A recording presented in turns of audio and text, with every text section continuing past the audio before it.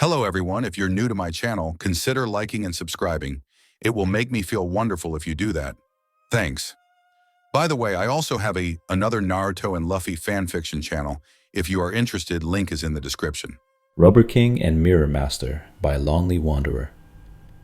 What if Luffy had another older brother besides Sabo and Ace, one who followed him on his journey to be Pirate King? Between Monkey D. Luffy and Serpents D. Chaos, the Grand Line and the Marines won't know what hit them. Adios.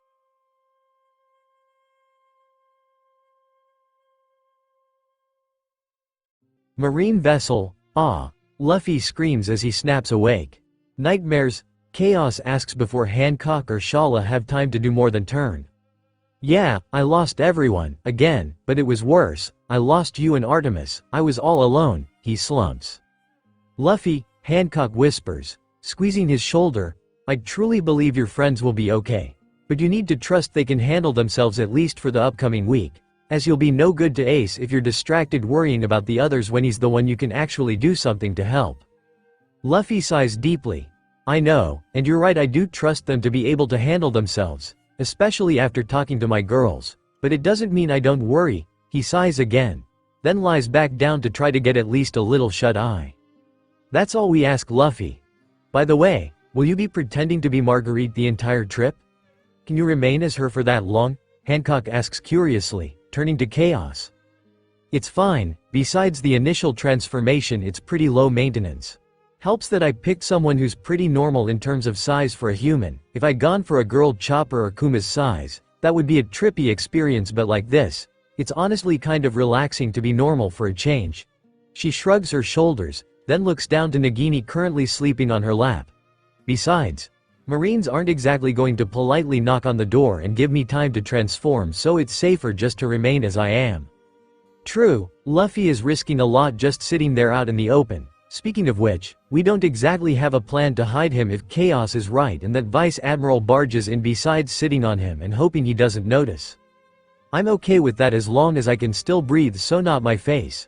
I've had heavier things than all of you land on me before, so I'll be fine, Luffy shrugs. That was easy, Hancock chuckles. Complaining really does get problems solved. She then notices despite his calm demeanor, Chaos was just as stressed about losing the crew and Ace's upcoming execution, partially due to how roughly her nails were digging into her familiar's scales.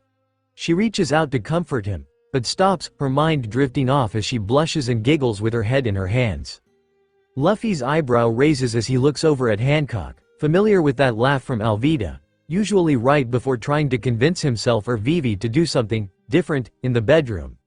Deciding he didn't want to touch the Snake Princess's kinky side with a 10-foot pole, he rolls over onto his side and tries to sleep. Maybe the giggling will make him dream of his wives in a more pleasant vision than getting bubbled by Kuma. Later, I'm really glad they think all this food is for our familiars. Better than thinking I'm some sort of glutton. Hancock sighs after the Marines leave, having set up about 100 kilograms of food on the groaning table. I mean he is, Shala chuckles, pointing to the meat Luffy was shoving down his gullet. Are you sure we got enough for us to also eat given we're feeding this bottomless stomach? If you both eat with us you should be fine. He hasn't tried to kill the others yet. Chaos grins, his fangs poking out of his thin lips before he rips another chunk of Sea King ham for himself, in his normal form, so that, much like Nagini and Shalom, he could take advantage of a disarticulating jaw to eat before Luffy could devour it all alone. Come on, princess, we don't want you to starve after shattering their belief that you subsist on grapes and air. Also, what are you going to do about the perverts? Shala asks, following her nephew's lead and ripping a piece for herself. Grapes and air? Hancock repeats, then stands up. One moment please. Opening the door, two Marines had been trying to peek through the window, only to be petrified by an annoyed Snake Princess, who slammed the door and sat back down, this time beside Chaos. You were saying? Well, grapes cause you're so high class and elitist, while the air, well, how else are you supposed to have a chest that big without a diet with the correct levels of fats and proteins? Shala teases. These are 100% natural, Hancock squeaks. Care to check? She purrs, before turning beet red and hiding behind a now cackling Shala, though as she peeks over the woman's shoulder, the reflect human's amused smirk made it all worth it in her mind. By the way, how come you have horns, Scorpion Lady? You didn't have them before? Luffy finally asks. Pretty much everyone in the group wondering how long it was going to take for him to notice. Shala chuckles. They're ornamental like a headband. They're part of my outfit from back when I was a pirate. Seemed appropriate to get them out of storage for such an occasion. Oh yeah, I remember hearing you were a pirate. Who was your captain? Was he cool? He was a duck, Shala replies. Though her smile said there was some kind of inside joke to her answer. Every time we raided a ship someone would shout, "Duck." Just because it irritated him. Jinrumi almost got gutted when she laughed during an ill-timed, ducking, incident. Lucky Ludo was faster on the draw. Ahem, so not the Kuja. Interesting, Chaos hums while the woman nods. Correct, I stowed away on the Kuja ship and left home around the same age as Luffy did, a few months after my 17th birthday. I was found by my future crewmates after some idiots tried and failed to mug me. Captain thought I had heart, and after a drinking contest that I sadly lost, I was invited to travel with them. I went by Scorpion, ironic, or maybe prophetic given I hadn't acquired either my devil fruit or my familiar at the time. But the bossman said it suited me, and he was right. She muses, then takes a bite of the seeking ham. Oh, and kiddo? For the best results in life you'll want to embrace both sides of Poseidon. His wraith and her love. The Kuja Ku's feeding Skaro some of the meat by hand. And now we shall check on the rest of the Straw Hats. Zoro, still mad, still so very pissed off, Perona mutters, staring out into the gloomy dusk of Wallachia. I know what I said, that if I was to travel I'd go somewhere dark and gloomy with a big creepy castle, but I was being sarcastic. She screams into the empty air. Plus I'm all alone and there's nothing cute for miles. Kuma, you bastard, you did this to fuck with me, I just know it, she growls. Then starts to cry. I miss it, I miss people. I miss Kumace.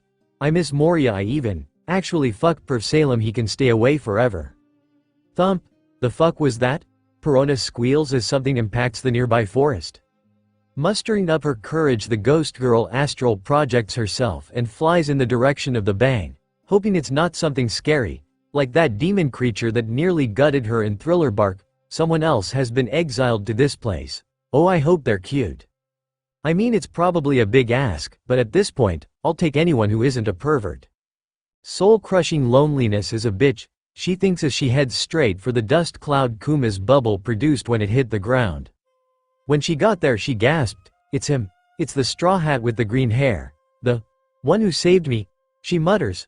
Shame he looks kind of dead though, she pouts, then leaps back when his head tilts and he coughs like he was about to hack up his internal organs. No way. All those injuries and he's still breathing, what's he made of? She hums, before deciding no matter what she did next, she'd better return to her body now.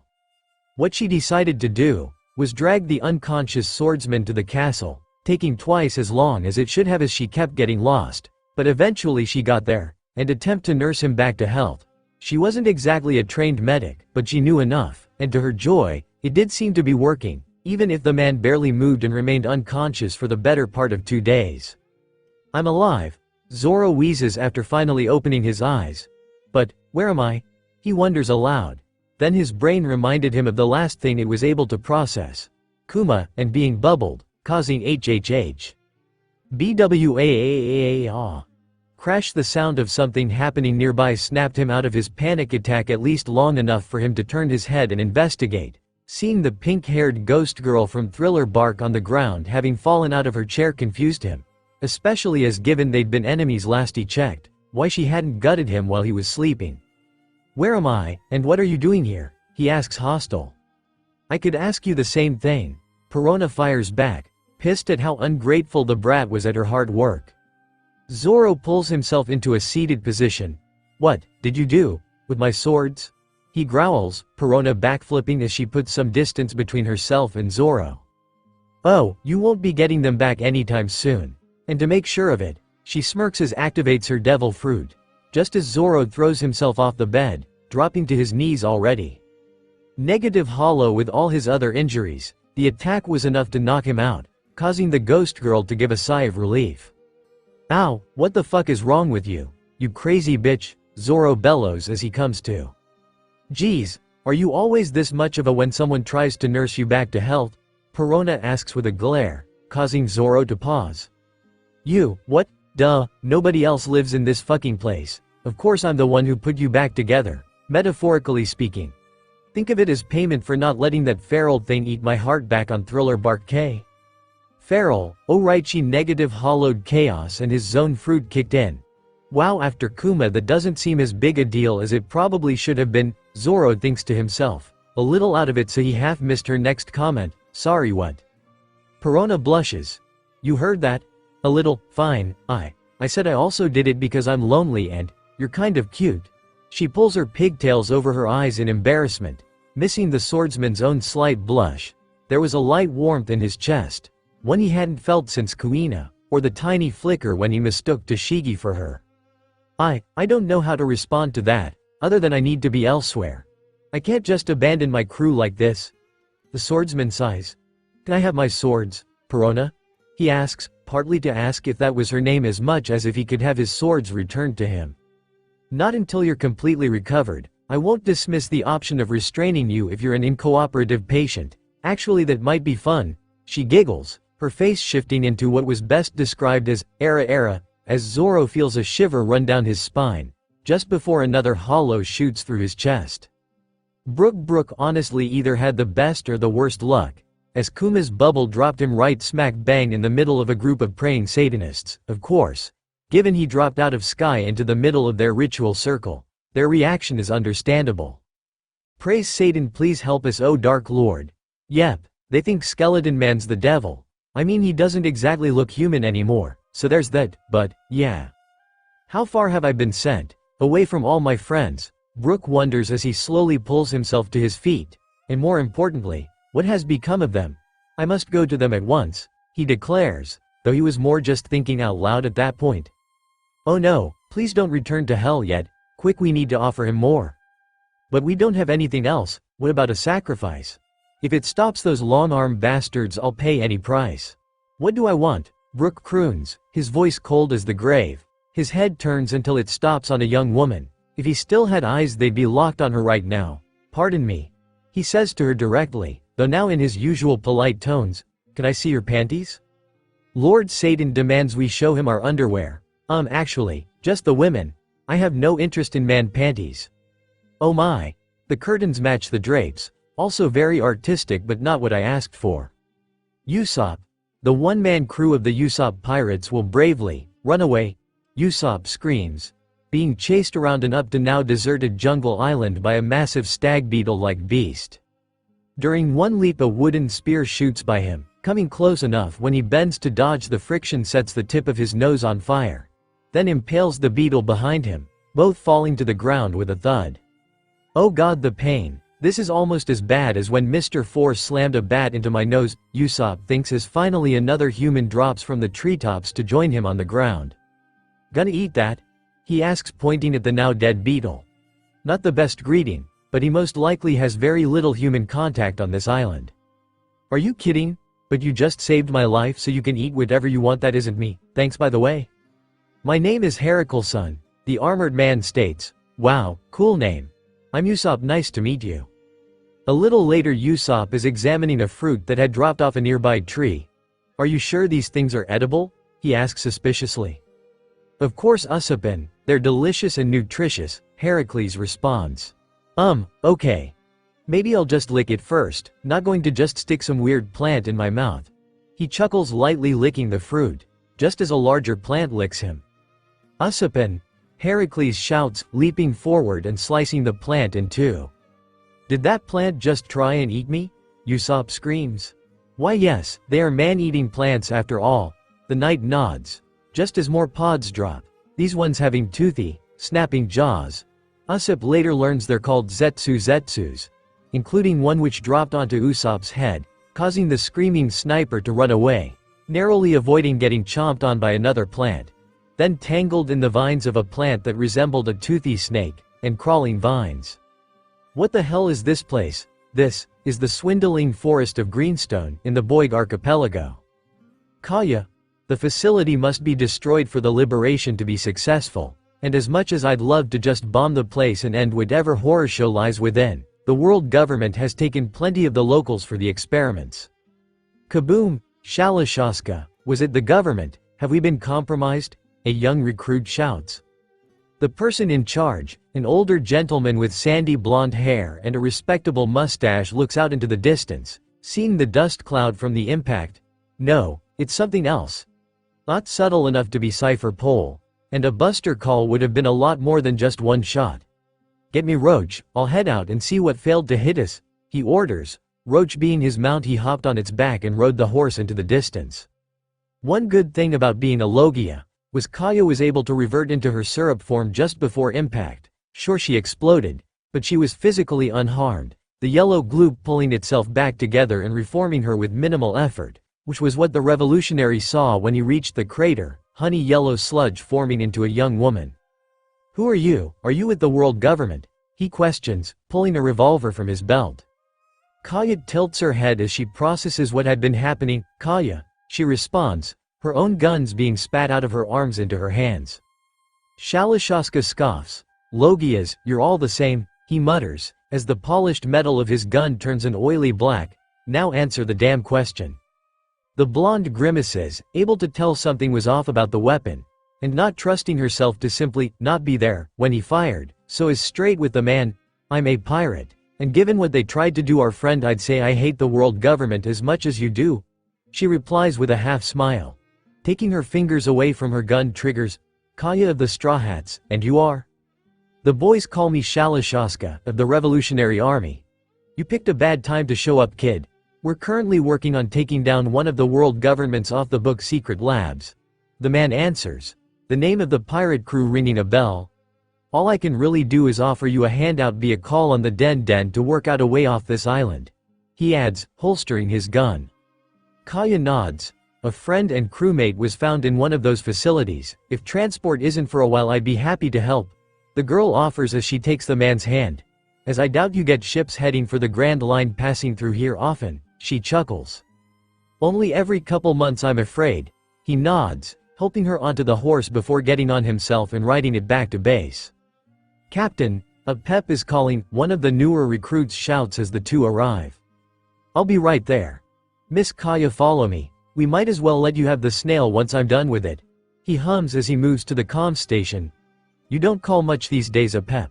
I was sure you'd forgotten about little Omi, he greets. Correct, the snail relays, causing Kaya to sweat drop and Shalashaska to sigh.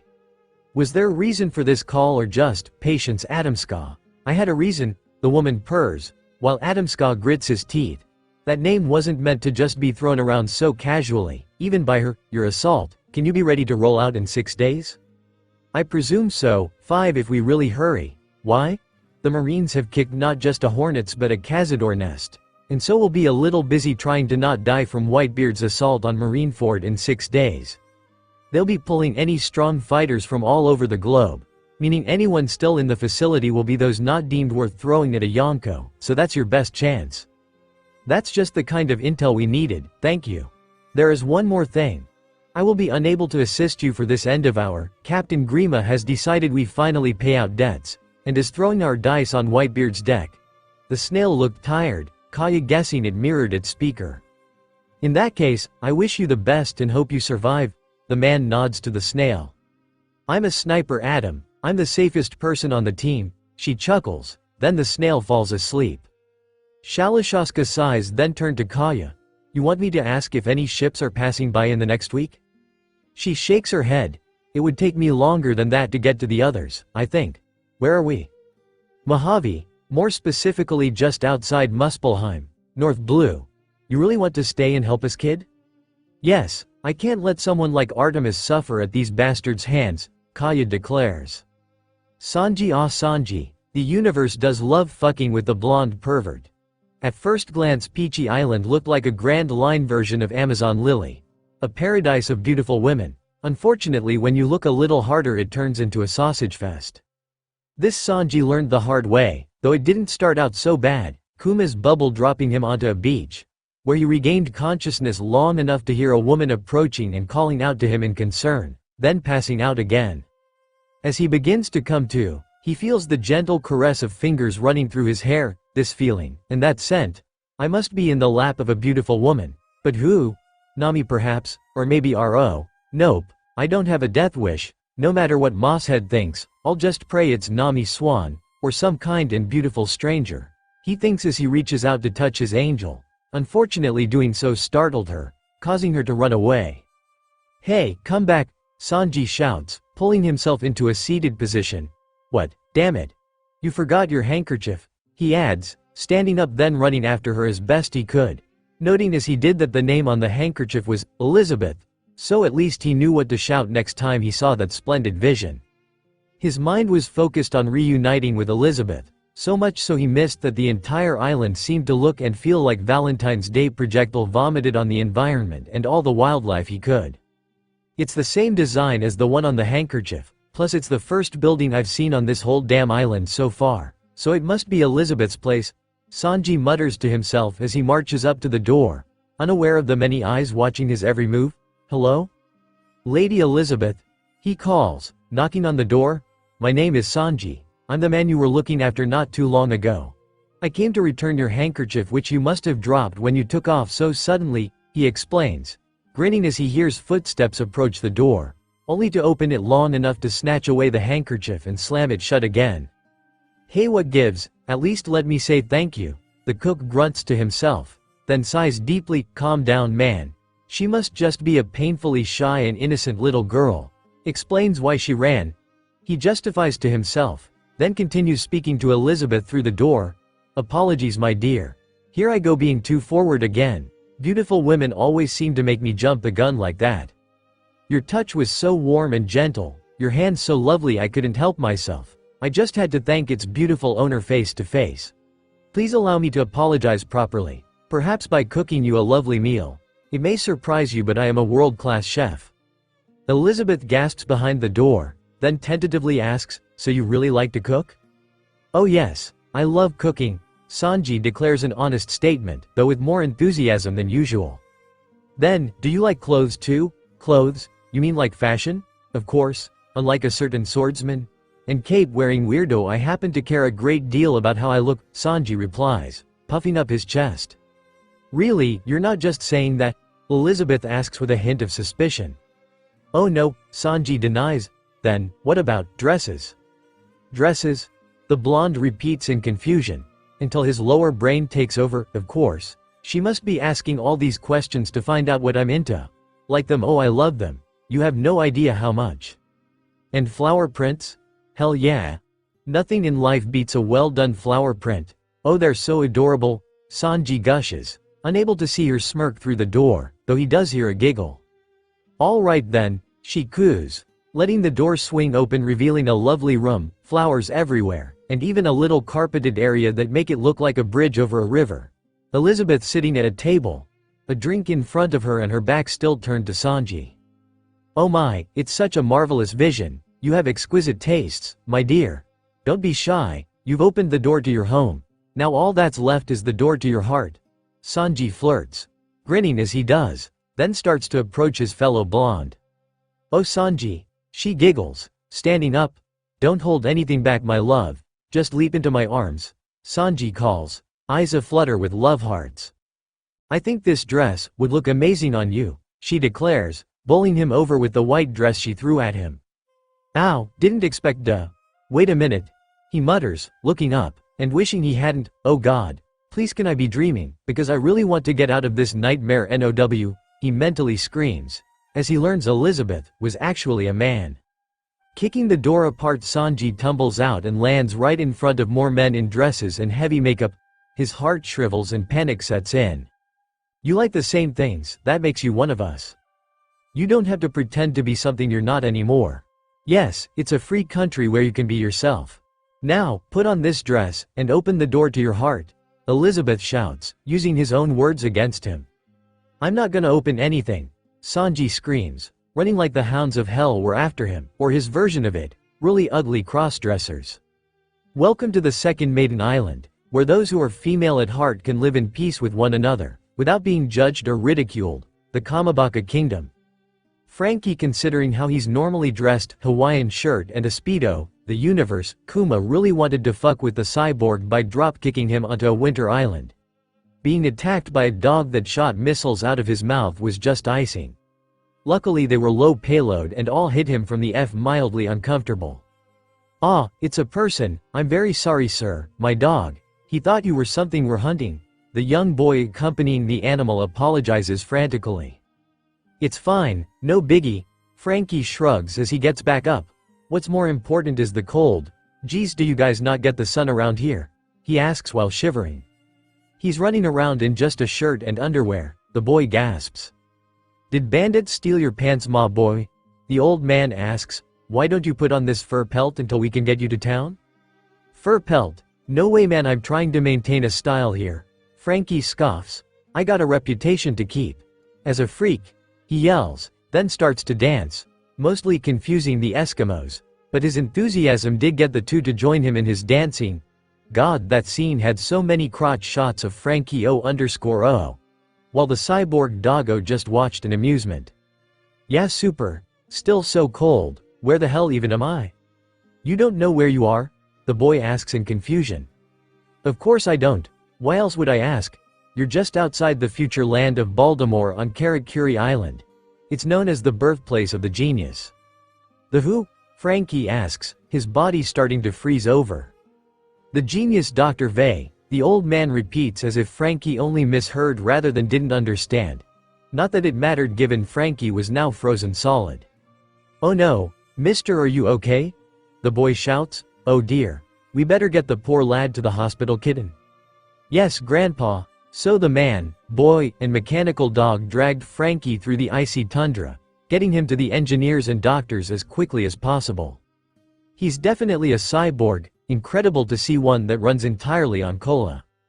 About that, how can we refuel him? We don't have any sodas to power him. We'll just have to make do, begin the operation. The procedure was a success and Frankie was able to make a full recovery. But like on Eni's lobby, the substitution of another drink for cola did cause changes to his personality and clothing.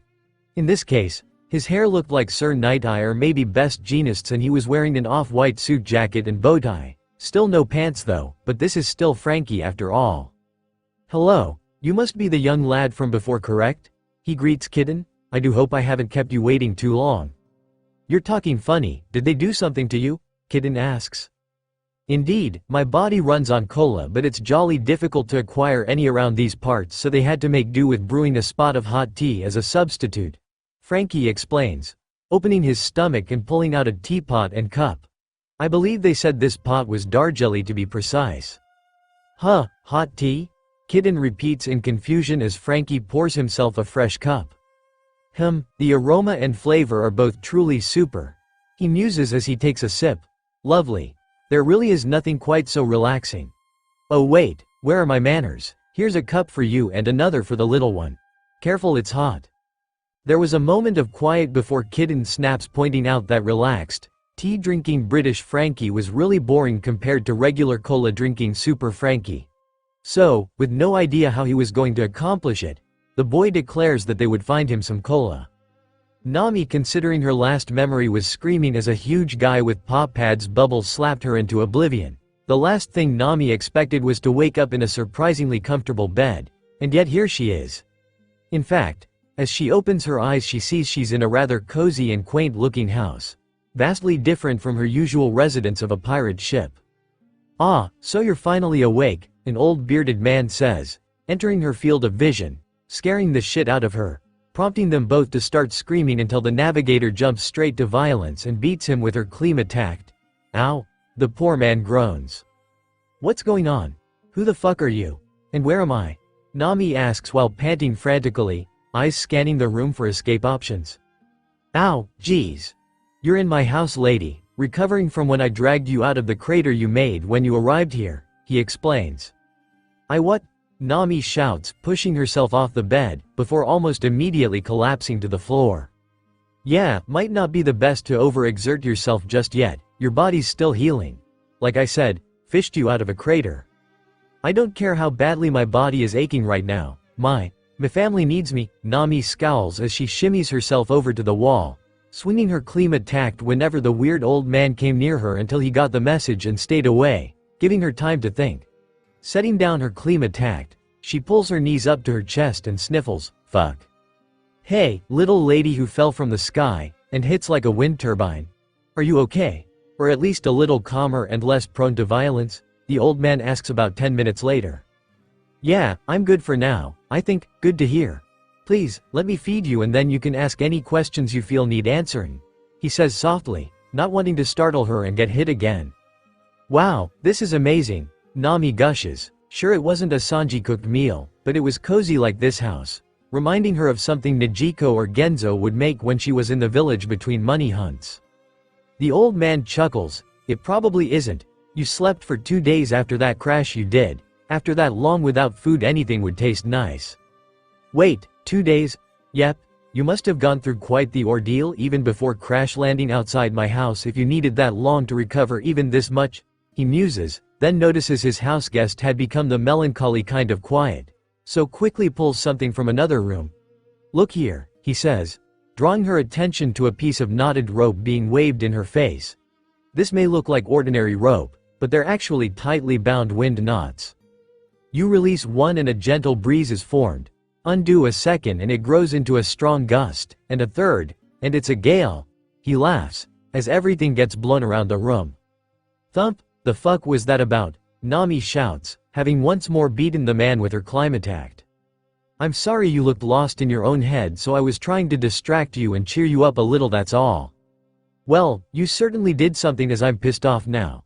Fuck this, I'm leaving, she shouts before storming out, even as the wind gets stronger outside. Are you insane? Get back here, young lady, you'll get yourself killed. Nami was pretty sure she could handle a little wind. It was in her job description as the Straw Hats navigator, until she saw the storm heading their way. Once her brain stopped screaming, she turned on her heel and went back into the house.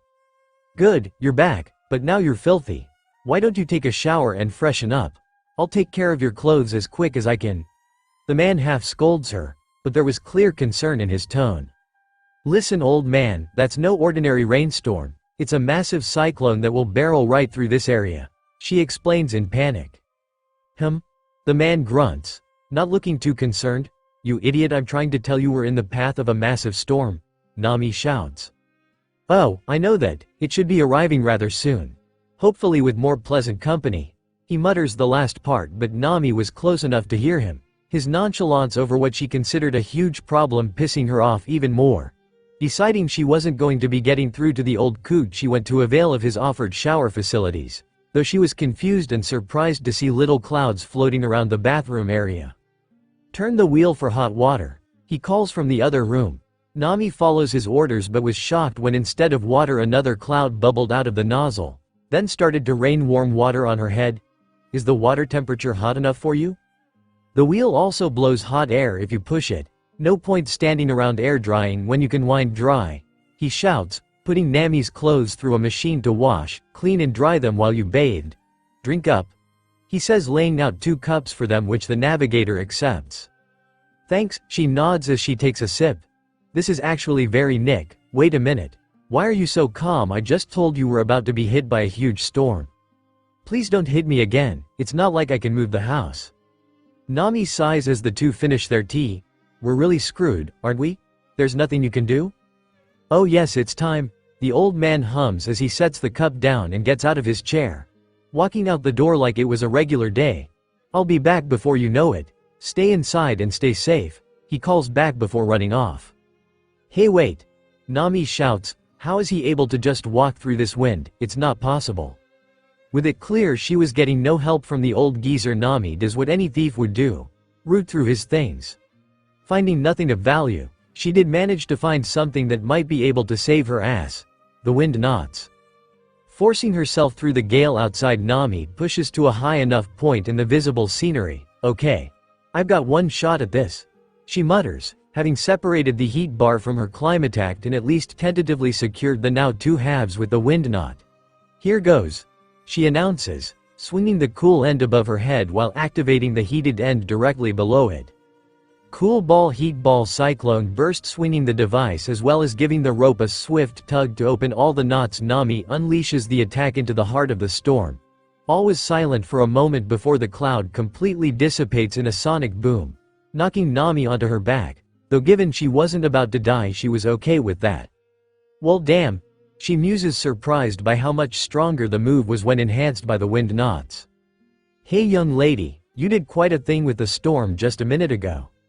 Thanks, also hope you don't mind I borrow this. She smiles, waving the wind knots in his general direction.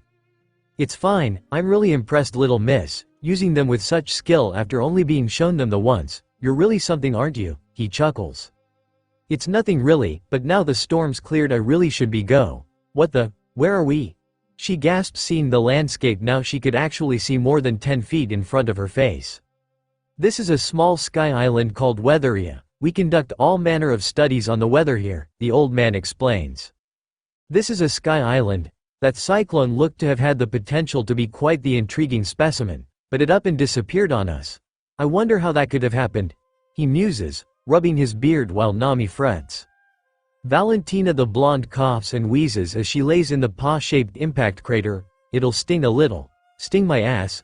I'm going kill that smug prick the next time I see him, she thinks, meaning it took her a few minutes to notice a familiar gray-haired man looking down at her, his trenchcoat closed revealing a red cloud over his heart. Well, if it ain't Valentine, I'd say you look like shit, but that ain't fucking news. He laughs, to which Valentina responds with a smile of gritted teeth. Hidan, shit. Miss me that much less, sacrifice anything else to Jashin since I left? She asks, internally wincing as her voice sounded like she'd been chewing sandpaper. Hidan growls. You're the one who cut it off, besides you know as well as I do it would grow back as large and proud as ever. He smirks, puffing up his chest. Valentina rolls her eyes. Really, because you said to sacrifice something I wouldn't miss, and I still almost missed at point blank range. She smirks, watching as the man above her reaches for his side. He stops and laughs, and Kisame doesn't understand why I actually like you, bitch. You're still a little spitfire and a pain in the ass, but that's what makes it fun. So what the fuck are you doing here in this hole? Clouding watching, she deadpans. Help me out of this hole, you idiot, she shouts. Also, is Nissan's lab still in the commercial district? Hidan pulls her up with a grunt, then lets her pat herself down. Not since, about 6 months. One of his assistants blew the place up. For once they couldn't blame Didera as the fucker was out on a mission at the time. Speaking of, now he's got an apprentice of his own, crazy pink-haired broad with an even bigger explosion fetish than Blondie ever did. He cackles. Anyway, the new place was built just on the edge of the city limits. I'll make sure you don't get lost or pass out and die on the way there. He huffs. But Valentina sees the smile and lets him lead her. Elsewhere, you do know what you're attempting is considered physically impossible. Only zones have been transplanted before, and even then into inanimate objects. Not vessels like these. A pink-haired woman in a white leotard hums, her partner's newest experiment bubbling away. Cuckoo, but that's the point of experimenting, Mel my love, for the thrill of facing the impossible only to do it anyway. The man beside her laughs, golden reptilian eyes full of amusement. His eyebrows then flick and her turns just before the door is kicked in. Guess who's back, bitches? Hidan cackles, Valentina following behind him with a sigh being just barely held back. Sorry for borrowing greed a month ago. Long story short, I needed a zombie and he was the most tolerable one you'd made before I left. She sighs. So, do anything fun since I left Orochimaru? I hear your apprentice got you kicked out of the village. Physically, I mean, given where this place is. Valentina chuckles. Yes, Anko did get a little overeager and mixed the wrong components. But she's gotten better. I no longer have to keep my eyes on her Kabuto these days. Kaboom! It interested the three that Valentina's only reaction to the explosion going off above her head somewhere was to catch and return to the desk a flask of unknown liquid. It was snake venom. The who or where doesn't matter, but it is. That had been almost knocked to the floor, so they asked. My partner ate the bomb fruit. Took some getting used to, but after a month I barely reacted to any explosions unless they actually hit me. That Didara's new fling? She asks, getting a laugh from the other woman. I wish. No, he seems to treat her more like a daughter than a lover. Like Orochi-kun does Anko and Kabuto. She coos, while Valentina looks at her with narrowed eyes.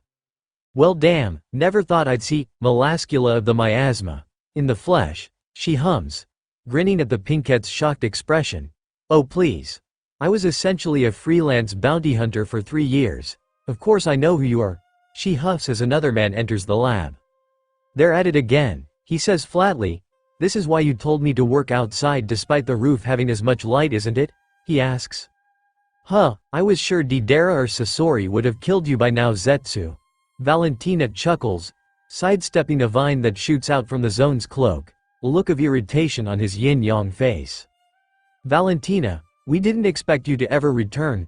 Yeah, not by choice. Go plant yourself." She sighs as she shoves past him, wishing she could kill him and take the devil fruit to chaos. Sure he'd find the Flora no Mi model.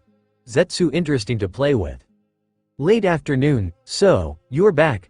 Valentina sighs as she peers over her shoulder. Late as always. Where did you hear? Some people chatting about seeing you hopping across rooftops. Also Hidan was too happy, so I asked. The silver-haired man replies, "Why are you here?" "Not by choice, some asshole pandaman bubble blasted me and I landed outside the village," she replies, catching a fist pump out the corner of her eye. "Did you dumbasses make a bet? Oh, Obito is definitely getting my foot up his ass this time?" She scowls. "Did you even bet Kakashi? Why you were here, and whether or not it was planned?" "Obito and Kurahai were sure you were pregnant. Myself and Guy not so much. He did think you showed up back here of your own free will. Me not so much," he answers, then gives her a look. "You can't hide from him forever, you knowing. Sensei's a busy guy." She shrugs. "They don't hate you. They should. I was picked as godmother and I left. I've not even tried to contact them in 4 years. The twins are 10, they won't care. They'll just think you were on some super cool mission or something." Kakashi shrugs. "How would you? Anti-Val. Shit," Valentina hisses just before she gets knocked onto her back by a blonde and a redhead. "You fucker. Did you leave signs or something to lead them to me?" She scowls. "No," Kakashi replies, making a mental note to take down those neon signs on his way home, and bribe Anko with Dango not to snitch on him. Victor given his devil fruit. Victor was probably the only person who could try and use his explosion to pop the bubble. Shame Kuma's paw bubbles contained and redirected the energy back on its target, which if he was anyone else would have been fatal, but here just meant he was already unconscious when he reached his destination. Groaning as he comes to, Victor sees his current location was a paw-shaped crater at the foot of a mountain range. "Well shit. Where the hell did that panda bastard send me to?" he mutters as he pulls himself out of the hole, hoping to run into some hikers or something to at least give him directions to the nearest town. What he didn't expect was about 2 hours later. "Big brother." A dark-haired missile slams into Victor's gut, the man just about managing to remain standing as the missile reveals herself to be a girl with large eyes and 2 hair antennas brushing against his chin. A girl he knew rather well actually. "GG?" he gasps. "Victor, it is you?" She cheers, hugging him tightly as the rest of her gang catch up to her. "Oi fuckstick, hands off the weirdo," shouted a woman with lime green hair and peeking out of her skirt a stylized T on her upper left thigh. "Do you have any setting besides bitch Candace? Side A, cookie cutter shark mermaid? Sorry she's new? Has it been 3 years already? Shit," grumbles a woman with dark brown hair, most of which was covered with a black peaked white cap and brown eyes. "Well damn, didn't think we'd just run into you out here, Victor. Last I heard you were on the Grand Line." She laughs. "Probably was. Where am I, and what are you doing here?" he asks, as Giselle unlatches herself from him. "East Blue, assassination mission, chasing a defector who thought it would be funny to leave after the boss gave him power," Bambi explains, causing Victor to whistle. It takes balls to even consider doing something like that to his old boss. You don't get to just walk away from Ivach unless he allows it. "Who's the target?" "Hey, just wait a minute. You can't just barge in and act like you're one of us, asswipe," Candace screams. "Why should we allow you to help us?" Bambi asks. Both watch Giselle leap and cheer out the corner of their eyes. Victor shrugs. "There's no way I can get back to my crew in time from the East Blue, and since I'm here, might as well lend a hand with some old colleagues. So again, who's the target?" Lil Toto sighs. "Some punk who thinks he's a big shot now he's got power. With Arlong out of the picture, as well as most of the bigger names in the East, he decided to set up shop here. His wanted poster lists him as the Blaze, Baz B 90 million Barry.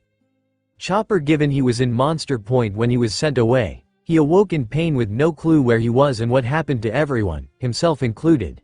He did worry that the others might be dead, initially, but practically slapped the notion out of his head. His crew wouldn't die that easily from a sumo, a robot, and some stoner, admiral or not, they were fine. And now he had to find a way back to them as soon as possible. If only he knew where here was. Bad news, here wasn't even a here. He was dreaming. Where he actually was a nest for two very irritable-looking giant birds. It was a very rude awakening, that was for sure, but getting prodded by giant beaks are annoyingly effective at waking people from even the deepest of sleep, though it did usually result in a lot of screaming. It was probably a good thing Brainpoint Chopper was too small to be worth eating in their tiny minds, as the birds ended up helping the scared and painfully stiff reindeer escape the confines of the nest, via slapping him around with their beaks, until he fell off the edge. Honestly, while not at the time, it was probably a good thing Chopper seemed to hit every branch on the way down, as the alternative would have been a reindeer pancake at the bottom of the stupidly tall tree the birds had perched themselves on top of. After regaining consciousness, Chopper begins to search the island, hoping to find anyone to help him get away, and somewhere in the direction of his friends. He even technically knew where that was, given he had one of Rayleigh's Vivre cards, so all he needed was a way to get there. With that goal in mind, Chopper psyched himself up, knowing he needed to get stronger so when he reunited with his friends he wouldn't have to be protected, but would instead be the protector. This plan was derailed rather quickly by a club to the back of the head while he was trying to hunt a lizard. Did you know reindeer are selectively carnivorous? Because I didn't until I checked while writing this. Ow, my head, who hit me? Chopper groans as he comes to a little later. And why is it so hot? Oh crap. He squeaks, looking down to see he was suspended over a large bubbling pot of most likely soup or broth. It rare get raccoon on island. Raccoon hot pot. One of the tribesmen cheer, probably the one who knocked him out. Raccoon nice, but me rather have chicken and make chicken hot pot. His friend argues and the author agrees, chicken is better than raccoon. That sound good, but no chicken, just raccoon. The first one correctly points out, they have to make do with what they can find and catch. Shut up, I'm a reindeer, Chopper shouts, pissed off he was once again mistaken for a raccoon or a tanuki, getting the attention of the entire gathered tribe. Oh, guess we have reindeer hot pot tonight? The first one corrects himself, then stops. Wait, did reindeer just say something? Me not know reindeers could speak, his friend hums. Great, you figured that out, now let me down right this minute, Chopper continues to shout, then another commotion distracts them. Help! We sneak up to Bird's nest, but Bird spot us and chase us back down. A tribesman bellows as he runs towards them at top speed. Those huge birds from earlier pretty much right on his heel. What we do? Birds could eat us, I say we run. Good plan. Wait, don't leave me. Don't leave your reindeer hot pot for the birds to eat. Chopper screams as he's left dangling due to everyone leaving to save themselves. Vivi, master, there's a girl in the crater, came a loud voice which drew Vivi to consciousness. Is she dead? I don't know, probably. Hit her with a rock of something. If she flinches or makes a noise, she's still alive. Or you can just ask, she groans, rolling onto her back, seeing a girl in a military uniform, large breasts and ash blonde hair peering down at her. She's awake. The girl shouts, I'm pretty sure only the dead can sleep through your yelling, came an older man's tired sigh, before he too appears in her field of view. Hello dear. My name is Walter, who are you? Vivi, she replies tiredly. Well, Miss Vivi, welcome to the Black Forest of Misthaven. You look like you could use some help. Seen any bears? The locals think they're stealing their sheep and their kids in the night. Fucking weirdos. Came the voice of the man referred to as Master, who Vivi sees when she's pulled out of the hole was wearing a nice, blood-red suit, wide-brimmed hat, and thick shades, grinning at her with a look of feral bloodlust. No, Vivi replies, unsure of herself, but the man just laughs.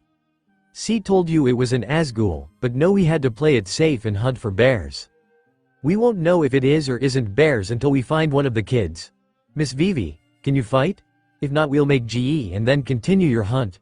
Walter asks, to which Vivi slips her hand into her pocket, revealing her wire gloves.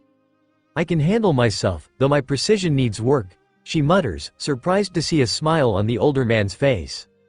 I never thought I'd see the day someone else take up those weapons. If you'd be willing, I could help you learn to use them correctly. At her confused look, he explains, my apologies, I am Dorna's Walter. master of wired combat, monofilament in particular. Vivi blinks, then grins. I'd love to, honestly, until now I've just been swinging the thing hoping it does enough damage to my enemies to deal with them. An actual combat style would be great, she chirps. Then we shall begin your training, when we make camp in 3 hours. Alvida sighs as she looks up into the sky, angry at herself as much as that Kuma bastard. She took her eyes off him and she lost Vivi, then he got her and she lost Luffy. She was mad. Kuma bubbled the others. She was just too far away to do anything about them, so wasn't angry with herself for them. Sighing deeply, she looks at her right arm. Glad for the strap Vivi suggested to keep her mace attached to her arm. Even more so when she was using it as a makeshift walking stick. Fucking forest, why couldn't she have been sent somewhere closer to town? There is someone nearby. Just a few meters in front of us, came a feminine voice to her left. Then a short blonde boy popped out of the bushes. Well, the local villages have been complaining about bandit raids these past few months, and we happened to run into a SUSP Suis woman, so you must be one of them. Captain, that's not how that works, a brunette with wings argues, but the blonde wasn't listening, and neither was his target. You wanna fight me, you little shit? Alvida smirks, adrenaline one hell of a painkiller. Sure do, he laughs, pulling a dagger from his back. Think fast, he grins, leaping at her, then swiftly dodging her swings. Luckily her devil fruit gave her at least some improved evasion, but it wasn't enough to hold up against the blonde, slicing across her arms and legs with almost childish ease. This is boring. You got anything better than swinging it around like a drunk at a bar? Captain, Alvida scowls. Oh, I got something better, she sneers, making the blonde grin wider, his blade turning black as he readies himself. Frictionless takedown, full counter, one swing and her mace shatters like glass and a shallow cut is drawn from just below her throat to her navel, and down along her spine, the smooth woman dropping to the ground with a thud, exhaustion causing her to pass out in a matter of minutes. Later Alvida gasps as she wakes up in a bed, confused and annoyed, but mostly confused as she pushes herself to a seated position. Please relax, I'm not done healing you yet, came a soft voice, which as she turns was revealed to come from a white-haired woman with large angel-like wings, most likely something similar to a Shandorian if the smooth woman had to guess. Who are you? She asks. Elizabeth, wife of Captain Meliodas, the man you fought this morning.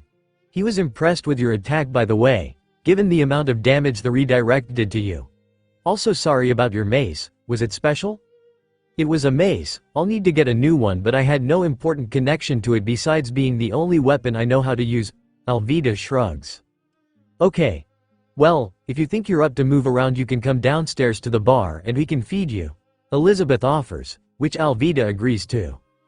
Exiting the bedroom, Alvida notes she appears to be in some kind of tavern, a rather nice one if she was being honest, and as she reached the main floor saw the blonde from earlier behind the counter, alongside a man with steely gray hair and a mischievous grin like a fox on his face, as well as the winged boy from earlier, though he was seated in the corner sleeping.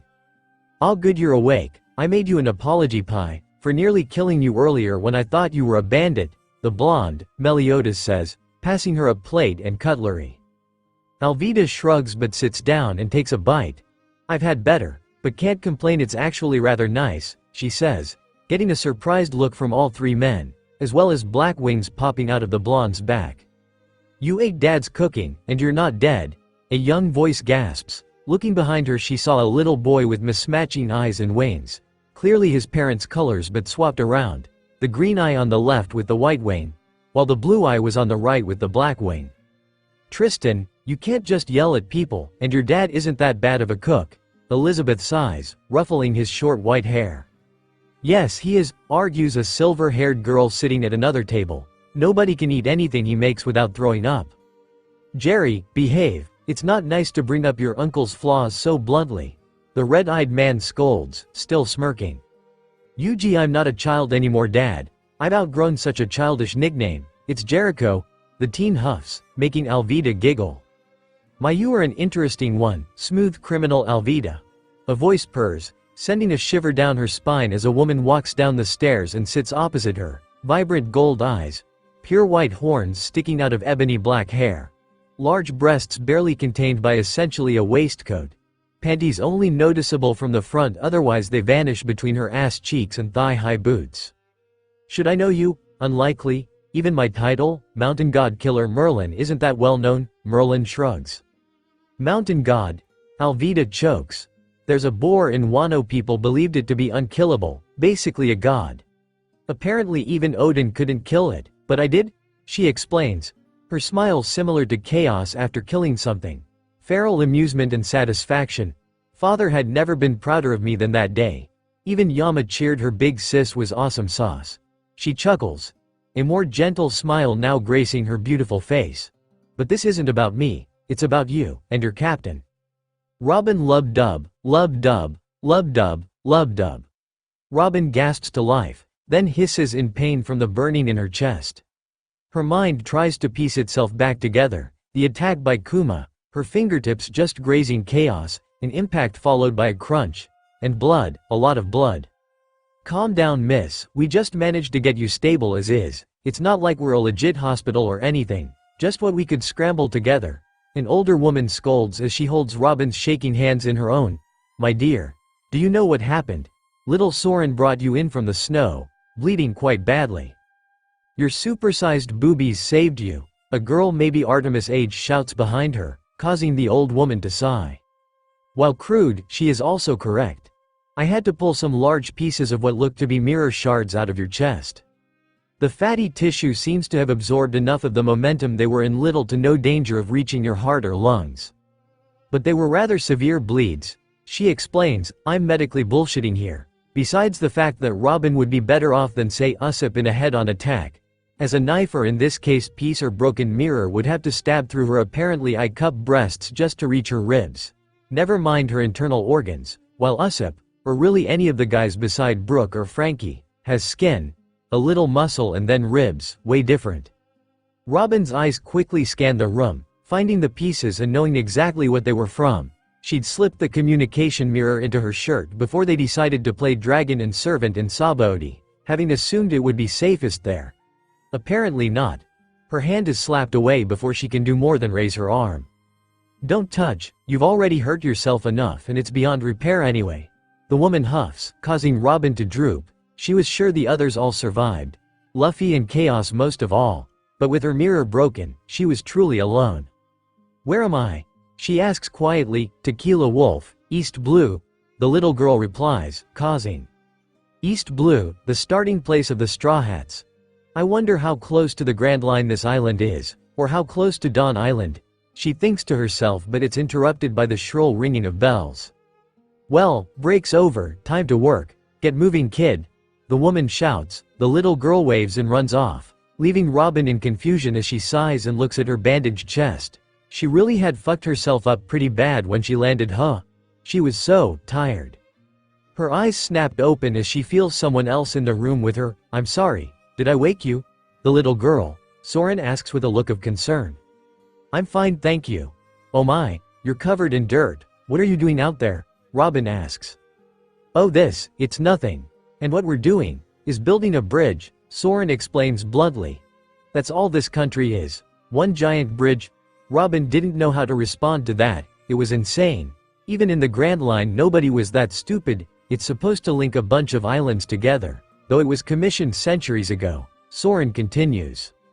Why not just use a ship? This seems like an excessive amount of labor for an endeavor such as this. Robin muses to herself. At least, that's what the officers tell us. By the way, is there any chance you called tell me about your home? She asks. My home? Robin repeats. I was born on Ohara. That place was destroyed decades ago. I had no home for the longest time until I met this energetic young man in a straw hat. And a lanky bastard with a grin that makes you go weak at the knees. She sighs deeply. So my home has become the ship my family sails. We'll go all over the world someday. They were both from the East Blue, just like you, by the way. She laughs at the girl's shocked expression, then confused when she runs off only to reappear with some wooden boards. These are the islands of my imagination, mostly because I've never been outside this bridge. When I draw them I like to imagine I'm actually there. It just feels so real and freeing to go wherever you please.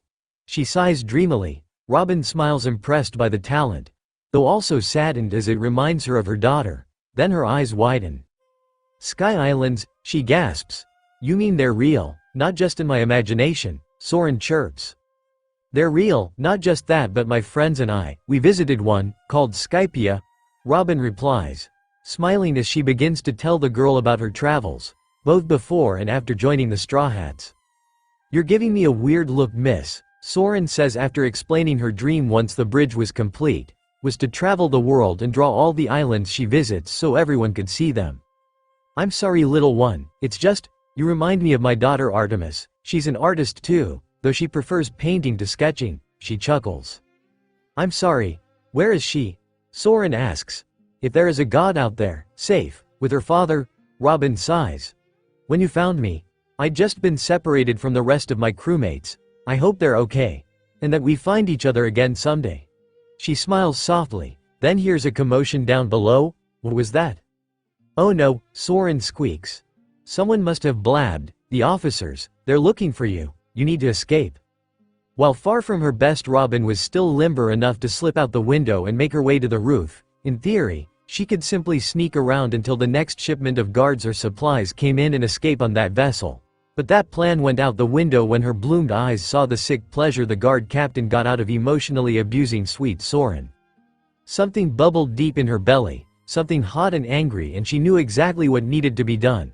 Finding the head of the bridge's guards was simple. He was much better dressed and had a distinctive mustache, and unlike most people, she could be as far away as she liked when she dealt with him and the bastard from earlier.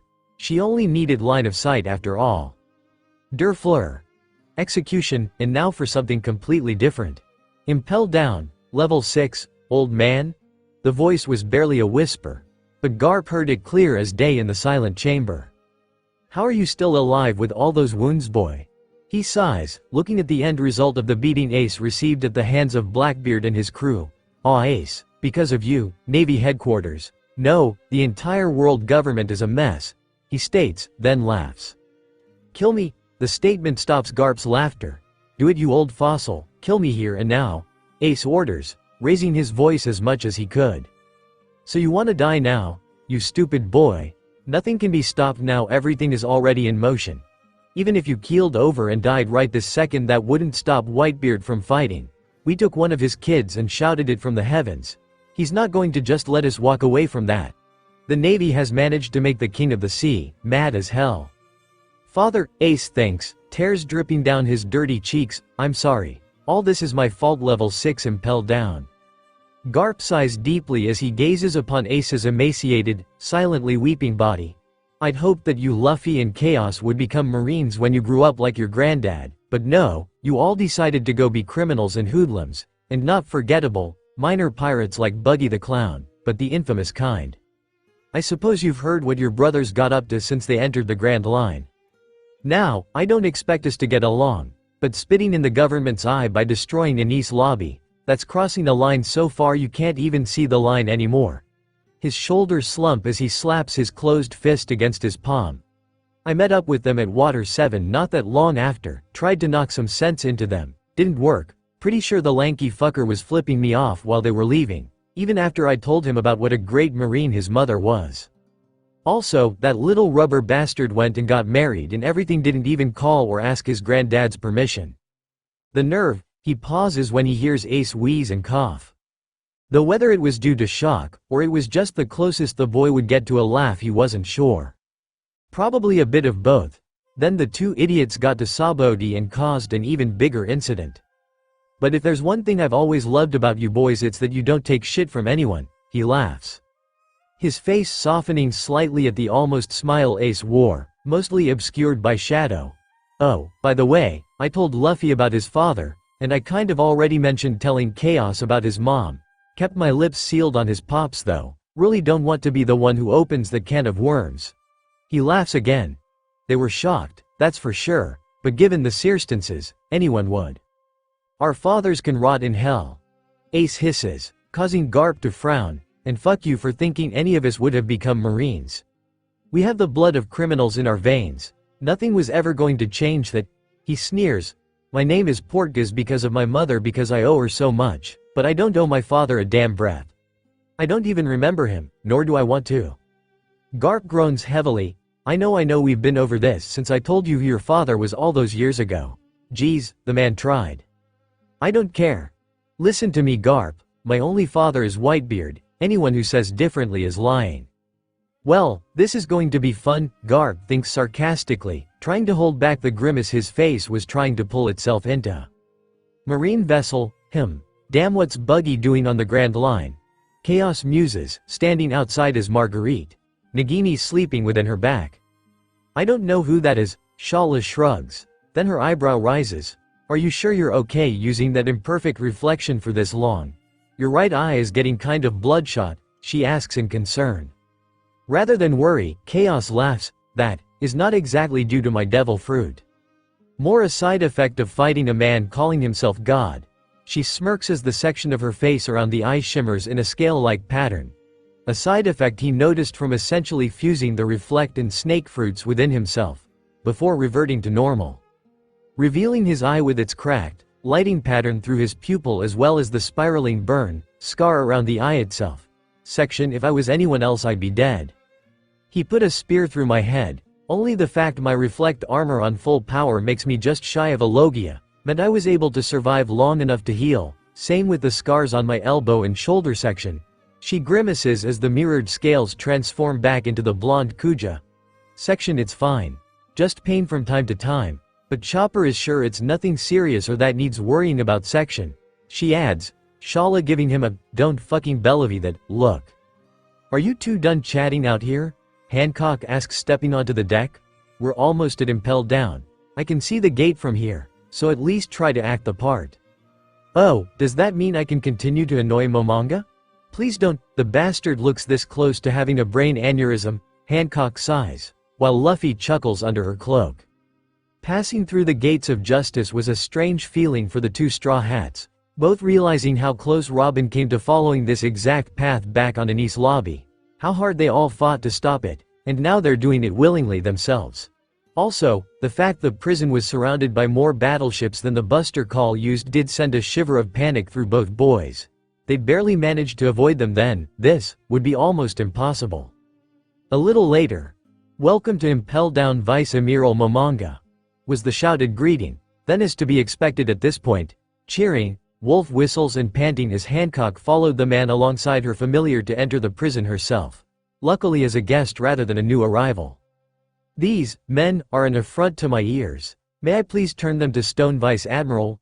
Hancock asks, trying to stay in his good books until she dropped off Luffy, so asked instead of turning on her heel and turning two battleships into a rock garden. Momonga grimaces as he remembers what she did to his men the first time they met before sighing deeply, please don't, I hate to say this, but you've embarrassed the Marines enough for one lifetime. He then turns his head to her, your conditions for coming with us to Marineford was meeting Portgas, but I must remind you that warlord or not, you're still a pirate and as such, will be subject to a full body search and required to wear seastone cuffs while on the premises. Wouldn't want you to get any funny ideas about trying to rescue the boy after all. Hancock tenses, if they do a body search they'll find Luffy no trouble. His fruit makes him rubber, not tiny or invisible after all. We'll figure something out, Luffy whispers to her, feeling her reaction through his arms. Nodding both as a reaction and her answer, Momonga gestures to the guards who open the gates, then step into the greatest prison ever built, of her own volition. I don't like this, Chaos scowls, nobody's escaped this prison, that's why everyone knows about it. Well, Shiki did, but there were interesting circumstances, so to speak. Shala chuckles. Don't worry, the kid won't go through anything nearly as severe as that getting through this. Impel Down. Welcome to my prison, Impel Down. Oops. Jumped the gun there again. I'm actually just the vice warden for the moment. Hanayabal by the way. A pleasure to meet you, Vice Admiral, a tall, pot-bellied man with horned brows greets. Likewise, Momonga grunts, but shakes the man's hand to be polite. We've been expecting you. Oh, and this must be her, the Pirate Empress, my Pirate Empress. Ops. Sorry, jumped the gun there. Apologies. Anywho, Warden dumbass. I mean Chief Warden Magellan is waiting for you in his office on level 4. Miss Domino here will be more than capable of guiding you there by herself. He explains, she'll also be doing the body search of you, Empress, mostly because Sadie is elsewhere at the moment, my apologies. If you would follow me, we can get this unpleasantness over with swiftly, the blonde, now identified as Domino, says with a nod of her head. Hancock and Salome follow her to wherever this search would be carried out. If you were here as an actual prisoner, we'd have simply brought you over to that cell over there, had you stripped of all your clothes and dunk you in a pot of boiling water. We call it Hell's Hot Tub, she explains as they walk, then chuckles at her own joke. It's a baptism and sanitation in one extremely painful step, quite efficient and economical if you were to ask me. Also, this prison currently houses many famous faces from around the world, not only the recently captured Fire Fist Ace, but former warlord of the sea Jimbei, son of the sea. Former warlord Crocodile has been a resident of these walls for quite some time, though with Cypher having been here even longer. For the record, both of your former comrades were model prisoners who didn't bat an eye at the baptism, and while he was before Mr. laughed while he was being dunked. Reaching the door, she pushes it open with a quiet grunt. Don't worry, Empress, our guests are searched in a private room. No perverts waiting to see your naked breasts jiggle in the open air. After you. She bows her head slightly as Kuja and Familiar slink past her. Before we begin, I'll ask you to remove your cloak. It would be so easy, it's not even funny to hide something under that thing, so it must be removed before you can be allowed to proceed further. Don't mistake this order as aggression, merely thoroughness. We do have a reputation to uphold after all. Also, we have visual den set up all over the prison, monitored at all times. Meaning the lack of perverts was a lie, Hancock mutters, back still turned to Domino. I suppose, Domino hums, then shakes the sea stone cuffs in the warlord's direction. Also, you'll be needing these, after all. It's well known you have a devil fruit and we can't have you using it while impelled down, the blonde explains. Hancock grits her teeth. You call me a guest, and yet you expect me to wear those? You want me helpless in this place, how cruel. But necessary, ma'am, Domino states, stepping closer, while the guards watch eagerly from the visual den on the wall. Hancock stares the blonde dead in the eye, before with a flutter of eyelashes and a head tilt coos. Be gentle. I'm delicate, causing Domino to splutter and blush, dropping her guard long enough for a point-blank love beam. Hancock managing to hit the den in the process, killing the feed. Okay, Luffy. It's safe to come out, she whispers, the rubber boy dropping out of her cloak and dusting himself off. That was a close one. I was sure I'd need to somehow develop stealth skills in the next 3 seconds. Your power is really handy in a pinch. Thanks for all this, by the way, he says with a grin. Hancock chuckles. No problem, Luffy, but I'm afraid this is as far as I can accompany or transport you. You're on your own from this point onward.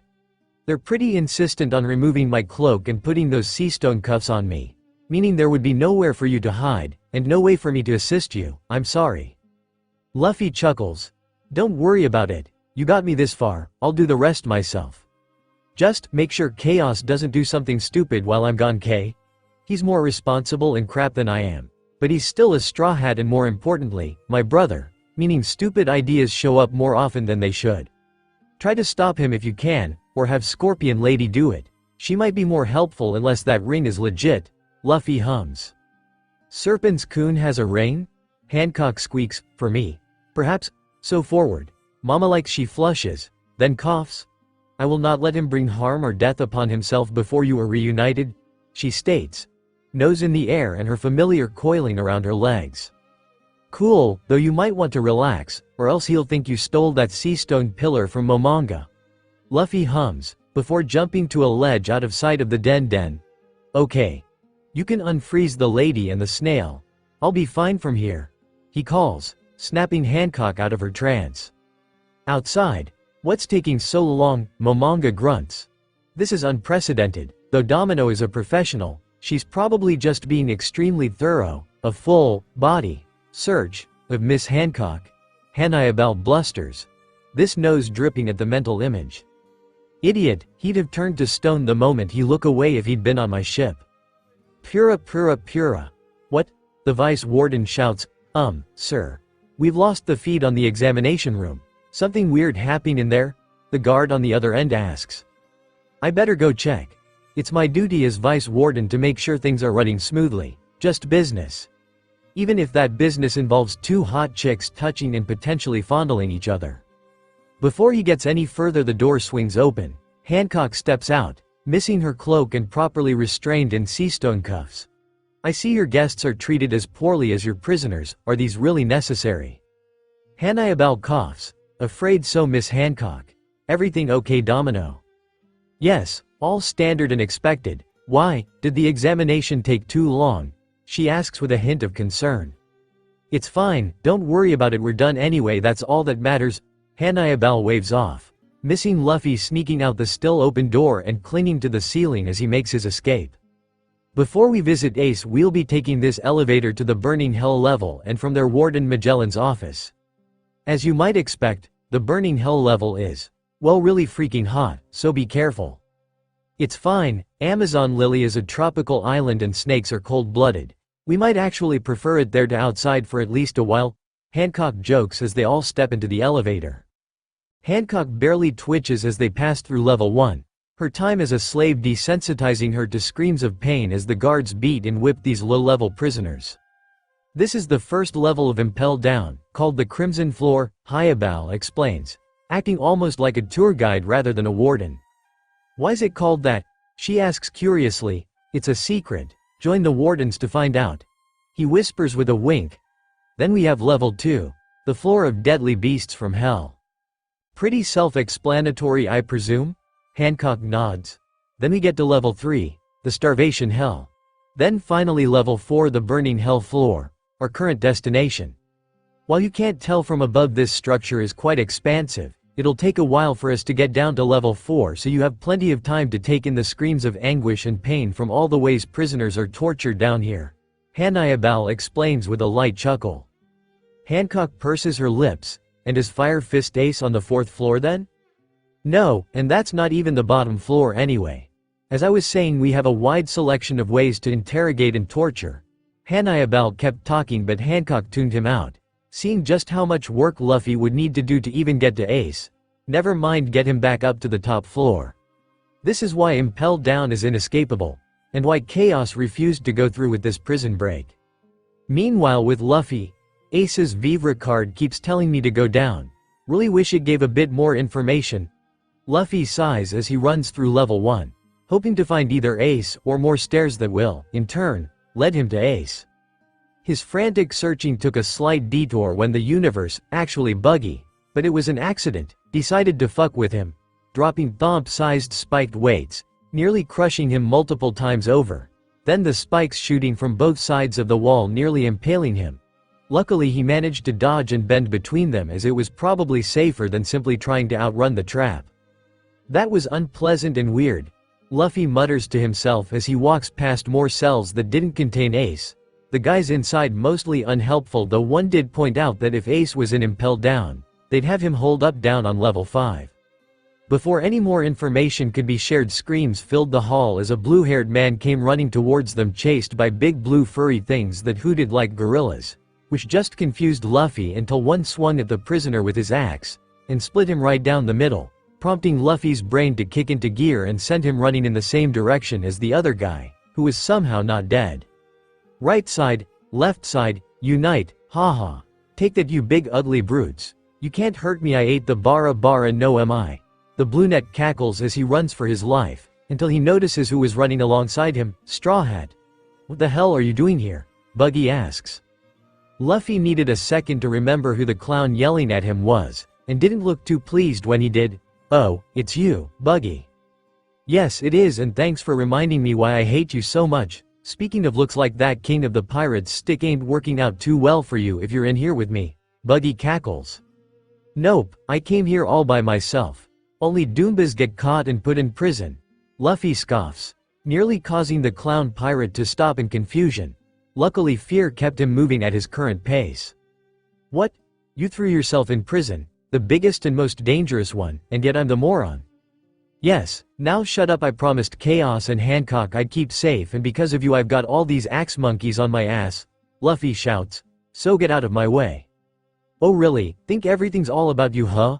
Buggy growls, grabbing the rubber boy by the face, who retaliates by grabbing Buggy's face as the two keep running, the blue gory not slowing down, but also failing to catch up with them. One trying to slice them in two did on the other hand get them to stop fighting and re-engage their brains, So they did have some use, I guess. They're surrounding us. Wait, how come we can't just fight them? Easy for you to say, you haven't been tortured yet. These beasts are merciless and the human guards aren't much better, Buggy whimpers. Well, it wasn't like I was planning to lose, dumbass. My cover's been blown already thanks to you, so I need to complete my mission as quickly as possible. So punching through these goons might be the best option I have, Luffy argues. Buggy sighs. Just like that redhead bastard, always annoyingly optimistic at the worst times. Fine, I'll go along with this plan. It would fall apart in seconds without my brilliance anyway. Both stop and turn, staring right at the advancing Blue Gory, then launch their attacks. Bara Bara Cannon Gum Gum Pistol. Both punches were direct hits, sending the beasts flying and giving both pirates a confidence boost that this plan might actually work, mostly Buggy. Gum Gum Whip. Bara Bara Eject. Big Top Tailspin. That should deal with, ah bollocks. Buggy shouts as the Blue Gory gets up after he tossed him around, resuming chasing the clown until finally, basically running straight into Luffy's fist, knocking the fuzzy beast out. Geez. You sure got a lot stronger since Logatown, kid. He mutters as Luffy dusts himself off. What are these things? Luffy wonders aloud. Sea monkey called blue gorillas or Blue Gory in here. Now stay on your toes, there should be another 4. Oh, you beat them already? Yeah, they're kind of tough, but nothing I haven't beaten before, Luffy shrugs. You came to bust us out, right? We'll be your best friend, honest? Shut up, nobody cares about you weaklings. Anyway, why the hell are you here? Buggy asks, demands. To rescue my brother Ace, he's down in level 5 apparently, Luffy answers. WHAAAAA. You broke in here to rescue Ace? Buggy screams, then whisper. You should probably stay quiet about that. You're not exactly setting the best example. Luffy chuckles, then stops. Wait, do you know Ace too? We ran into each other while I was on the Grand Line hunting you actually. He kind of showed up. We ate a bit, drank a lot, and while we talked I like to think we became good friends, so yeah, I know him. It's a real shame to hear he ended up in this hellhole. Buggy grimaces. Kind of a bonehead move on the Navy's part though. They have to know Whitebeard won't just sit on his ass and let them do what they like with one of his boys. So, any chance you can show me how to get OT level 5? Luffy asks. Not on your life. You think we're friends now just cause we both know Ace? In fact, run along and die in here. It's not my problem after all. If you're not interested in escaping, then I'll just leave without you, Buggy huffs, walking past him. Okay, but you do know there are at least 10 battleships out there. Hope you have some kind of plan to get past them, Luffy calls out, causing the clown to freeze. That's not good. They must be expecting Whitebeard to break Ace out too. Damn, I picked a bad time to try and break out. Maybe I should lay low. Buggy stops when he sees something out the corner of his eye. No, it can't be, but this is Straw Hat we're talking about, so maybe, he hums. Then seeing Luffy start to walk off, leaps at the rubber boy. Wait. Bang, bang, I see them, they're on the upper level. A guard shouts, while the other keeps shooting. Crap, they found us, that's cause you keep yelling, Luffy argues. Buggy's upper half latched onto his arm while her lower half ran behind them. That's a pretty nice armlet you got there, Straw Hat. Any chance you could give it to me? Buggy asks desperately. No way, it was a gift from Nami. Do you know how rare those are? Luffy shouts. Please, I'll help you get to Ace, Buggy offers, causing Luffy to stop for a second. You mean it?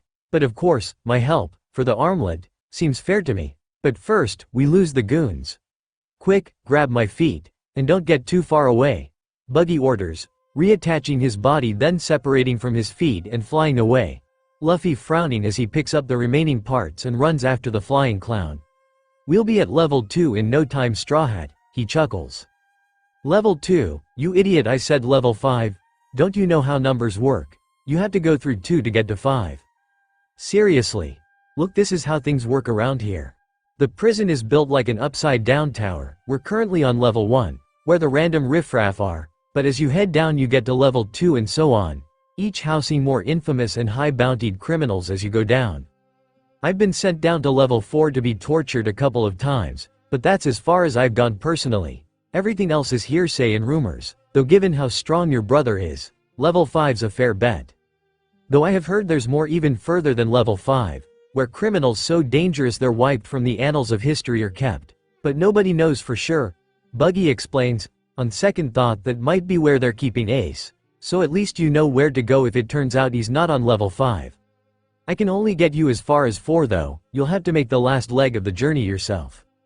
Luffy grins, thanks Buggy, I thought you were kind of a before but I guess I was wrong. A deal's a deal. Meanwhile, if that armlet leads me to Captain John's treasure I'll have made quite the bargain out of this arrangement. Buggy chuckles until he realized he said it out loud, then sighed in relief when Luffy was still running as if he didn't hear him. What a stroke of luck. This is truly a perfect day, he thinks. Wait, this is a treasure map. Cool, Luffy laughs tilting his head to look at the armlet. Bet that adventure would be pretty fun, he muses. Crap in a bucket, I didn't plan for this. Buggy screams in his head, then reaches back to grab the axe he'd stolen from one of the blueberry Luffy knocked out. You can't live knowing that secret, he yells as he raises the axe over his head and turns, only to see Luffy still following him, holding the armlet out to him. Here you go. Better take it now in case anything happens to me or I forget about it later. Don't want you to have played tour guide to the underworld for nothing, Luffy says with a grin. You're serious? Course I am. I promised that I'd give it to you, Luffy replies with a shrug. Stupid clown. He mutters. Besides Ace is more important to me than any treasure. But what's to stop me from taking the armlet and leaving you down here to die? Buggy asks, shouts. Well, I've got your feet, but also you promised and your word is good enough for me, Luffy replies with a sunshine smile. That smile and those trusting eyes. I'm a scoundrel Straw Hat. You can do so much better than me, Buggy thinks as he tears up, snatching the armlet from Luffy. After all this time, I finally have the key to Captain John's secret treasure and I owe it all to you, Luffy. Thanks buddy, you're a real champ. Now, how the fuck do I ditch you and get the hell out of here? Unfortunately, due to his daydreaming, Buggy wasn't looking where he was going and plowed straight into a wall. Oh, I get it. We can make a shortcut if we plow through this wall. Awesome? Luffy smirks then throws a punch, sending Buggy straight through the wall and into the security hub for level 1. Meanwhile in the elevator, God this is boring. Maybe I should have Day come along. At least watching him piss off Momonga would be amusing. Or maybe he could fight that fat weirdo who thinks he stands a chance at earning my hand. Oh, and then he takes me here on this elevator, claiming me before we break his brother out together, Hancock thinks, with a faraway grin, away in her fantasies as the elevator slowly trundles down into the abyss. Back on level 1, not exactly one known for restraint, or the word stop, Luffy plowed through the wall, running through the guard room, and then out the other side, at which point he and Buggy fall into a strange, crimson forest. This place is weird. How is there even a forest indoors and underground? Luffy groans as he and Buggy fall from the sky, and why is everything red? You moron, that forest is a torture chamber. Every leaf is as sharp as a razor, that's why they're called blade trees, and the grass is made of spikes that prick you like needles. It's called spike needle grass, not very imaginative but it does that, it says on the box. The jailers release poisonous spiders, then chase the prisoners up and down the forest all day long. Spikes below, pitchforks behind, and razor blades everywhere else. They run until they're drenched in their own blood, suffering agonies they never thought possible. Welcome to level 1 kid, also known as Crimson Hell. Wow, this place really is hell. Are they doing this stuff to Ace too? Luffy panics. Don't think about it Straw Hat, now just worry about falling. That's stupid, we'll get cut, Luffy points out, but Buggy laughs. Not so fast. Throw my feet down directly below us, then my plan will be revealed. K? Luffy shrugs, doing as he asks and throwing the feet, which hit the ground, and while sliced continue to move as if nothing happened. What just happened? Luffy asks from Buggy's back. You forgot how my devil fruit works Straw Hat? The bara bara no mi means I can't be harmed by a blade. When those razors and spike cut me, my body splits and comes back together a moment later completely unharmed. This level is a cinch for me, ha ha ha. Now we're aiming for the way into the next level. Lucky for us it's nothing too complicated, just a hole in the ground, meaning no gates, no guards, and no checkpoints. Most people wouldn't dream of taking this path, but if you really want to rescue Ace, we'll just have to take the dive to level 2 inches, Buggy explains as they fly through the Crimson Hell, finally stopping at a massive hole in the ground. Tada, we're here. Wow, I can't even see the bottom, Luffy gasps. Very true. Now I bet you're wondering why nobody uses this hole to get out of the Crimson Hell. It's not because it's dark and scary, but because this hole is a one-way ticket to level 2, and even worse torture than level 1. Sure about this, boy? Yup. I'm going to save my brother, Luffy declares, then leaps off Buggy's back to the shock and exasperation of the clown pirate. Wow, this is a deep hole. Wonder what's at the bottom. Luffy thinks aloud as he falls. Buggy getting knocked in by a blue-gory axe a few minutes later. Level 2 Wild Beast Hell. I don't even care anymore. I'm going to end up their dinner eventually. It might as well be today, I suppose. Go out when I will it, not when my body is too broken to run away. Sighed the former Mr. 3, Lone Shark, Galdino level 2.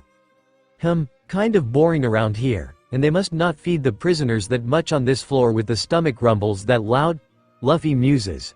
Then with a shrug grabs Buggy's severed head and proceeds in a random direction, hoping the clown would start giving directions soon, otherwise they were both lost. Which ended up happening a few times, Luffy and Buggy's headless body running up and down corridors, running into dead ends only to start again elsewhere. So this is level 2, huh? He mutters at one such dead end, at which point Buggy pulls his head from Luffy's grasp and it slots back onto his body. Correct, this is the Wild Beast Hell. A much worse place than the Crimson Hell above us.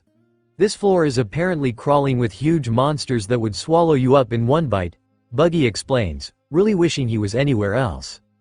Okay. Is that one? Luffy asks, pointing behind them into the darkness, the noises getting louder as one of them panics. Already, this place really is full of Buggy panics, until a little hippo pops out of the gloom.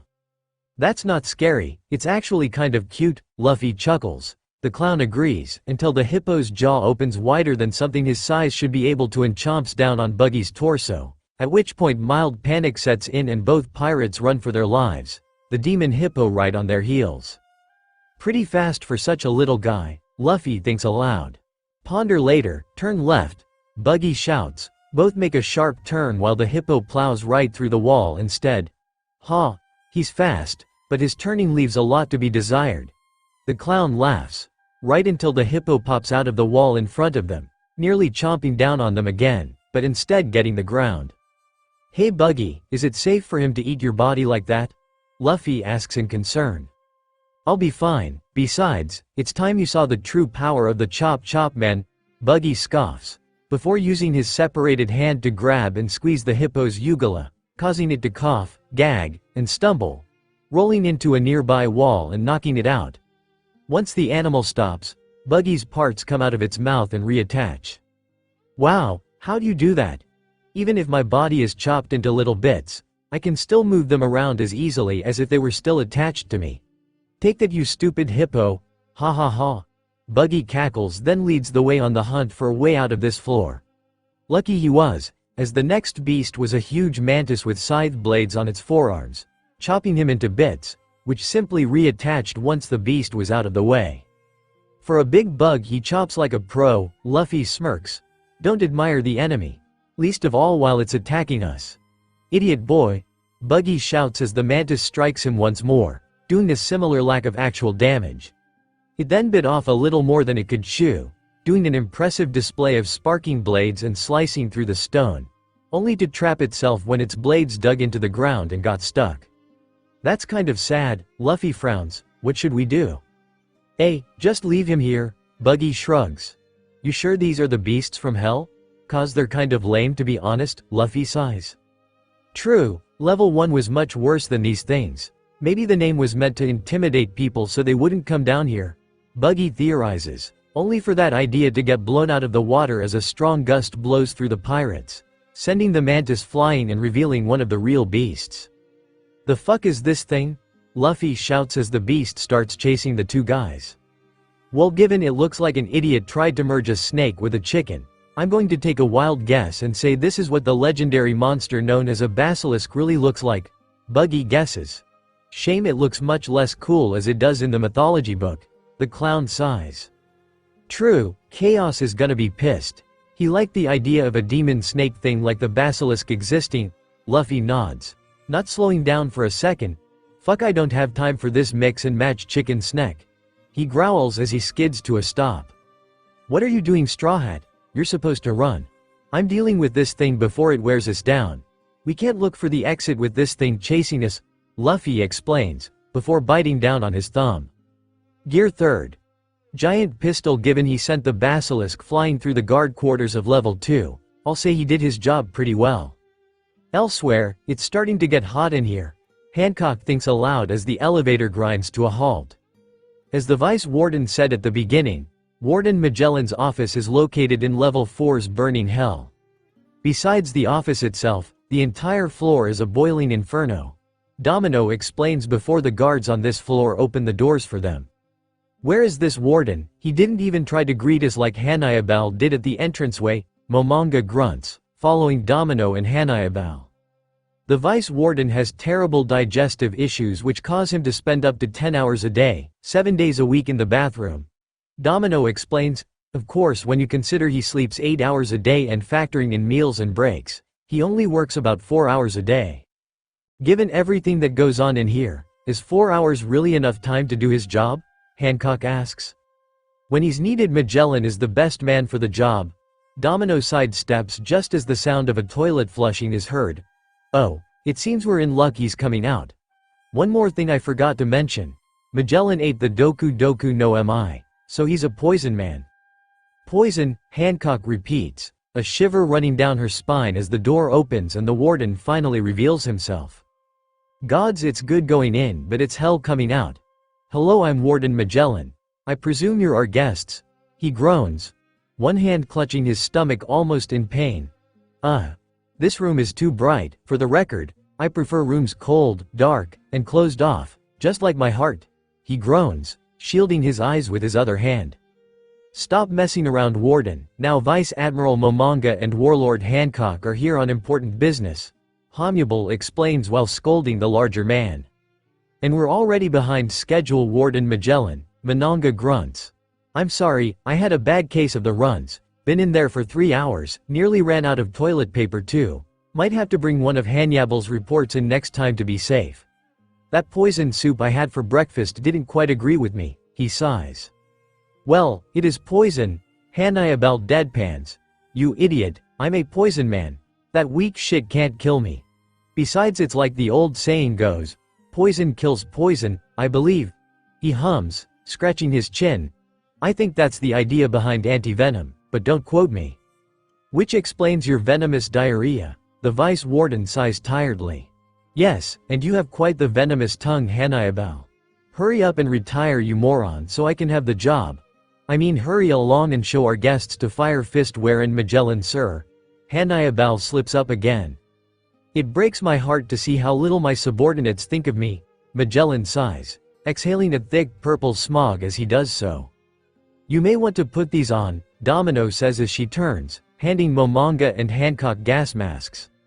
Warden, be careful when you exhale. Your breath is poisonous gas, remember. Hanayabal chokes, while Magellan laughs until Hancock knocks him onto his back and start berating him. Foolish beast of a man, how dare you breathe your toxic smog in my prescience, Hancock states, in her usual nose in the air. Spine bent so the highest point of her body is her breast style, only with her hell digging into the warden's gut. She's stepping on me, and I think I like it, Magellan wheezes. Lucky punk, I'll be sure to tell Sadie, on the other side of never, Domino says, though her pink cheeks show she was probably imagining herself in Magellan's position. Also, Hanayabal, you do know you're sitting in the warden's chair, right?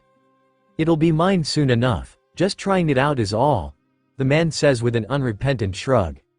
We don't have time for this nonsense, Momonga says through a facepalm. Pura. Waya want. Hey, don't answer my phone, Magellan growls, exhaling another gas cloud to knock Hanayabal out, then picks up the comms. Are you serious? Someone broke into the prison? That's absurd, this is impelled down the impenetrable fortress. How could someone possibly break in? Domino asks, boasts. Hancock worrying her lip as it's clear Luffy's been detected. This wouldn't have happened on my watch, Hanayabal slurs as he's given an antidote. Transfer the video feed to my office immediately, Magellan bellows. Warden, he turns to see a pouting and innocent-looking Hancock looking over at him shyly. May we go see the prisoner now? Of course. Magellan shouts, heart eyes practically shooting out of his head. Warden, we need you to work over here, up on level 2. His attack was huge, and he knocked out that beast with a single punch. Buggy thinks in a panic, then looks to his right. Hang on. Why are you so tiny? He asks. "'Cause I used gear 3rd, I'll be back to normal in a couple of minutes, so no biggie," Mini Luffy explains. Then shoots up. "Never mind, off we go," he cheers. Holy crap, he beat the basilisk. He wrecked the jailer's office too. "Hey guys, toss us those keys would y'all? Come on, we're going," Luffy says. Then looks confused when he sees the calculating look on Buggy's face. Crap, that's Nami's money face, he thinks with a grimace. "Looking for these are you?" Buggy asks, holding up the set of keys for all the prisoners to see. Now, was all that screaming and shouting really the best way to ask for help? "We're sorry, please forgive us, I can't hear you." "Yes you can, you're just being a," Luffy sighs. "Forgive us for our rudeness, please save us from this hell." "That's it, now let's free you goons from these cramped cages." Buggy hums, detaching his hand and sending it flying around to each door and opening it. "And now you have these keys for yourself. But remember who saved you all, me, Captain Buggy." He cheers and laughs as the prisoners uncuff themselves in a frenzy. Then yelps as Luffy grabs him by the back of his prison garb and runs off. "What's the big idea? You've had your fun, now help me get to Ace. Where's the hole for level 3? "How the hell should I know? It's a maze down here," Buggy argues. Luffy was about to respond when they hear loud growling as well as blood-curdling screams, shortly followed by everyone running back and cramming into their cells. "What the fuck? I just freed you idiots," Buggy screams. "Yeah, we just remembered why we didn't try to do that before. None of us want to die and be eaten by all the wild beasts on this floor." Buggy whimpers. "Well timed to get off this floor, Straw Hat." "But you just said you didn't know how to do that, big nose," Luffy shouts. "My nose is perfectly fine," Buggy screams back. "Excuse me, both turn. I couldn't help but overhear that you need a little help navigating this place," Mr. 3 says, stepping out of the shadows. "Who the hell are you?" Buggy grumbles. 3 smirks. "It's been a while, hasn't it, Straw Hat? Your arrival was most fortuitous for me, and I'm a man who always pays his debts." Luffy blinks, his brain running at full power as he tries to remember why this weirdo seemed familiar to him. "Wait a minute, aren't you that candle guy who used to work with Artemis?" he asks. "Arte, so Golden Week revealed her name to you. Makes sense I suppose, but it is strange to hear her called that after we worked together under alias for so many jobs." He chuckles. "But yes, that's me. Mr. 3 formerly of Baroque Works, but you know all about that recruiting Mr. 5 and Miss Wednesday, Valentine's Day, Golden Week and all Sunday. If you mean Victor, Vivi, Valentina, Artemis, and Robin, then yes, they all joined my crew," Luffy replies with a nod. "Eternal hell. Strike me. I have no regrets," a fishman shouts as he's pulled down to his knees by his chains, the beasts of level 6 clubbing him repeatedly before shuffling away. "Cha-ha-ha-ha, what a strange man you are, Jimbei. I never expected a warlord to end up down here." A voice purrs. Jimbei looks up to see an amber eye peering at him from the opposite cell. A triangle-shaped burn across the blonde's damaged left eye. Then again, if the resemblance is anything to go on, I didn't expect you down here either, Goal. Finish that sentence and I'll feed you your own intestines. Ace growls tiredly, then sighs. "I'm sorry you're down here with me, Captain Jimbei. It's fine, I only did what was right. I couldn't betray him, especially not to kill someone like you, Ace. My body is fine, my heart, it craves justice, true justice. It craves war. The Marines want to piss off Whitebeard, they've gone and done it. So Newgate's still kicking. Good to know. Shame I'm all the way down here. Fighting alongside the old man might have been fun one last time." The blonde sighs deeply before laughing. "Maybe I should do more than just sit here and screw with new arrivals. But I guess I'll just have to wait and see," he muses, grinning psychopathically. "What would you have done, Sans? Apophis? Besides not get caught like an idiot, I mean," he thinks to himself, resting his head against the wall of his cell. Level 2. This was the least subtle way to go about this ever, Buggy complains, as practically every beast on the floor chased him, Luffy and Mr. 3 around the level. "Yeah, but nothing we've done so far was subtle anyway. We just need to find the way down from this floor," Luffy argues, while Mr. 3 just pants and wheezes. much weaker and more tired than his fellow escapees. They managed to confuse and trick the beasts by sending Buggy's disembodied feet somewhere else, for about 2 minutes before they started chasing them again. "Hey, I heard the boss of this floor looks like some kind of lion. Are all the non-scorpion things bosses?" Buggy asks. "Those aren't bosses, you idiot, those are manticores," Galdino shouts. "Huh, manticores are real? I'll have to tell Usopp and Chopper when we meet up again." Luffy thinks aloud. Chuckling to himself, then turns to Galdino. "Hey, you said you were going to help us, right?" "Yes, I suggested we join forces and get out of this place. Are you interested?" "Not really, I don't need to get out, I need to go lower," Luffy argues. "I think you misunderstand the problem. Things just get worse the lower you go. Why would you even think it was a good idea?" Buggy sighs. "Listen. Long story short, Straw Hat broke into Impel Down to rescue his brother Ace. He has no intention of leaving this place until that objective is reached," he explains. "Fire Fist Ace is your brother? I never would have guessed," Galdino muses. "And you seriously broke in to rescue him?" "Yes, and I'm running out of time. He's being executed tomorrow," Luffy growls. Fire Fist, they'd put someone like him all the way down in level 5 feet, the Candleman thinks. "Nope, no way, if you want to die be my guest, but count me out," he yells as he tried to run away, only for Luffy to grab his collar and pull him back. "You don't have to come with us, just tell me how to get to level 3 inches, Luffy states. "The stairs, you idiots. Wait a minute. Levels 1 to 3 are all connected, so I could use Straw Hat as bait while I run up the stairs, and if he somehow survives, he can walk down the stairs to level 3. It's genius," he thinks as he stops flailing and trying to run. A good sign for Luffy and Buggy. "Okay, I'll stay. Let's go together," he smirks, getting a grin from Luffy in return as the party of 3 head for the stairs. All was going well until they reached the guardian boss of level 2. A massive sphinx that mostly shouted about noodles, though based on what the manticores shouted it didn't know what it was saying and was just repeating what it had overheard the prisoners or guards saying previously. "Damn it, this thing is huge, strong and making me hungry," Luffy whines angrily. "You know, I really don't want to go any deeper into this hellhole. I'm only on level 2 due to an accident involving the Blue Gory," Buggy whispers to Galdino. "How about we bust out of here and leave the idiot to deal with this beast himself?" The Candleman grins. "OHC, I have a real escapee to work with. Deal." "Excellent, now to serve Straw Hat for dinner, and get out of this place." "You read my mind. Are you idiots done over there?" Luffy asks, shocking the two of them, who then yell out before the Sphinx can smash him, the rubber boy bouncing around until he was above the beast's head. Then Gum Gum Bazooka slammed its face into the ground. Unfortunately, unlike the rest of the thing he's fought in here, the Sphinx wasn't a simple one-shot, so it shook its head, Luffy barely holding onto its mane, and simply sat up again.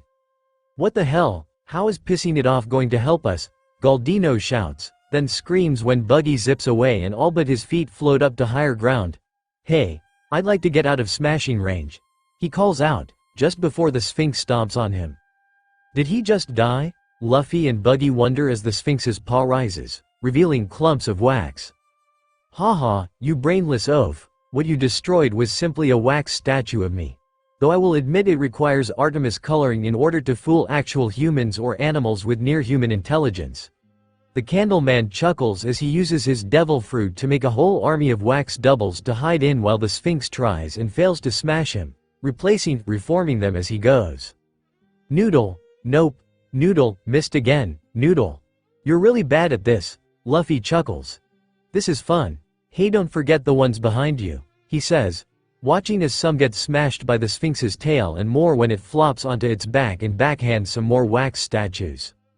"He's playing with it," Buggy gasps in clear disbelief. "Damn. I mean, I know you're a risk-taker, kid, but this is up there with entering Impel Down in the first place."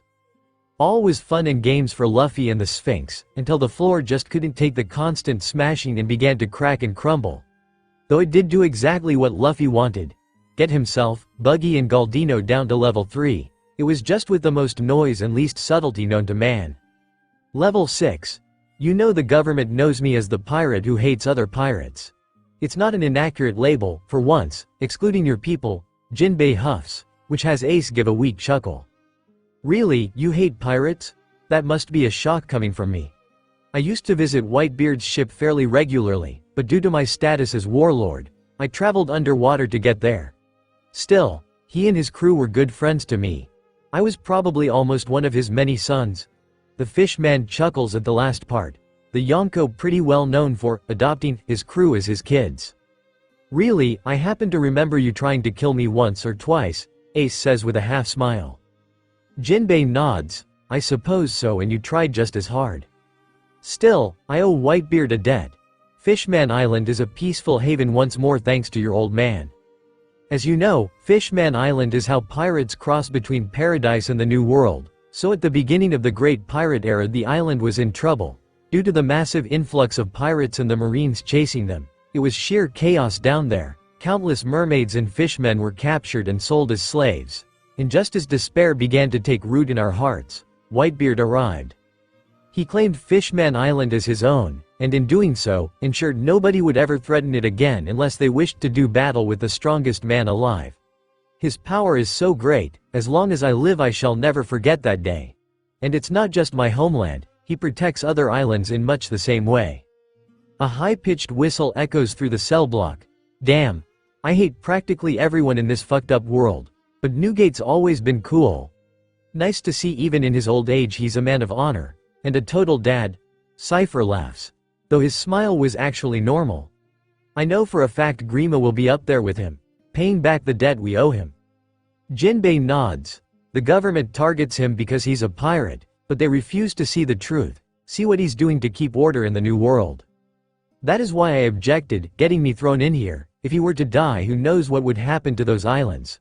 All the people who depend on him. Who would bring about the mayhem that would follow? Who would usher in this new age of madness? Jinbei throws back his head, slamming it into the wall. I want to stop this war, even if it meant giving up my life. I wanted to rescue you, Ace, but I failed, and I'm sorry for that. Ace sighs lightly. Jinbei, that's enough. This is painful. Even so, I haven't given up hope just yet, the fishman states, getting a smirk from the older pirate and a raised eyebrow from Ace. I believe that a miracle and our chance will come, sooner than we think. Ha ha ha, it seems there's a lot fun going on in the world. A new voice adds to the conversation, that of Crocodile, somehow allowed to keep his hook. Best prison in the world, my ass. This is a now or never opportunity to defeat Whitebeard. Even down here the thought of it gets me a little excited. How dare you? Jinbei bellows while Ace oddly enough smirks.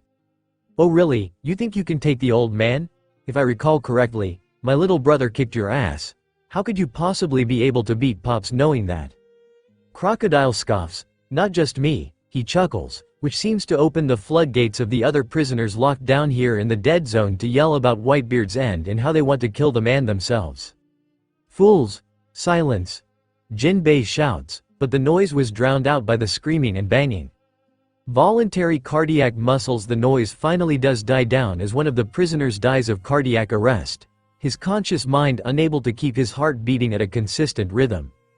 I think you all forget something. You're all here for a reason. You're not good enough, Cypher shouts, the shimmer of madness in his eye turning the level silent as the grave. Anyone who'd been on the outside back when he was, remembering why even most Marines had a run for your fucking lives order when facing him. So everyone shut the fuck up because you're never leaving this place, even if that means I have to kill every last one of you. Navy headquarters. You think this is funny, Garp? Sengoku shouts. The fact the man was currently breaking his shite laughing serving as an obvious yes. We're at a crossroads that could change the very future of the sea. And that damn grandson of yours seems intent on stopping us at every turn. Though I suppose at least it's only one of them this time, unlike at Eni's lobby. Then the celestial dragons, he continues. Garp just laughs and continues to munch on crackers. Let this sink in, Garp. We haven't had a break in or out of Impel Down in 20 years. Shiki was the last. Nobody else has challenged those walls from within or outside. Impel Down is more than a prison. It's a symbol of the unflinching and impenetrable force of justice, with an impeccable reputation which that brat is attempting to tarnish. And to make matters worse, he's the grandson of a Marine. You, Garp the hero, Garp the fist, your grandsons seem intent on breaking every rule they can find that others accept as a part of the world. But it ends here. He finishes with a hard slam of his fist against the desk. Garp laughs, making Sengoku grind his teeth. That's my boy, I miss the little idiot.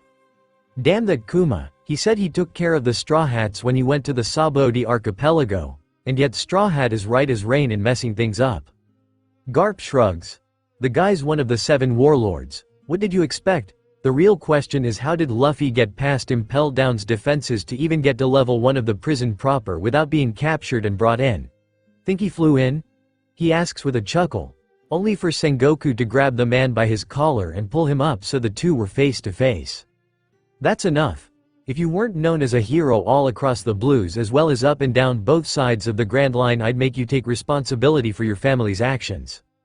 You failed to make either of them Marines. She would have done L. She's not here. All they had was me. Garp snaps, getting uncharacteristically angry as he pulls himself away from Sengoku. Now, do whatever you want to me, Sengoku. Lock me up. Execute me alongside my grandkids. It won't change a thing. Those boys are exactly who they were always going to me, he says with a tired sigh. Impel Down.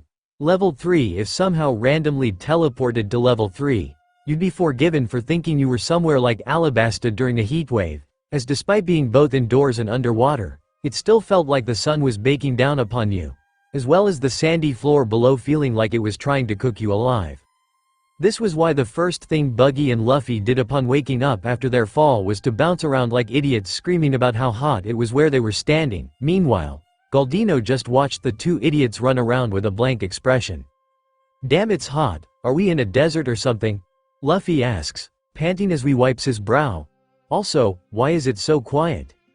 Level 3. Oh, I never wanted to end up down here. Buggy wheezes, then growls, Straw Hat. If I had to go to a worse place like this because of you, I'm gonna lose my mind. That didn't answer my question, Luffy responds flatly, then jumps onto the passed out Sphinx and tries to scout the area. This place is especially bad for someone like me, given I'm a waxman, Galdino whines, forming a crude model of him which quickly melts to goo. Big place, so where are the stairs down? Luffy asks from the Sphinx's head. Not a clue, Galdino slurs, hey Straw Hat, we better get moving before your friend here starts to actually melt, Buggy calls up, prompting action from Luffy. Then off we go, I suppose, he declares. Unfortunately, given his lack of navigational skills, and no actual reference points, landmarks, this was never going to end well. On second thought, maybe we should have just laid down and died, Buggy groans after an unknown amount of time wandering aimlessly. Don't waste your breath complaining, I sure won't carry you if you collapse, Galdino sighs, looking very droopy and almost melted, much like Buggy had said earlier. The group stopped when a bird dropped dead and crash landed right in front of them, flash fried in the heat. Oh, it's grilled chicken time, Luffy cheers. That's not natural, the two adults say together. A hummingbird, it flew from over there and was cooked in the open air, Galdino states, pointing ahead of them. How hot is this damn place? You guys are missing out, Luffy chuckles. Never one to miss a chance to eat, especially when it was meat. Shame I didn't think of that with the lion thing. I bet the heat would have barbecued it up good. That thing talked like a human. Are you sure you'd be okay eating that? Buggy asks. At this rate, he might just eat us, Galdino sighs. Hey, you guys see that? Up there in front of us, Buggy shouts. The jail cells? Yeah. But who cares? Luffy asks, mouth full of hummingbird meat. Idiot, the cells could grant us some shelter from the heat, or maybe even prisoners who might know where the stairs are. Oh yeah, I didn't think of that. You're pretty smart, Buggy, Luffy laughs. And don't you forget it, Buggy preens. The two running ahead to check out the cells, only to find silent skeletal prisoners. Don't bother. It may surprise you to hear this, but everyone down here was once a hardened criminal with a bounty of over 50 million. The problem is that the floor below us, level 4, is the burning hell, and heat rises cooking the next floor up, coupled with the people up here being given almost no food or water, leaving them in a half-dead state. This is level 3, the starvation hell, Galdino explains as he catches up to them. I'm sure you'll figure out in a minute why we're standing in what appears to be sand. He hums, Luffy and Buggy scanning the cells. Some actually did contain skeletons, while others, well, sand, was blown out of them by the slight breeze within this level. That's right, We're most likely walking through what remains of prisoners who dried up to the point their bodies crumbled to powder. Cue Buggy freaking the fuck out. If we stay here too long, chances are we'll also end up as sand beneath someone's feet soon enough. The Waxman adds, in other words, let's move while we have the sweat to spare. Crocodile would have liked this place, dry and sandy, even turns dead people into sand, like he does. Luffy muses silently. Then that settles it, we need to get moving to level 4. Is this kid serious? Buggy and Galdino think, before sighing and following him down the current path.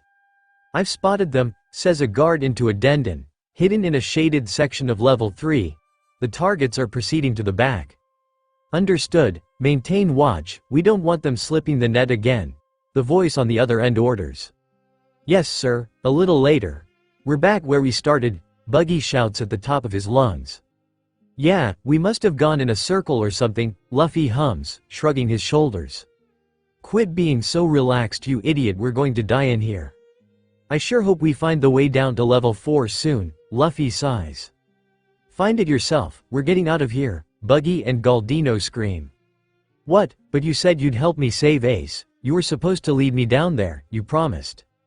I never said that, neither of us did, Galdino whines. They're in place sir, the spying guard relays, good, now let's reel them in. As he says that, the 3 pirates hear rumbling, but too quick for them to deal with, the trap was sprung, and both them and the Sphinx were all strung up in a huge net suspended high above the ground. What is this? A trap, that's what, I think this cage is made of iron, Luffy notes, trying to chew his way through it with no visible success. And infused with trace amounts of sea stone, given I can't use my Bari powers, Buggy agrees. After everything we've done, these brutes will torture us to death, Galdino screams in panic as the guards and Bluegory surround them, led by a tiny man with horns and a pitchfork. Who's this guy? Luffy asks, taking a break from chewing on the rope. This guy is named Saldeth, the midget answer with an air of smugness. Salt breath, you should change your diet then, the rubber boy responds. No, that's not what I said. Pay attention prisoner, it's Saldeth, got it? Right, sardine head, Luffy nods as best he could. No, get it right. What's wrong with you? Saldeth asks angrily, then sighs. Anyway, there's no point in you resisting us. You're in a highly secured underwater prison, so to put it simply, there's nowhere for you to run. Doubly so given all 3 of you have devil fruit powers. You know, you're fortunate I was the one to capture you. There are 4 other guards prowling the floors beyond this one, and they're demons. Big deal, so's my brother, Luffy mutters, the rope making his words difficult to understand. He's right, this pipsqueak's downright cute compared to those beasts, Buggy squeaks. Oh, if only we'd gone right instead of left, Galdino whines. Saldeth shrugs, actually, both paths circled back to this spot, and we were watching you the entire time, so even if you'd avoided this trap we'd have gotten you with another one. Well, shit, was all the pirates could think at the time. This little guy had really thought of everything, well, almost everything. Rizzoli. He's moved on to pasta now, Galdino says almost comically, as the one thing Saldeth hadn't planned for, the Sphinx waking up, happened. The massive beast rocking the net as it flails and attempts to escape itself. The guards panicking as while the 3 pirates couldn't break through it, he just might. And he did.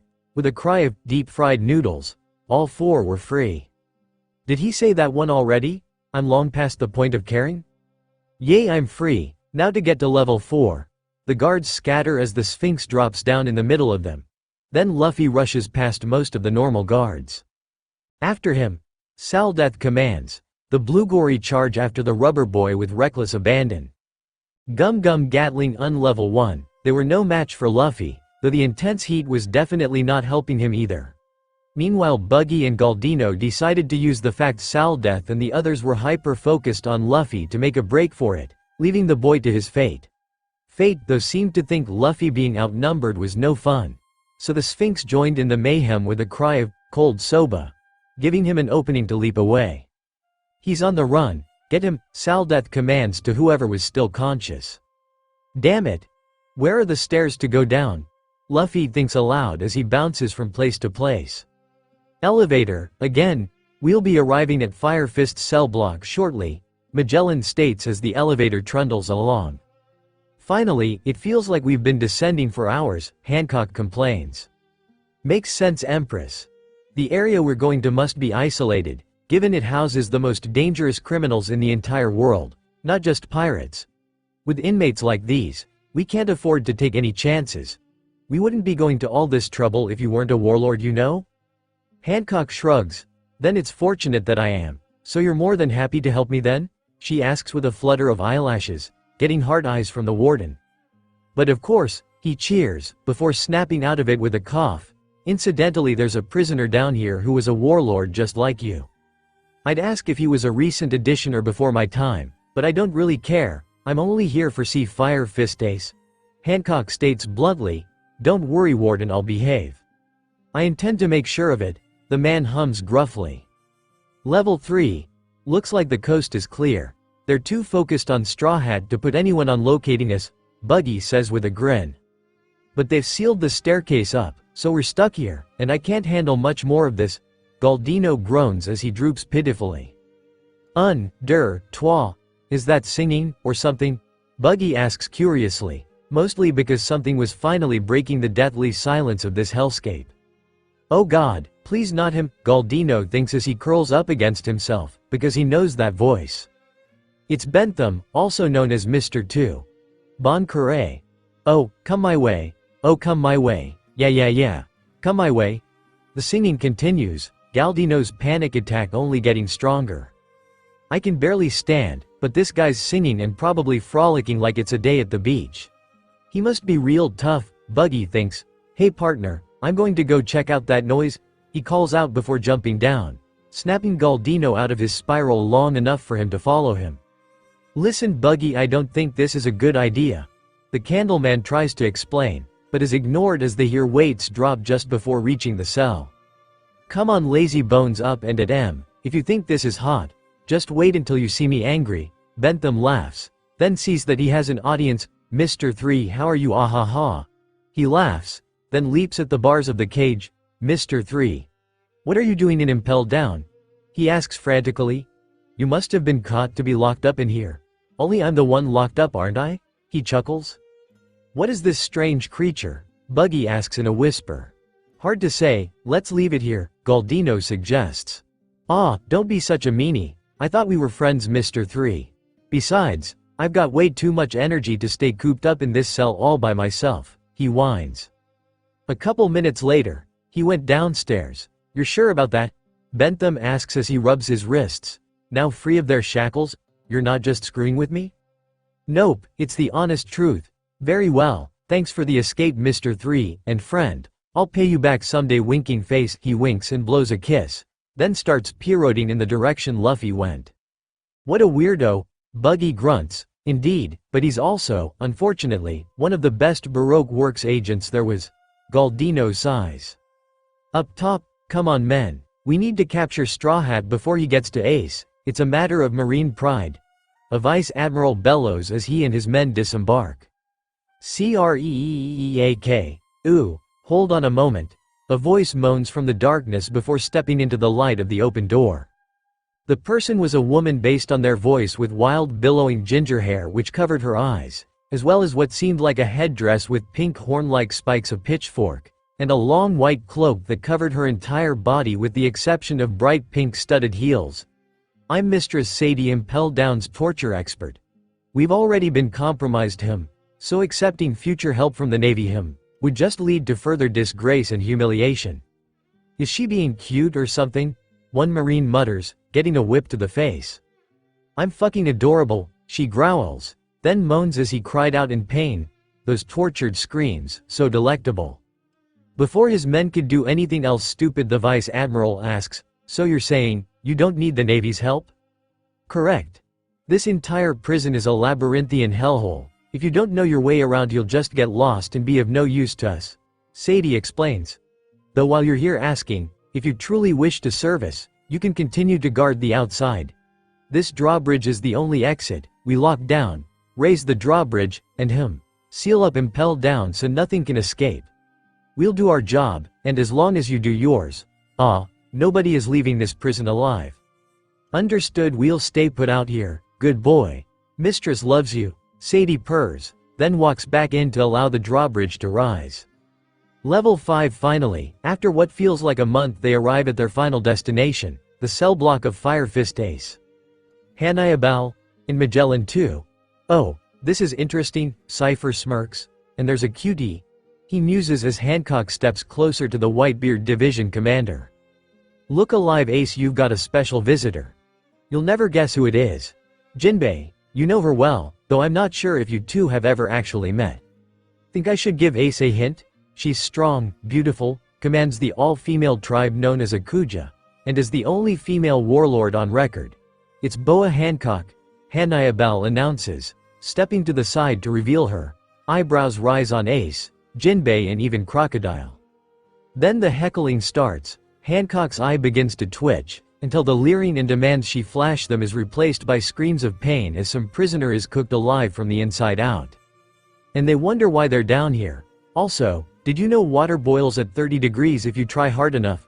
Cypher laughs, shuffling to the front, everyone giving him a wide berth. You shouldn't be down here, princess. That much is clear. He grins widely, amber eye flashing with madness. What do you want? Ace grunts as Hancock steps up to the bars. Nothing really. I wanted to see the reason for which I'm being dragged into a pointless war, as well as my beloved's big brother. Can't say I'm that impressed, but a shithole like this will do that to a man.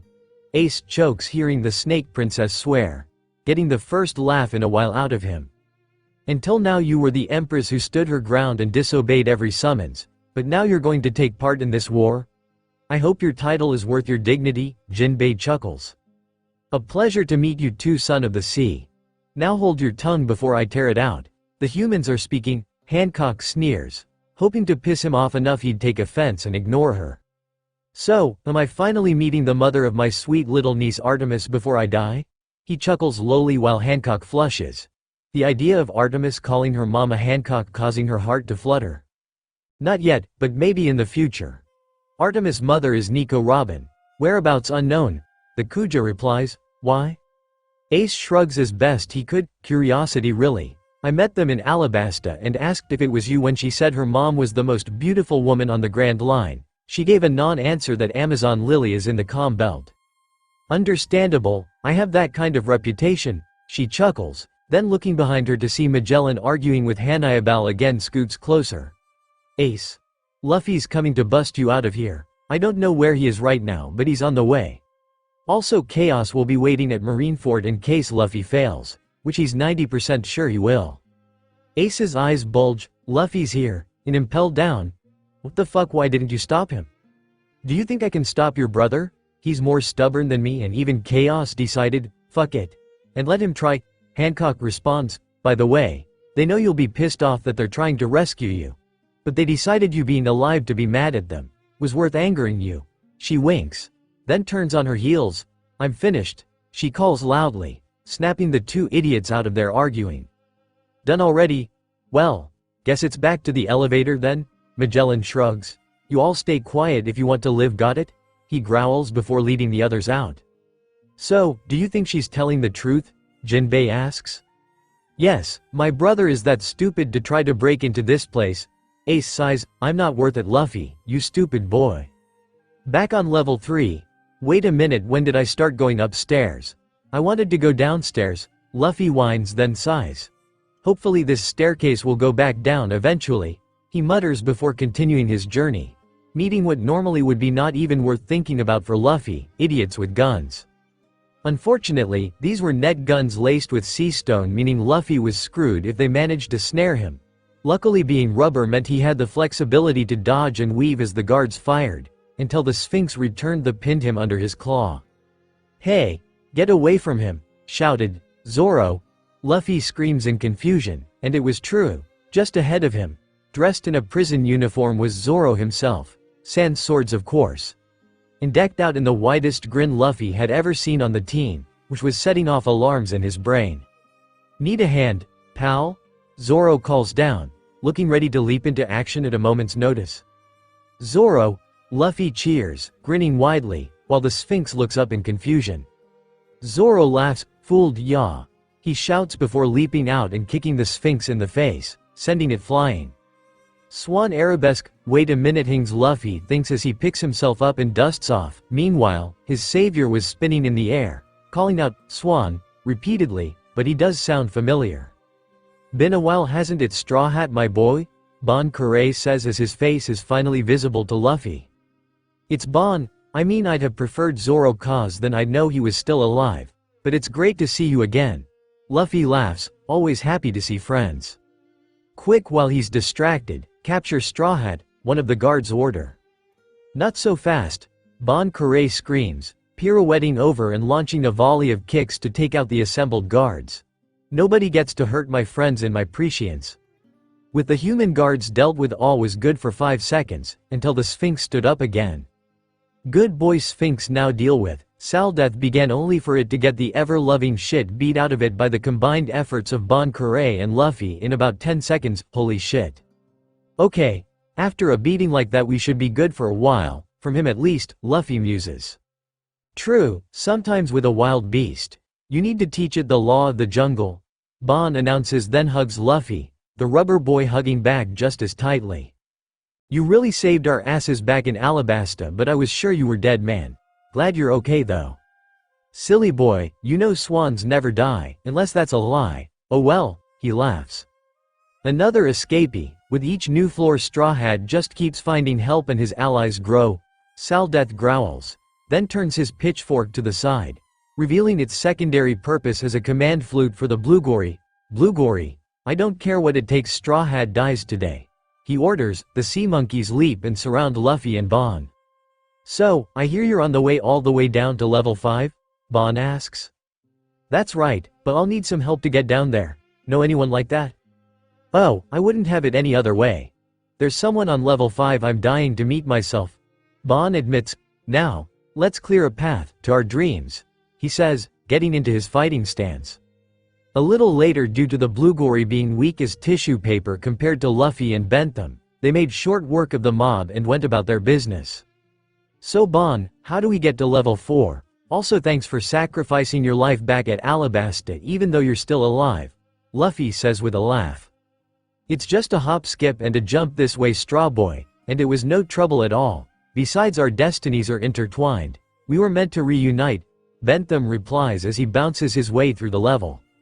Up top, thank you for being so understanding about everything, protocol and all that, Domino explains as she unshackles Hancock. Also, before you leave, your cloak, she adds, passing it over to the now freed warlord. Thank you, Hancock purrs, enjoying the flustered expression on the clearly meant to be stoic guard, but then stops. One last thing. I believe I heard while we were in the warden's office that there was an intruder, is that correct? She asks, worried about Luffy's status and whereabouts. Yes, so it appears, but Impel Down has ironclad defenses. There is no escape, Domino assures her. Now Warden Magellan is on the case, the matter will be dealt with shortly. Of course, Hancock nods as she follows Momonga out. If they were foolish enough to enter hell itself, it makes sense they would become permanent residents.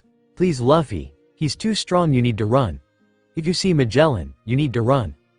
Magellan's office. Sadie arrives just as Magellan looked about ready to beat the shit out of Hanayabao.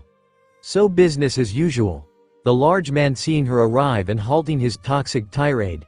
Ah, Mistress Sadie, on time as always. Indeed. Shame I missed all your guests arriving. We could have had a lot of fun, she purrs, fists tightening under her cloak. The team is ready for a hunt. All we need is a direction and target. Good, is there someone currently stationed on level 4? Magellan asks. But of course. Minotaurus is patrolling as we speak, Sadie pants. That's a start, but there are too many places to hide on level 3, we'll need more men. We'll let Saldeth handle the rioters on level 2 and handle this ourselves. The warden announces, reaching for his den. With the exception of Saldeth, all forces converge on level 4, immediately, he bellows.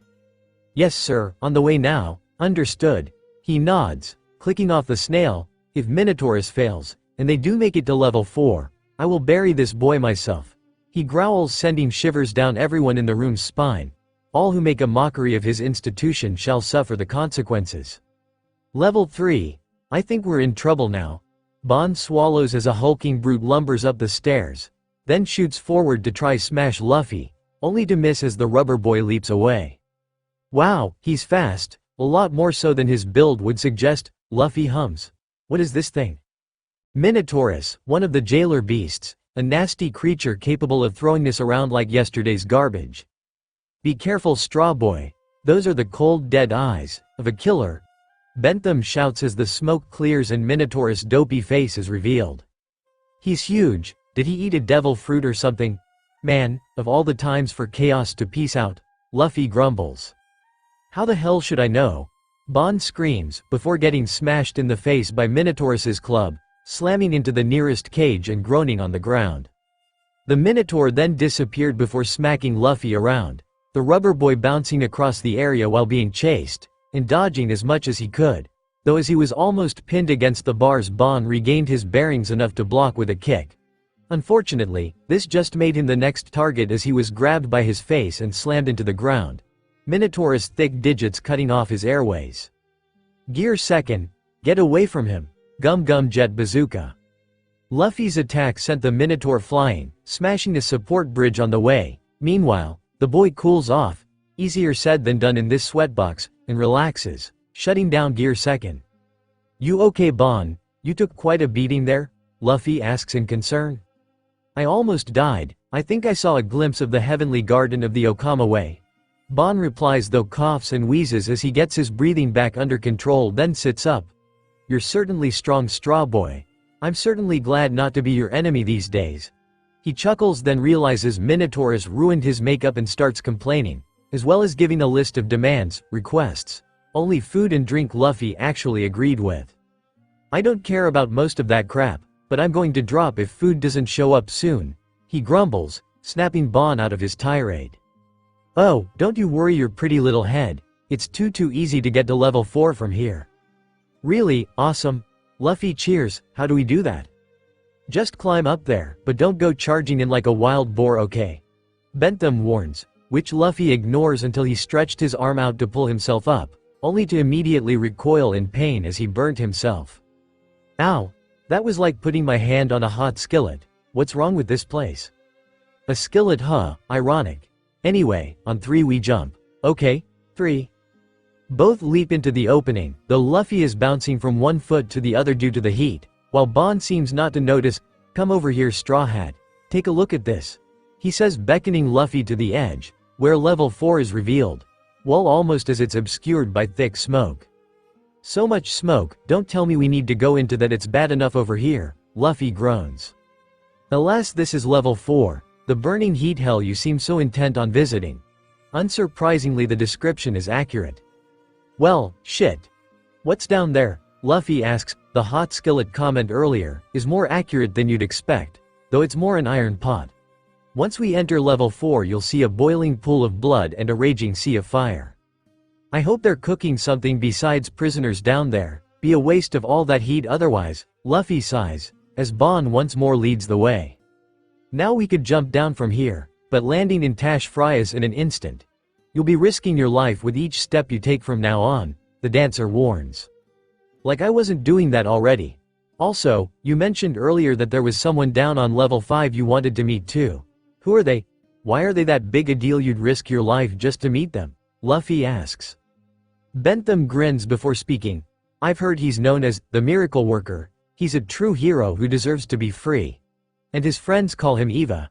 He's the queen of Kamabaka Kingdom, Hi Sanji. By Sanji, the pink paradise of the Grand Line. He's the leader of the queer folk, the queen of all queens. Luffy blinks, then smiles. The queen of all queens? Wow, sounds like a pretty important guy. Of course. I want to set eyes on him for even a moment, but maybe we can set him free. Luffy nods. Sure, we can try, just as long as it doesn't interfere with setting Ace free, I'm down for it. The pleasant moment was interrupted by thunderous hoof steps and screaming, as Galdino and Buggy run screaming towards them. Minotaur is hot on their heels. Oh, for fuck's sake. We just got rid of that thing and it's already up and chasing us again. Bond screams, then starts running alongside Luffy, joining up with the other 2 escapees. You again, Buggy screams. I knew you wouldn't abandon me, Luffy grins. Oh fuck off, we were hiding perfectly safe until this bruiser landed on top of us, and now we can't shake him. Oh, so that's where he landed, Luffy chuckles. See, it's your fault we're in this mess.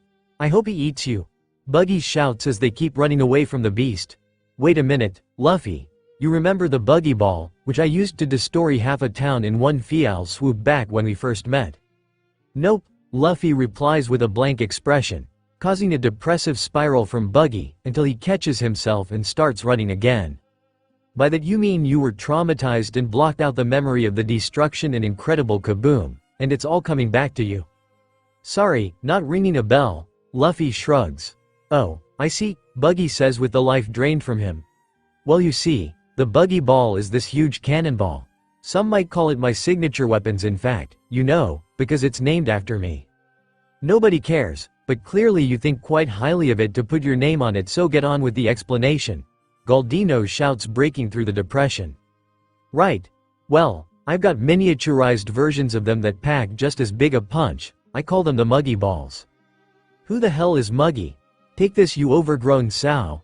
Buggy shouts, shooting a Muggy Ball from his shoe, which explodes like it was a shed load of TNT.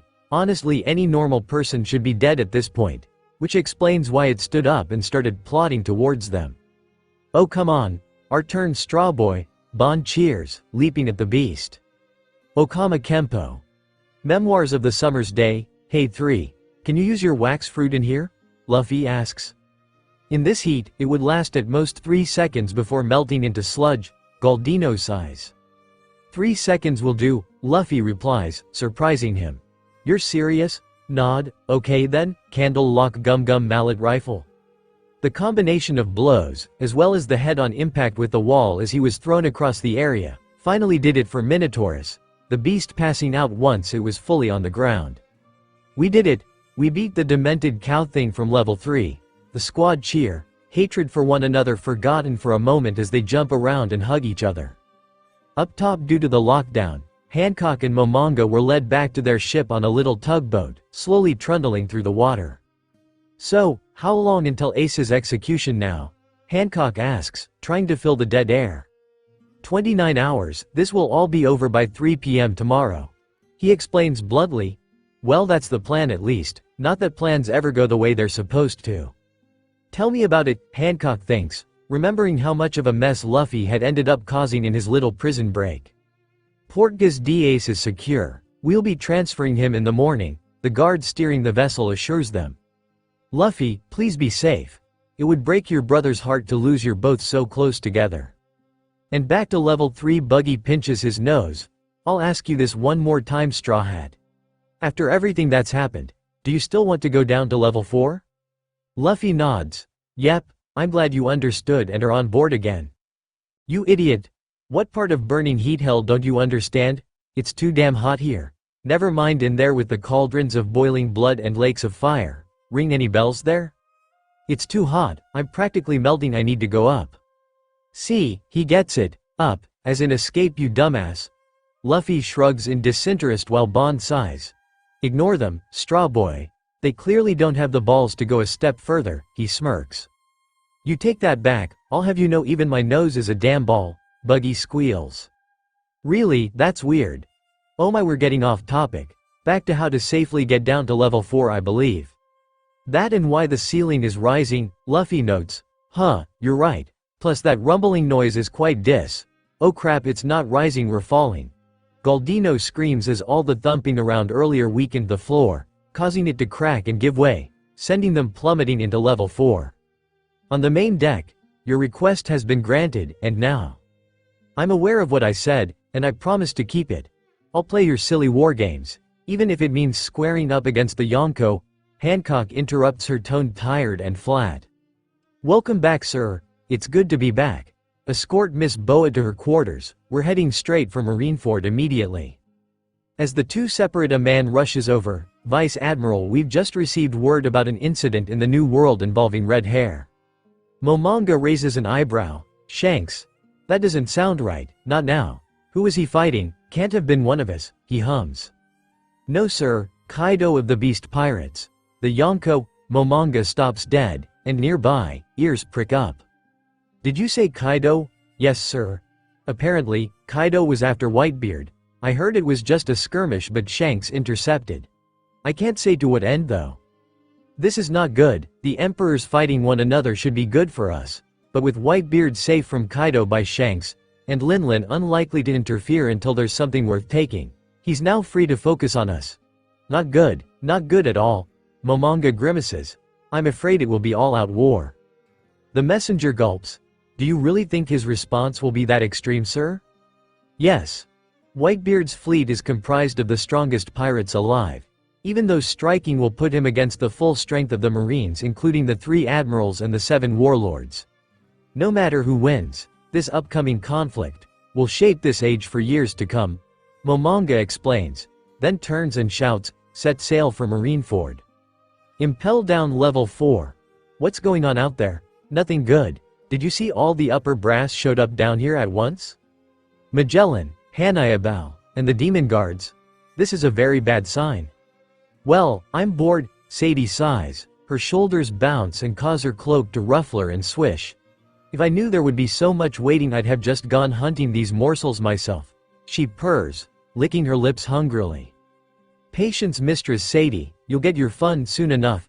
Magellan scolds from his throne, which was also a toilet due to his near-constant bowel problems and diarrhea. Oh, I can edge myself plenty, my boys, on the other hand, they don't know the meaning of the word patience. The poor things. She coos, grinning over at Minokoala, Minorinoceros, and Minozebra, who had gotten bored and started fighting amongst themselves. Sir, we have an update, shouted a guard as he rushes over. Straw Hat and company are located in the well tower on level 3. Unfortunately, that means we can no longer monitor him. They've made it that far already? Sadie gasps. If they get any further, all I need to do is pin the blame on the warden, and Prole whines as Magellan hits him. It would make our lives so much easier if the boy just falls to his death from there. The boiling blood would be quick and ensure no chance of survival. Especially given all 4 of them have devil fruits, Magellan thinks as another guard runs up to them. Warden, another update. I regret to inform you that Straw Hat Luffy is already on this level. What? But we didn't see him pass us. How did this happen? He apparently fell down here through the well, sir. But those lead directly into the pools of blood. How did they survive? Apparently, they used the falling floor from level 3 as a shield and jumped to safety as it hit the blood pool. The guard relayed, while Magellan growls. Those fuckers have luck on their side, but it's about to run out, I swear it. One more thing, Warden. The demon guard Minotaurus also fell down with them, and he's not moving. What? They defeated him? Sadie gasps in shock. It appears so, Miss Sadie, the guard says with a bowed head. My poor baby. I'll rip their heads from their shoulders. Calm yourself, Sadie. Magellan growls as he gets off his throne. Now, there are only 2 ways off this floor that don't involve dying. Hanayabao, you'll be staying here with a troop of guards and block the stairway back to level 3. Meanwhile, Sadie will take the demon guards and stand guard at the stairway to level 5. But standing around is so boring. I want to punish those little boys, make them pay for harming sweet Minotaurus, Sadie whines. Maybe I'll just let them slip past me and blame the warden for his incompetence, Hanayabao thinks, only to get poison gassed by Magellan. I didn't even say anything, he gasps. You don't need to. I know you're almost always plotting against me. If it's any consolation, once you do capture them, you can do whatever you like to the prisoners.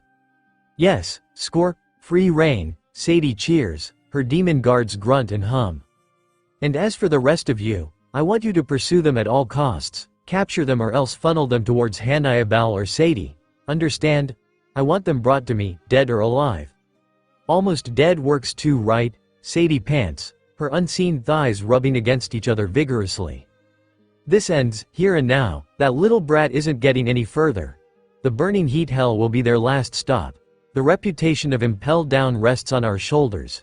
But first, he rushes back onto his throne, taking another dump before leaving, which amongst other things, killed the mood he was going for. Elsewhere on level 4, hot.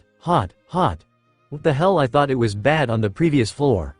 Buggy screams as he hops from foot to foot in pain. My lungs feel like they're on fire, Galdino complains. The faster we move, the faster we get out of here. Now which way do we go? Luffy asks, also bouncing. Meanwhile, Bond finally reaches his limit for ignoring heat-based pain as he's yelling and screaming just as loud as the rest of them. Luffy then stops, frowning before sniffing the air. "Wait, I know where to go, follow me." He cheers, rushing off, leaving the others in the dust. Now where could Straw Boy be leading us? Bond wonders, then remembering how Luffy often thinks with his stomach snaps his fingers. Of course, the kitchen. Some food sounds great right about now, especially after level 3 inches. He's right, food and maybe a little booze would be great right now. Buggy agrees but is slowed down by Galdino. "Hey, what's the big idea?" "Just wait a minute, Buggy. Hot, hot, hot, so much food, hot, hot, hot, I'm so hungry." Luffy moans as he runs only to meet up with a large contingent of guards who charge at him, only for Luffy to jump over them and begin to spin rapidly right above them. Gum gum, oh crap, fireworks, sir, Team A has engaged with Straw Hat Luffy. Sir, Team B has joined up with Team A, they're not even slowing him down though. Should we send reinforcements, sir? Gum Gum Whip? Okama Kempo. Memoirs of the Summer's Day. A and B teams have been taken out. C, D, and E report major losses, extra backup from upstairs won't cut it. They're too strong, we can't hold the line, sir. Oh woe is me. If only I were Warden I could fix this. Hanayabal complains. Just before Warden Magellan finally gets off the shitter, his aura striking terror into everyone around him. Elsewhere, okay. What was the big idea of pulling me away like that? Buggy growls. Open your eyes, Buggy. Look around. There's an ocean of guards down here, and despite this level being devoted to the agony of its residents, not a single one is manning the torture devices. Buggy's eyes widen, meaning they're all here to capture Straw Hat. Exactly. I guarantee they'll be guarding the staircases and have boxed us in with all these goons, so we're trapped in this boiling hellscape. But it's clear they're just after the kid. We didn't even want to come down here. True, but we were still trying to break out, and the guards already know our names and faces, Galdino points out, popping that bubble. Still, there's something even more troubling. Great, what now? If they're sending this many guards after us, it's entirely possible they also sent Impel Down's All-Stars as well. And I don't just mean the other 3 demon guards. I mean Warden Magellan might make an appearance down here, and if that happens, we're dead, my friend. Number 2 ways about it. Elsewhere, because we can't have nice things crash. It's time to put an end to this buffoonery, boy. Magellan growls. Purple, jelly-like toxic goo dripping from his body like sweat as he steps out of the slight crater his drop caused, towering over Luffy and Bon Curry. Who the hell are you? Luffy asks. It's Magellan. Bon screams in fear, causing Luffy to swallow thickly as this was very bad news. I've got you now, Criminal S. Time to meet your maker. Magellan bellows. Rubber King Mirror Master. Magellan's toxic touch. Start the death clock. It's truly quite hot down here, Magellan says, now much more casually, as purple goo drips from his body like sweat, though given the speed at which all the guards were running away from him, it was clearly much worse. You suck, Mr. Big. I was almost to all that awesome smelling food and now you're in my way, so get out of the way, Luffy shouts. Magellan raises an eyebrow. Food is your concern. Well, don't worry, soon you won't have to worry about eating ever again. What's that supposed to mean? Luffy asks in confusion. Straw Boy, run away, don't fight him. That's Warden Magellan. He ate the Doku Doku no Mi. He's a poison man. You really don't want to fight him? Bentham screams from across the bridge. I expected better than this, Straw Hat. Even though you're a rookie, you still have a 300 million berry bounty and have been causing the government no end of headaches. Magellan growls. Speaking of trouble, I don't know how you got past security, but here we are. Level 4 where nobody's getting out of this mess alive. I'm going to make you pay for ruining my reputation like this, and we know exactly why you broke in. To rescue your brother Fire Fist Ace, 2nd Division Commander of the Whitebeard Pirates. A ballsy, but otherwise foolish endeavor. Struggle against fate all you want. Both yours and his were sealed the moment you entered these walls. And one last thing, I will discover how you managed to break into my prison. You'll give me every last juicy detail before I grant you the mercy of death, he sneers. Luffy swallows thickly, thinking of how much trouble Hancock would be in if Magellan was right and he did manage to break him and get all his secrets. I'll die before you get even a peep out of me, he declared boldly. Magellan smirks. That's what they all say, but once I start applying the real pressure, they break and start singing like canaries. You won't be any different, boy. Luffy, please listen. Betham continues to yell. Magellan's body is a terrible cocktail of poisons. Just one touch and you'll be finished. You have called people can't fight a man like that and win. I will. Luffy fires back almost as soon as Mr. 2 finishes his sentence, to the dancer's annoyance. Luffy, forget the food and run the other way, back to the pool of blood, so we can hightail it to level 5. That would be a mistake, Magellan states. The stairs down is guarded by the remaining 3 demon guards, and their commander Mistress Sadie. Meanwhile, the stairs up is guarded by my vice warden and a few dozen guards. Every exit is accounted for. You won't escape me again, child. This is your grave. Doku Doku. Hydra? What the hell is that? Some kind of toxic demon, snake, thing? Luffy gasps as Magellan's ultimate attack is unleashed, encircling the area like a big purple Shenron, before circling back and lunging straight at Luffy. Gum Gum Pistol. Well, Luffy tried to do his usual, punching the problem till it went away, except Bon got in the way, literally stopping the attack with his body. Stop, you can't fight him that way. He wheezes, then leaps at Luffy, rolling them out of the way of the poison dragon. Don't get in my way, Luffy shouts angrily. Listen here, Straw Boy. You can't touch him, otherwise the poison in his skin will kill you stone dead, see? That's bullshit. How do I fight someone I can't touch? Luffy groans. Be Usopp, or Zoro, or any Straw Hat besides yourself.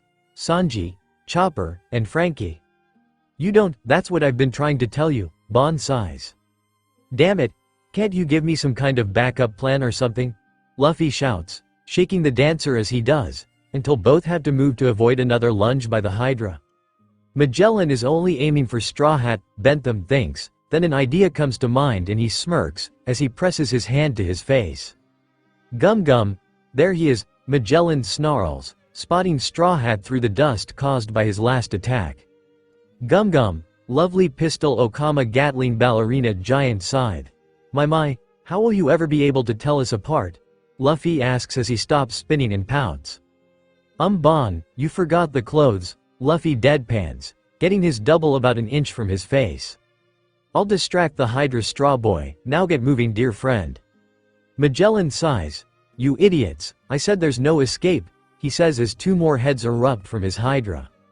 Shit, there goes that plan, Bon curses, switching back to his normal form, back to plan and run away, he screams, this time Luffy actually listening to him.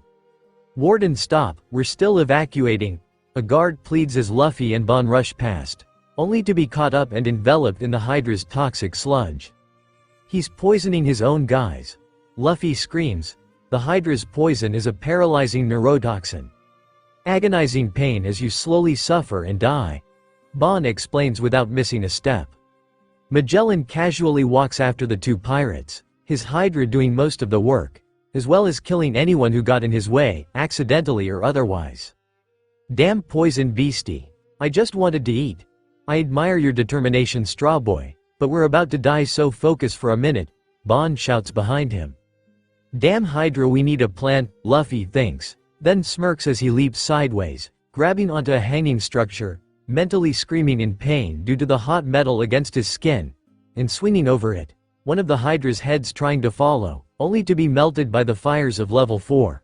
That's right, 1 head down, he cheers. I had you pegged as an idiot, but you have some of your brother's intelligence after all, Straw Hat, Magellan muses. Still, this is where it all ends, he states, chewing on something before spitting out a blue bubble-like thing, which floats over towards Luffy before exploding. Chloroform ball, missed me. Achoo, oh crap, my eyes are achoo. Fudge. I can't see, this gas is something else. Luffy whines and sneezes, unable to see one of the remaining Hydra heads gunning for him until it stops. Down the Venom Road, Magellan shoots out of the Hydra's mouth, then removes his horns, revealing them to be ornamental, but also secondary weapons as he attempts to impale Luffy with them, the half-blind boy just barely dodging his strikes, as well as the poison dripping and being flung off of them. One touch and you're dead. Luffy mutters as a small splash had hit his hand during his last dodge when Magellan had ended up shoving his arm into the stone wall, and was now melting it with his corrosive poison. First the wall, then you. He growls, pulling himself free. Even you should know by now, your death is imminent, just like Ace. Elsewhere on level 4, geez, a fruit that destructive and no regard for allies. Buggy grimaces as they see the number of men on the verge of death due to being rammed into by Magellan's Hydra. A terrible combination indeed. Still, there is one good thing to this information, Galdino muses. What? With the warden focused on Straw Hat, that means the biggest threat is elsewhere rather than guarding the stairs to level 3. Meaning the best time for us to escape is right now. The Waxman grins. Back to Luffy, or at least nearby. Oh, Straw Boy is in such danger due to the poisonous monster. And yet here I am, unable to do anything to help my friend. Bentham mopes while hiding behind a pillar, the scene of destruction mostly visible from his hiding place. The dancer tries psyching himself up to go over there and assist Luffy but keeps freezing up as he's reminded of just how dangerous Magellan is. Especially when spray from their fight is flung in his direction, causing him to drop to the ground. Look at him, he's fighting so hard and you can't help him. You can't even stand beside him, you're too much of a coward. Can't you do something? Calm down, Bentham.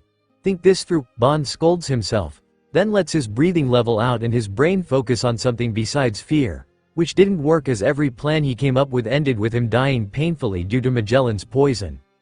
For fuck's sake, the swan groans, dropping to a seated position as he begins burning the ground around him. Straw Boy, my dear friend. I can't help you. He cries. Magellan is a monster of a man who guards the worst the world has to offer, ruler over hell itself. You can't beat him, the only option is to run. Forgive me, Straw Hat, but I must flee, to live a little longer. Back to Luffy for real, this time his vision improving by the minute. But still kind of crappy right now. Luffy manages to avoid one of Magellan's lunges, then with a kick drives it into the ground right in front of him. Now the fact that section crumbled beneath him should have been curtains, especially given the fire pit below, but it was all part of the plan, for once. Gum gum stamp. Luffy slams his foot into the wall, springboarding himself onto the nearby bridge, where he has a moment to catch his breath. The stairs to level 3. Hanayabal sighs.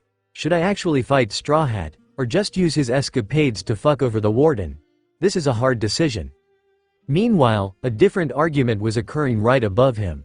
Look at all those guards, we can't go now, Buggy hisses. We have to. Think about it, Buggy. They assigned the more dangerous demon guards to the stairs to level 5. Magellan's fighting Luffy, leaving the worst guards in the group to guard this door. They care more about stopping Straw Hat going down, meaning we should take the chance to go up, Galdino explains to the clown. But we only have a limited opening, as Straw Hat can't hold off the warden forever, and once he's dealt with they'll tighten their grip on this doorway, cutting off our escape. Buggy frowns but nods. You have a point. Plus I've never heard anyone say anything about the vice warden, especially not him having a devil fruit of any kind, so if I take out the goons with a muggy ball, he should be easy for the two of us to tag team and overpower. Let's do this, the clown agrees. Brilliant, now let's hurry up. This heat is really starting to get unbearable, he says as both of them leap down. Sir, it's Buggy the Clown and Mr. 3. They're trying to escape up to level 3 inches, one guard shouts as the rest ready their pitchforks. Muggy, Candle, hold on a minute, Hanayabal says, causing everyone to freeze. Guards, stand down, he orders, surprising everyone. But Vice Warden, yes, that's me, the Vice Warden, I'm in charge here. Yes, here's my chance. It seems fortune has finally favored me over that diarrhea-spewing imbecile. On top of Straw Hat's escapades, I'm sure these two escaping would force the higher-ups to deal with this level of incompetence. And since he's the warden, it will all be blamed on Magellan. Finally, political bullshit works for me rather than against Ha. Vice Warden, are you sure you don't want us to capture them? Give us an order, sir, right? Everyone stand aside, Hanayabal yells, then turns to Buggy and Galdino. We've been expecting you. He grins, confusing the two prisoners. You heard me, men, move aside, don't be rude to the guests. Sorry about that, lads, you can't get the help you need these days. This trap couldn't be more obvious, at least try to hide it better next time. Freak Muggy Ball Candle Lock Kaboom. What the hell is wrong with you two idiots? I just told you to leave. Hannibal bellows, completely unaffected by the double attack, unlike the lower guards. Oh crap, the two pirates think, as the vice warden lunges and proceeds to rather easily beat the ever-loving shit out of them. If they weren't going to listen to him, at least he can try and save face by capturing the escapees. Back to Luffy. It would be best for you now to submit, Magellan drones as he slowly approaches the downed and panting Luffy. No, I'm going to rescue my brother, and we're going to escape this hellhole, together, Luffy declares as he wheezes, pulling himself into a familiar stance. I won't die, without even seeing him. And I'm especially not going to let you execute him, you hear me? He yells as he starts to steam. I'll push through any barrier, pay any price, to accomplish this task. Gear's second Gum Gum Jet Bazooka. The blow brought Magellan to his knees, but with enough poison on and in him to cover his hands past the wrist, it was unsure whether or not it was worth it. It also meant the vapors were getting close to as much from the evaporating poison as the Gear's second steam. The fact Gear's second involved him overclocking his heart to increase the oxygen flow in his body was also fucking him over in that it was helping the poison spread faster through his body, as the agonizing screams he was trying and failing to fully suppress showed. It seems you've actually done something worth acknowledging. You managed to bring me to my knees, boy, Magellan states. Even as he pulls himself to his feet once more, even a cornered rabbit will fight with teeth and claws, but now, with your hands and arms covered in my toxic sludge, the poison will quickly spread throughout your entire body. Your death is assured. You're feeling the pain of my poison. I know you are, even though you're putting on a brave face. It hurts so much, so give up already. In response to that, Luffy gives a defiant bellow and pulls himself to his feet, attempting to glare holes through the warden's head. Gum Gum twin jet pistol. Given anyone else would be on the ground begging for death. It was understandable that Magellan was caught off guard when Luffy actually launched another attack, once more going for the gut punch, which Magellan responds to by essentially mimicking Marigold by hacking poison spitballs at him. Venom Blowfish, even with his body protesting his movements due to the pain of the poison, Luffy was able to dodge the rapid-fire spitballs. He'd done it before after all, though unfortunately just as he lined up a shot to Magellan's head, he decided, enough of this shit. Gum Gum Jet Pistol. Doku Hydra. The jet pistol dispersed the poison hydra, but the splashback still got Luffy, who had to bounce back to put some distance between himself and the warden. Of course, that didn't exactly matter, when his opponent could spew toxic gas as easily as he could breathe. Fog? No wait.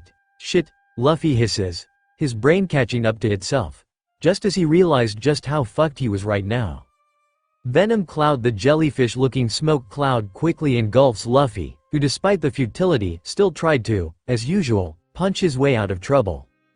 It's no use, kid, that poison is a part of me, it lives and breathes, just as it steals yours away, Magellan taunts, which causes a now coughing, spluttering and wheezing Luffy to begin shuffling in his direction, thinking if he could just get one good hit in on Magellan the fog would disperse.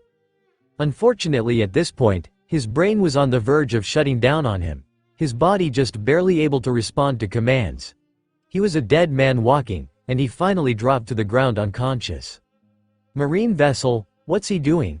Hancock stage whispers to Shala. Chaos, still in Marguerite's form, staring blankly into his mirror, which rippled like water, but more structured, rhythmic, like a pulse. Shala smirks.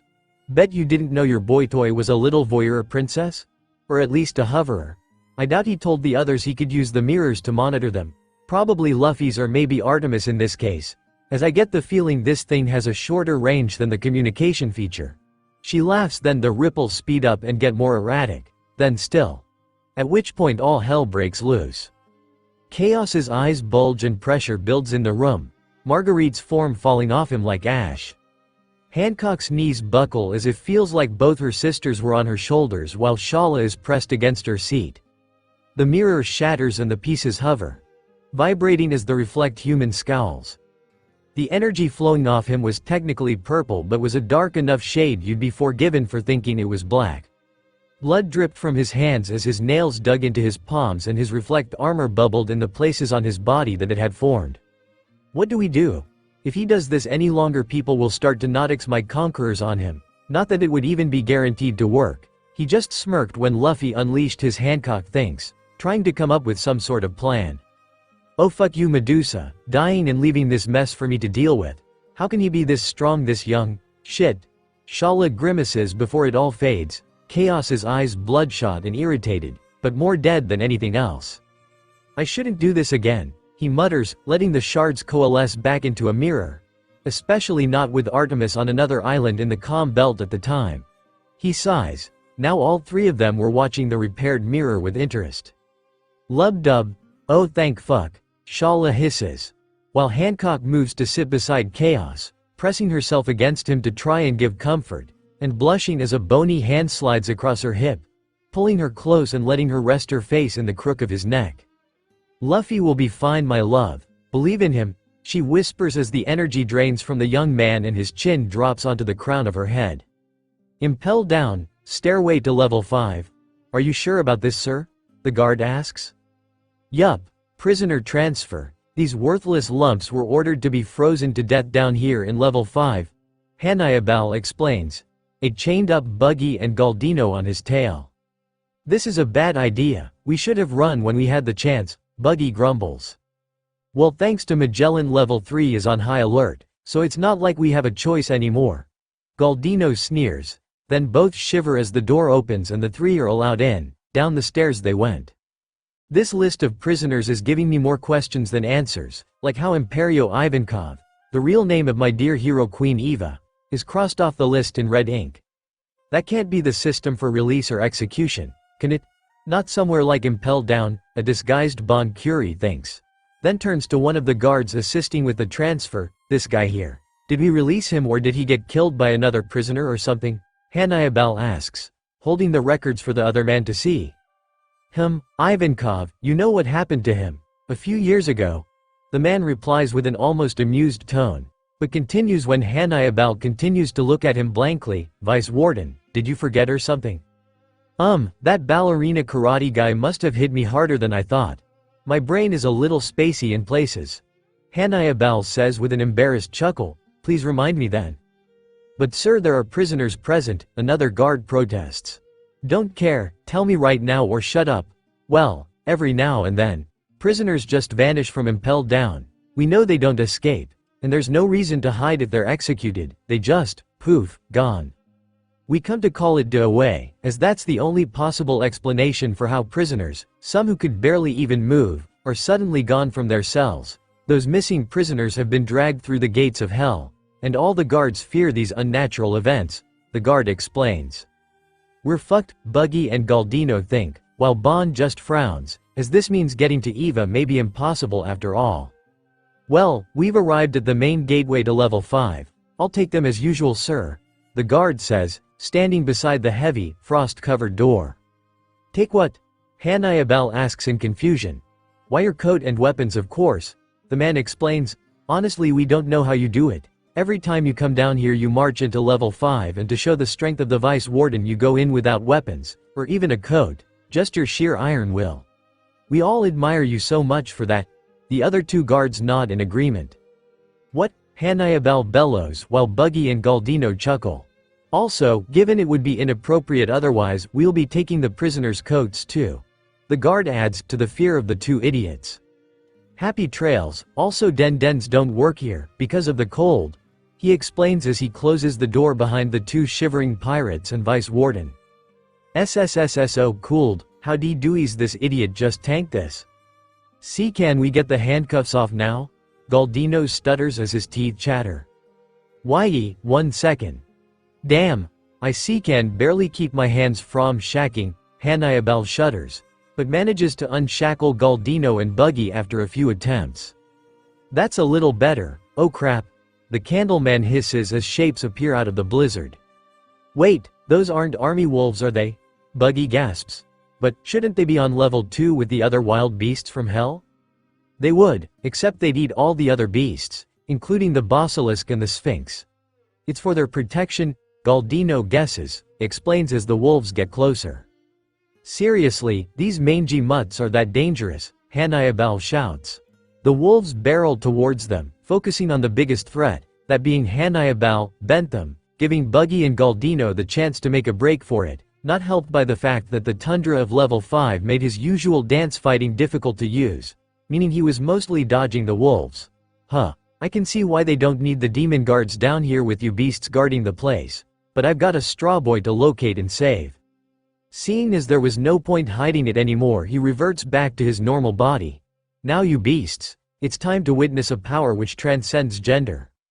Okama Kempo, yeah, given he's still half naked in sub-zero temperatures, that was never going to end well.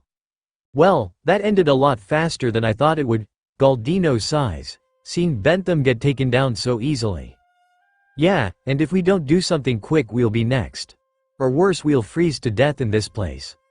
Fuck, I can't believe I already missed the burning hell of level 4, Buggy shrieks. The wind just makes it even worse, I can feel the ice forming on my skin. Galdino complains. Wait, for once a cell is a good thing. We can hide in there as shelter from the wind. The Candleman declares, running, slipping and then skidding his way over, Buggy close behind. Well, the wind isn't blowing in here, but it's still just as cold, Buggy whines. Yeah, let's try something else. Galdino sighs, then freezes as once they step out of the cell there are more wolves after them. Shit. Crap, there's even more than before. Buggy screams as the wolves attack them. No, don't eat me, the other guy's much tastier. He yells as he splits and dodges the hungry-looking animals. Are you kidding? I'm a waxman, I'd taste terrible. Just ask the banana gators? Galdino defends as he ducks under another wolf. The tasty one is him. Elsewhere on level 5,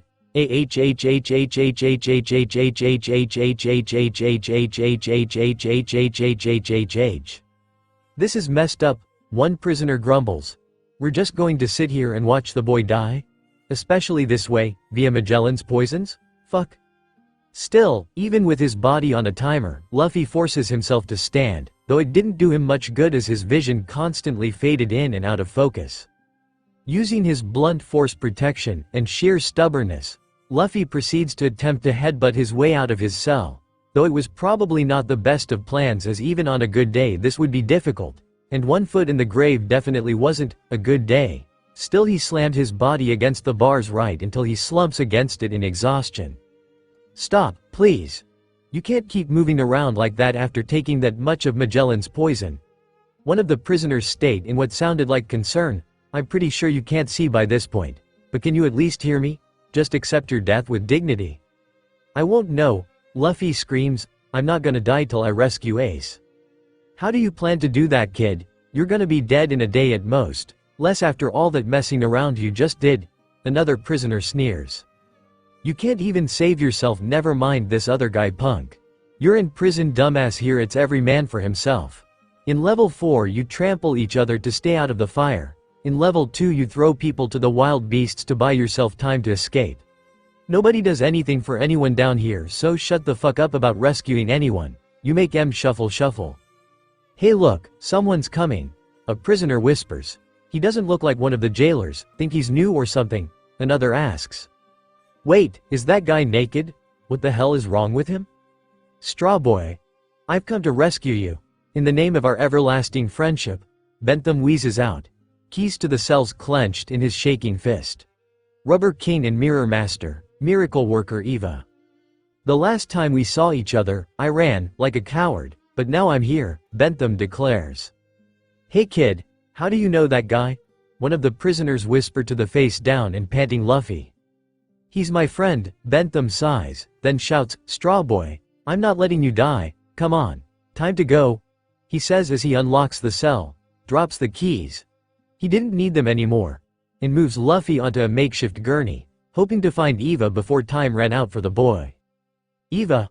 I don't know what happened to that twink. Who would even care?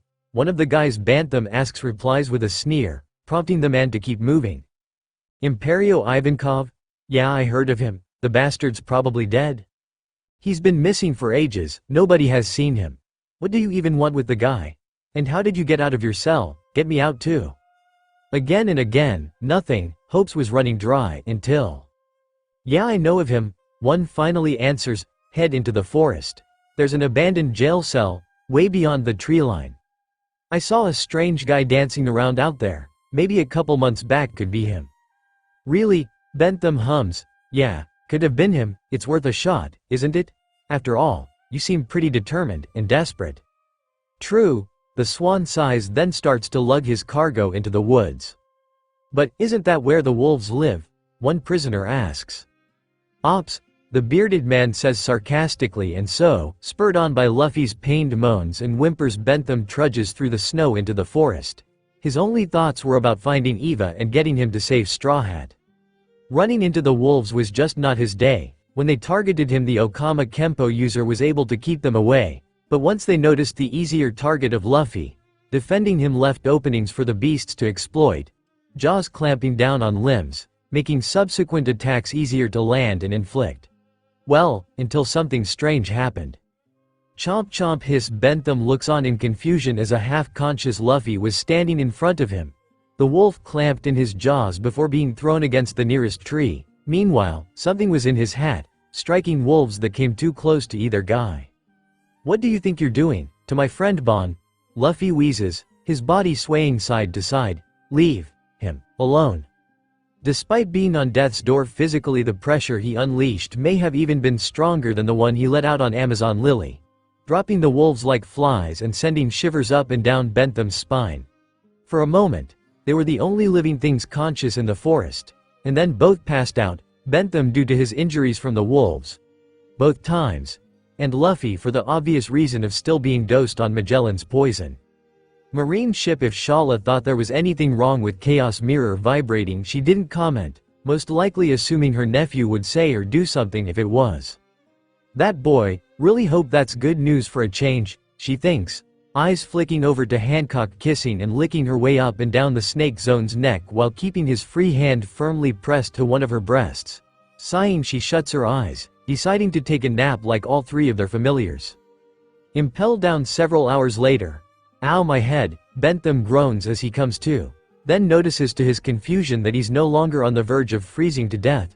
Where am I? And who treated my injuries? Not important right now. I need to find Straw Boy. His condition is more important than mine. He grimaces as he rises from the table he was lying on. I think I hear people talking. Maybe they can tell me where Straw Boy is being kept. He mutters, following the sound as he walks unsteadily through the tunnel. What he didn't expect when he reached the end and opened the door was Okama Heaven, a group of his people, all happy, eating and drinking without a care in the world. Look who decided to join us, one says, noticing Bentham in the doorway. You were out for ages, sit and have a drink, another offers. Cheers to the new boy. We've been watching you guys, on the monitors. A mustached, rough-looking chap with a friendly voice says, bravo, quite the show. What in the world? Bentham mumbles, his brain stalling, barely noticing the woman take his hand. I'll seat you. What floor did you come from again? She asks politely. Wait a minute, he says, snapping out of his confusion for a moment. Where the hell am I? And where is Straw Boy? He asks. One of the women chuckle, oh sweetie. You don't think you were magicked away or something, do you? You're still an impelled down hun. I don't believe that. Nobody's wearing prison clothes, plus they're drinking and having a good time. Do you expect me to believe there's a slice of paradise inside the hell that is impelled down? Wait a minute. He stops, remembering what just happened until he passed out. I don't know, maybe I died and this is heaven. Oh, you're still alive. A woman laughs. Bentham turns and sees she's dressed in a split-colored suit, matching her white, orange split hair and blue, red shades, and swirling a glass of wine in her left hand. You've just been unconscious for about 10 hours or so at this point. She hums. 10 hours? Are you kidding me? And who the hell are you? Bentham yells. My name is Inazuma, and given I'm the one who saved both of your asses, I'd be more polite. It's a miracle you didn't both die of exposure out there. Oh, thanks for you said both of us, meaning Straw Boy is here too. Where is he? Tell me, Bentham demands. Inazuma sighs, draining her glass. Calm down. Just relax and let him explain. She muses, turning on her heels and directing Bentham to do the same. Him? Who him? He asks just as the lights dim. You might want to get a front row seat for this, Inazuma says with an audible smirk. Bentham following her to the front as the curtains rise to reveal a purple-haired man in skimpy clothing and a crown on the very top of his fluffy head. Did you sleep well, little candy boy? The man purrs as more lights focus on him. Or should I say, little Bon boy? Bentham freezes. How? Do you know who I am? Thank you for coming. I hear you've been looking for me. He says as music begins to play. To get here, you have to pass through the sewers of Impel Down, following paths that shouldn't exist, to a place beyond imagination. It's a prisoner's paradise. We've every pleasure you could beg for right here. Drink, weapons, games, but most of all, we have freedom. Looks like the jailers are losing their tops again. Prisoners are missing. Must have been pulled down into hell.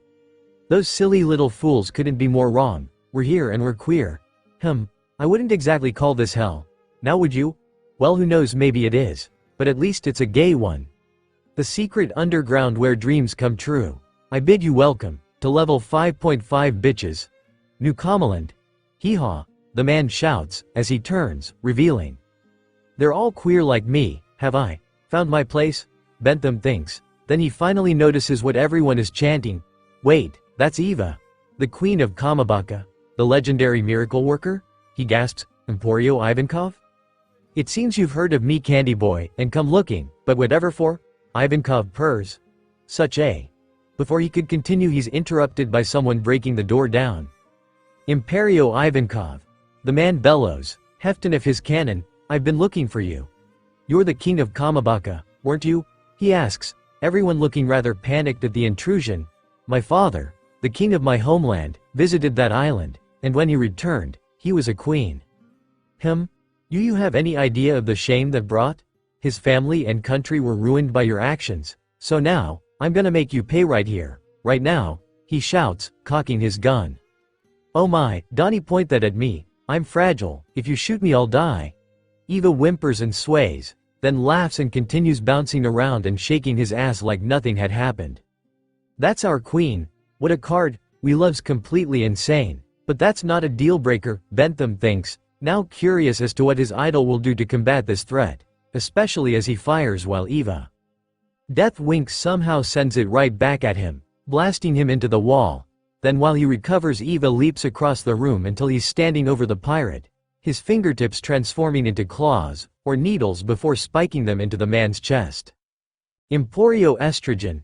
What did you, oh god, what's happened? Bellet panics as Ivankov's power runs through them, his beard receding and body compressing, losing mass, or maybe more redistributing it. You're throwing a fit because your daddy wanted to be a woman? Eva laughs, what's wrong with that?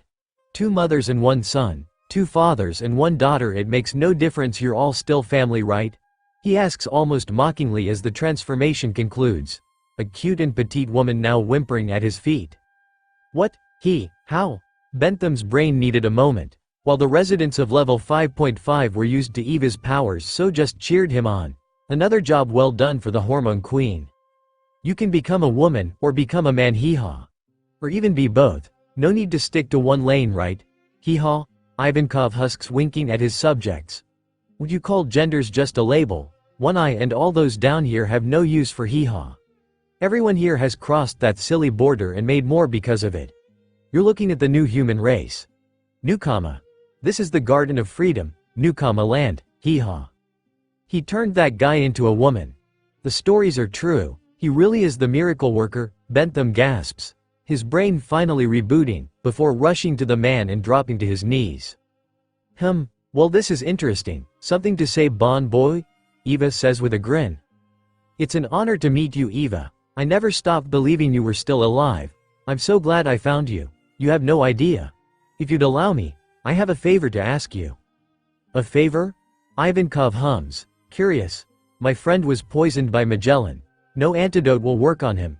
You're his only hope. Please, there's nothing I can do to help my friend. I'll do anything, even give you my life. Just please help him, Bentham begs. His bowed head missing, his idol's eyes widen at the offer. I presume you're talking about Straw Boy then? Ivankov asks, shocking Bentham. Come with me. Maybe you can stop his hat trying to bite my subordinate, he says, turning to leave the room, Bentham following, confused by hopeful, tell me, bon boy. Do you know why we took you out of the cold of level 5 and treated your injuries? No, I'm grateful, but I guess I've had other things on my mind, the Swan admits. We are still prisoners down here, we don't have the means or resources to just take in and treat anyone we find out they're injured and or dying. We're also not nearly so kind. I took you in and healed you, because your friend begged me to do so. Bentham's eyes widened. Straw Hat did what? But he was in a much worse state than I. Why would he be worried about me at a time like this? Maybe he was sure he had no chance. All I know is what he told me, that you were his friend, and he didn't want you to die because of him. Ivankov shrugs. Of course, if I left such a pure soul to die, I'd be no better than a demon in human form. So I also began his treatment 10 hours ago, just like yours. But it's gonna be hell for him. He might wish he'd died before it's over. Now if only I could get that damn hat to calm down. He grumbles the last part. Bentham blinks. His hat. What's wrong with it? It's alive. Somehow, Inazuma has the fang marks to prove it. Alive, he repeats, then remembers something? Something did come out of it while we were on level 5. Though I thought it was my imagination or just delirium from blood loss, but something was attacking those wolves and it came from his hat. Bentham agrees. Indeed.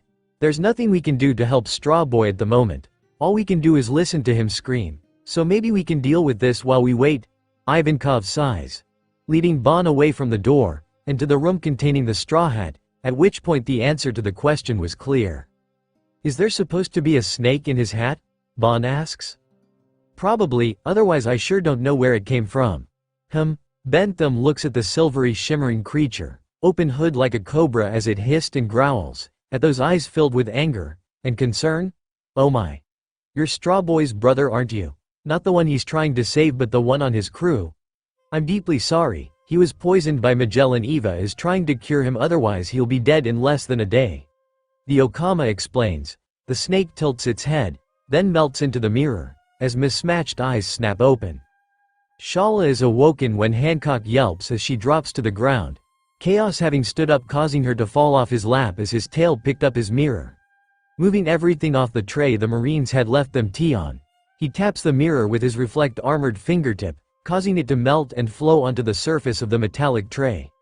Repeat that, and then explain everything, he growls, both women looking over his shoulders to see Bon Curry and Ivankov staring back at them. Bentham swallows thickly, a little unnerved by the harsh glare he was receiving, partly due to Chaos not wearing his shades since leaving Amazon Lily. But also he'd not seen the Elder Straw Hat since Alabasta before Inaru gave him the scar around his eye. Straw Boy picked a fight with Magellan. He has the Doku no Mi and so he was poisoned. I did everything I could but there's no antidote for the dose he was given. He would have died within a day. Bentham explains.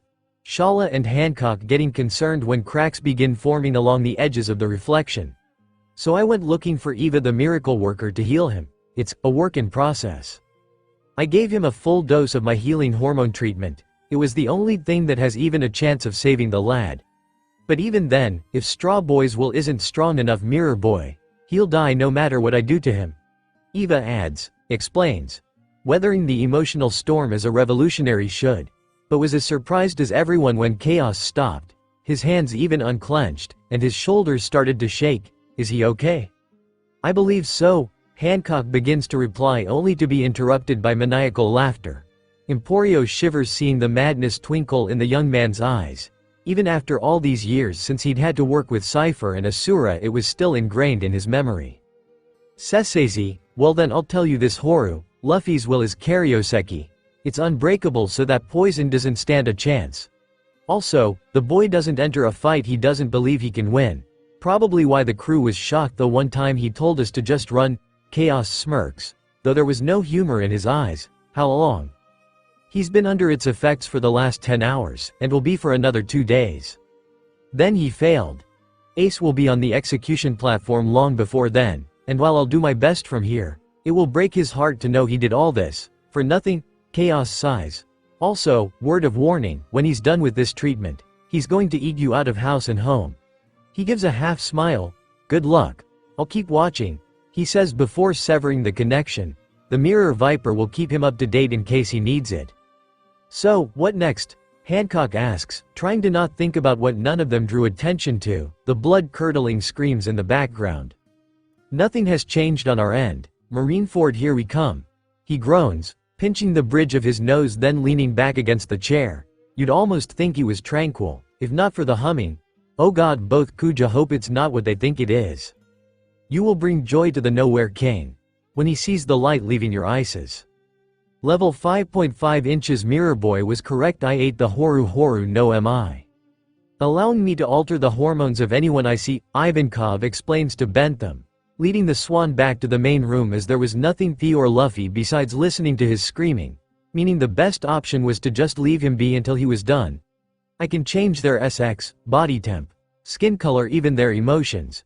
With this I can remodel people from the inside out, like an engineer for the human body. Quite the fabulous power, don't you think? The candies have all made use of my fruit to really kick gender in its flat ass, don't you think? Some men became women. Some women became men. But all those hang-ups are a thing of the past. He cheers, downing his booze. In short, those are the kind of miracles we deal with around here. I just provide the hormones to make them work. Everyone else provides the dream. Oh yes, that was what you did to that man earlier, you gender swapped him, her? Bentham nods, then groans. I still can't believe this place is hidden inside a prison, it must be a dream. Then grunts in pain due to one of Ivankov's hell winks. It's not a dream, it's a dreamland. Eva shouts, all these candies were once lost prisoners who stumbled their way into these tunnels all on their own. You see, there are hidden entrances to Newcomma Land on every floor of Impelled Down. You just need to know where to look.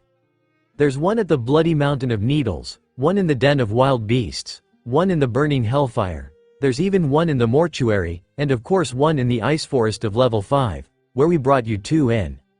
We use these handy-dandy passages to go wherever we want in the prison in order to get whatever we need, Ivankov explains, a paradise existing in the bowels of hell itself. Why the jailers wouldn't believe such a thing exists, ha ha ha ha.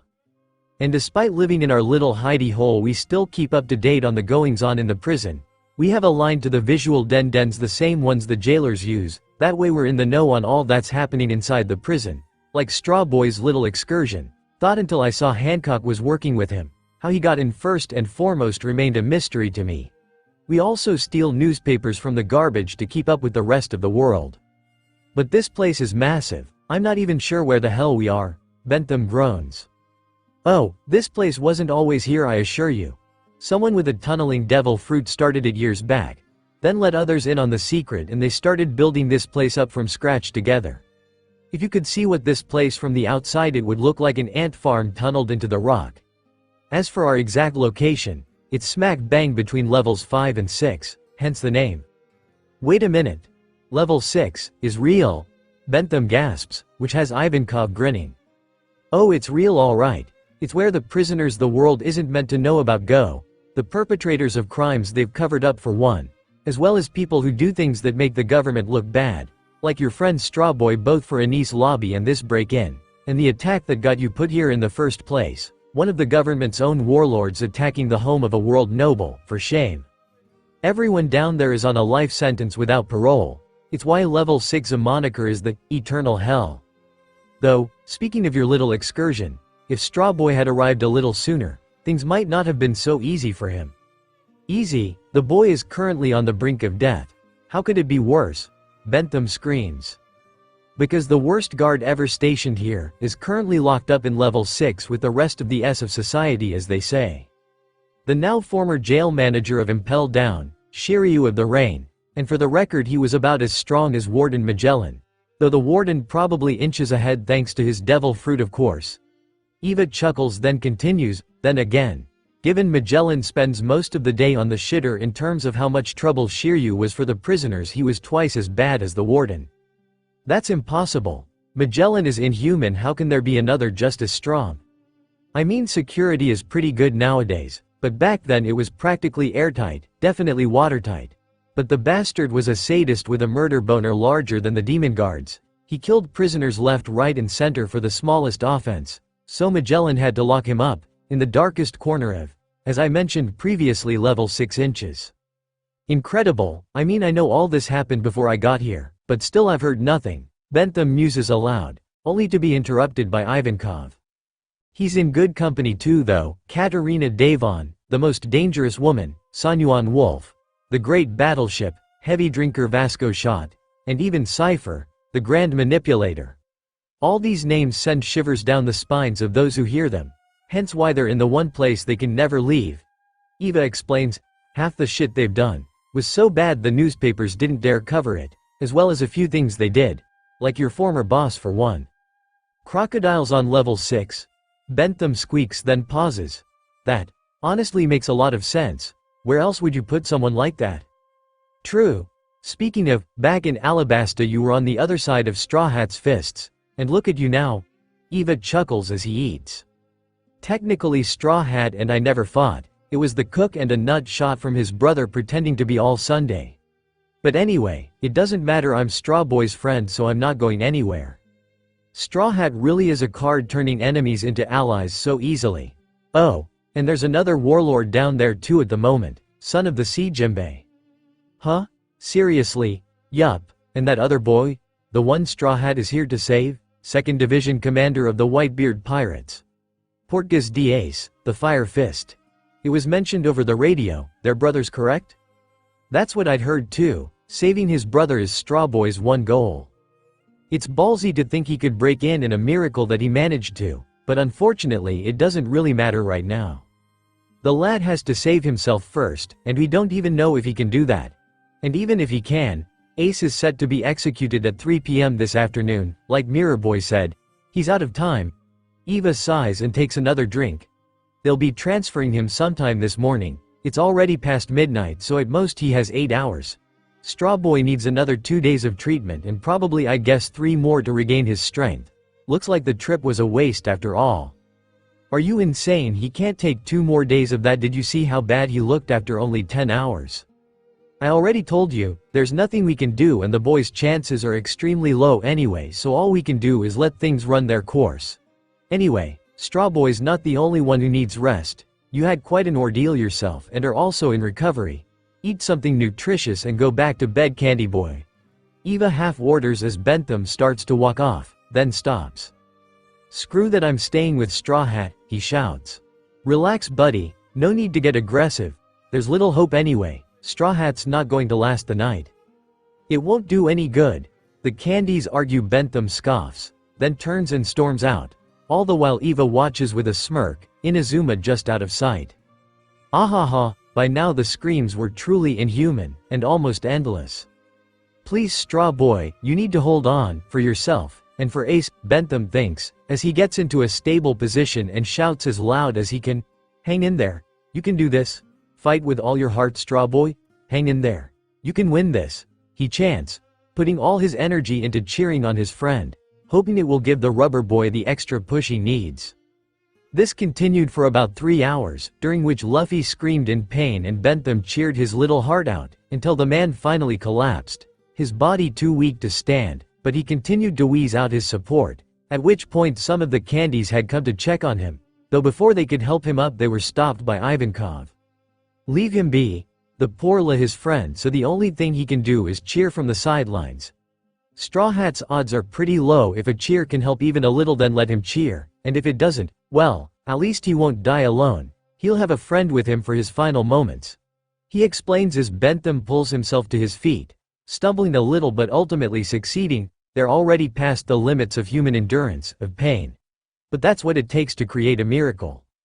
For over 10 hours now, Bentham pants, Straw Boy has been fighting against destiny, fighting for his life. And if he's not giving up yet, then neither shall I. He declares, even though he's holding himself up by holding the chains on the door in a death grip. I'll keep cheering till the bitter end. So please hang in there, you have to live, Straw Boy, he cheers, the others beginning to follow suit. Hang in there, Straw Hat, you can do it, kid, we believe in you. Warden's office. Warden Magellan, sir, I bring terrible news from the staff on level 5. Straw Hat Luffy has disappeared. A guard relays. Magellan for once not on the toilet but actually at his desk. He what? Level 5.5 to 4 hours later. Hang in there, Straw Boy. Keep fighting, little man. You can do it, hang in there. Level 6, Ace, I don't know much about that woman, but I advise you to at least consider that she was lying to you, Jimbei says, seeing how much the thought of Luffy being here was upsetting the boy. You really think anyone would go to this much trouble, just to bullshit me like that? Ace scoffs. No, she knew too much about my brothers and my niece to simply be lying to me. Meaning Luffy's here somewhere. And Chaos is at Marineford, the lanky dumbass, he sighs. Jimbei hums. I suppose it boils down to who are you more willing to believe, the pirate empress Boa Hancock, who by her own words has gotten her heart stolen by my little brother and his adopted daughter, Ace adds. Or the guards of Impelled Down? The whale shark finishes. Ace groans. When you put it like that it's obvious. My crazy, idiot brother's in Impelled Down. And my slightly less idiotic but even more insane little brother is at Marineford because he knows our idiot will fail at busting me out. 5.5 inches the screams, they've stopped. Look, is that blood? Ivankov grimaces as yes, blood did appear to have leaked out from under the door. With how excruciating the treatment is, I fear silence, is a grim message. He bites his lip, as the message was caught by Bon and the Candies who started to cry and mourn, pity. He lasted 20 hours of that torment. Poor kid. Bang. Bang. Pounding on the door after the person is supposed to be dead, that really sent some of the Candies into shock. He's alive. Bentham cheers, tears streaming down his face. Miot. Luffy bellows, shaking some of the crowd to their bones, but also starting them cheering once they realized what his demand meant. Luffy was cured. A little later. Well, you were right. Strawboy's eating up all the meat we can find for him. The rest of us are going to have to learn to live on fruit and veg at least until the next supply run. Ivankov sighs as he talks to Chaos through the snake, which nods in agreement. Of course I was. Luffy would never lose in a battle of wills. But I was also wrong because you miscalculated. By your estimations, Luffy should have taken 2.5 days, more or less, to be purged of the toxins, but he did it in less than one. I know, but I can't explain it. The boy should be dead, or still screaming, but he's fine, hungry but fine. Speaking of, how were you wrong? Luffy hasn't failed yet, he can still rescue Ace, or if not, follow him to Marineford and meet up with Hancock, Shala, and I to help Whitebeard get back our big brother. Though, there may be one more thing I can do to help you out, as thanks for saving Luffy and all. I don't suppose one of you or your Candies has a large mirror by any chance? Eva grins. Inazuma hums, oh, I think we have a few lying around. This should be a fun ride, don't you think, my dear? He asks as the snake melts back into the mirror once more. Rubber King and Mirror Master. Breakout time, chasing Ace. Glad to see you're doing well, Lou. Heard you looked like death warmed over last I checked in. Chaos chuckles, once again hidden as Marguerite as she peers from the other side of the mirror. Though I'm also glad you didn't call 3 hours ago, or else only Shala would have been around to pick up. Luffy blinks. Why? Were you sleeping or something? He asks curiously, having a bad feeling when Chaos smiles, his grin too wide for the blonde Kuja's face.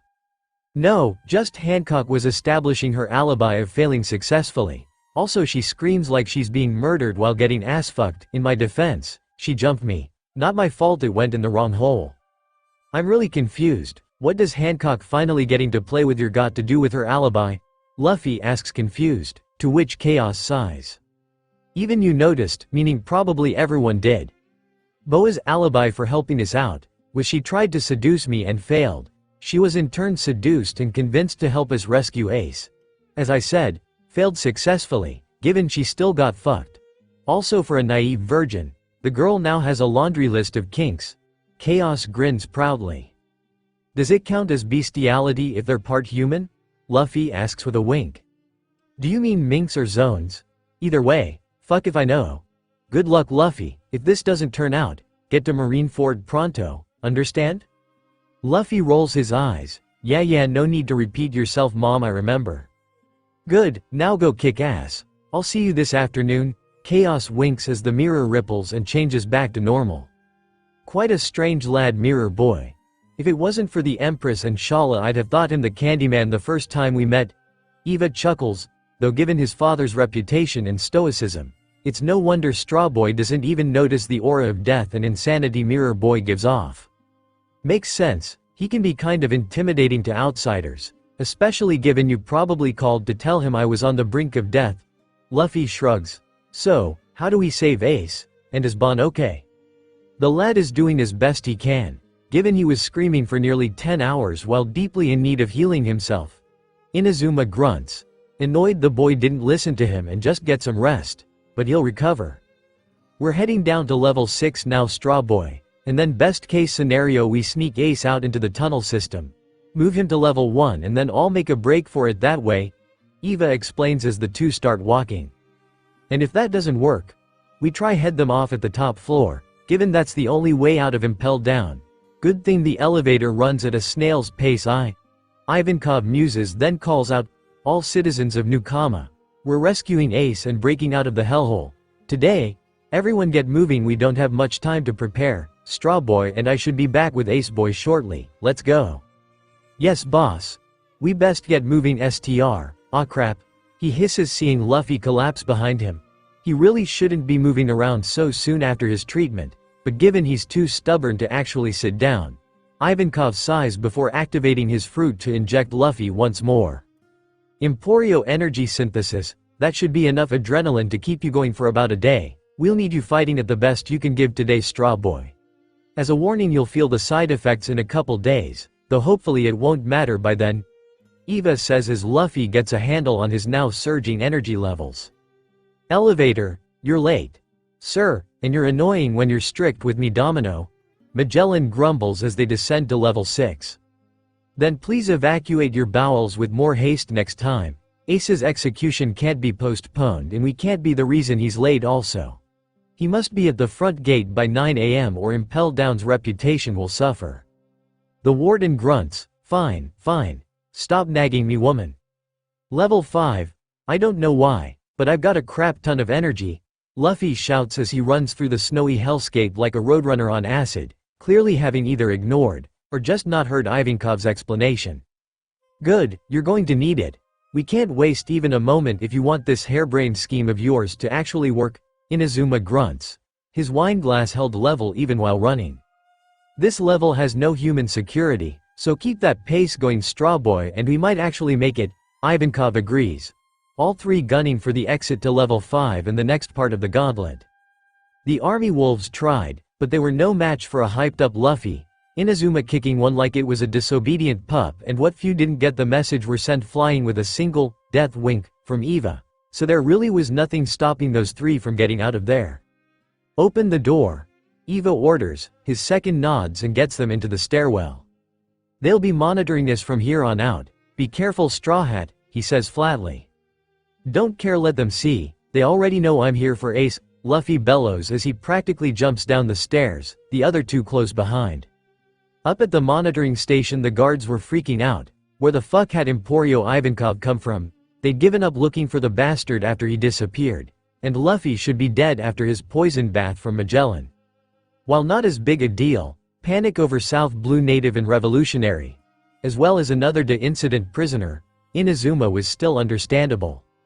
Once Hanayabal was informed he scrambled all the guards available, hoping to buy time for Sadie and the demon guards to get down there. Honestly, it would have worked, except Luffy was too strong and too hyped up on adrenaline to do more than quite literally barrel through the ordinary human guards. The two revolutionaries didn't have to do anything more than run down and look impressed. If there had been any doubt this boy was Dragon's kid, it was long gone by now. Level 6, Ace. Luffy screams as he reaches the bottom of the stairs, then stops, unsure what more he was to do. We made it, level 6, home of the worst, Inazuma notes as he and Ivankov stop just behind him. Hence its name, Eternal Hell. Honestly surprised they put Ace Boy down here when they were going to execute him. People that get sent down here, don't ever come out, Eva muses. Luffy pauses for a moment, then resumes screaming, Ace, where are you? It's your brother, I'm here to save you, can you hear me, Ace? Eva sighs. The direct approach doesn't seem to be working, sweetie. That's why I brought this, he says, waving around one of the few guards him and Luffy didn't knock unconscious on the way down. Where's Ace Boy, little candy? I ain't telling you freaks anything, the guard shouts, though he was clearly shaking in Ivankov's grasp until he dropped him. Pity.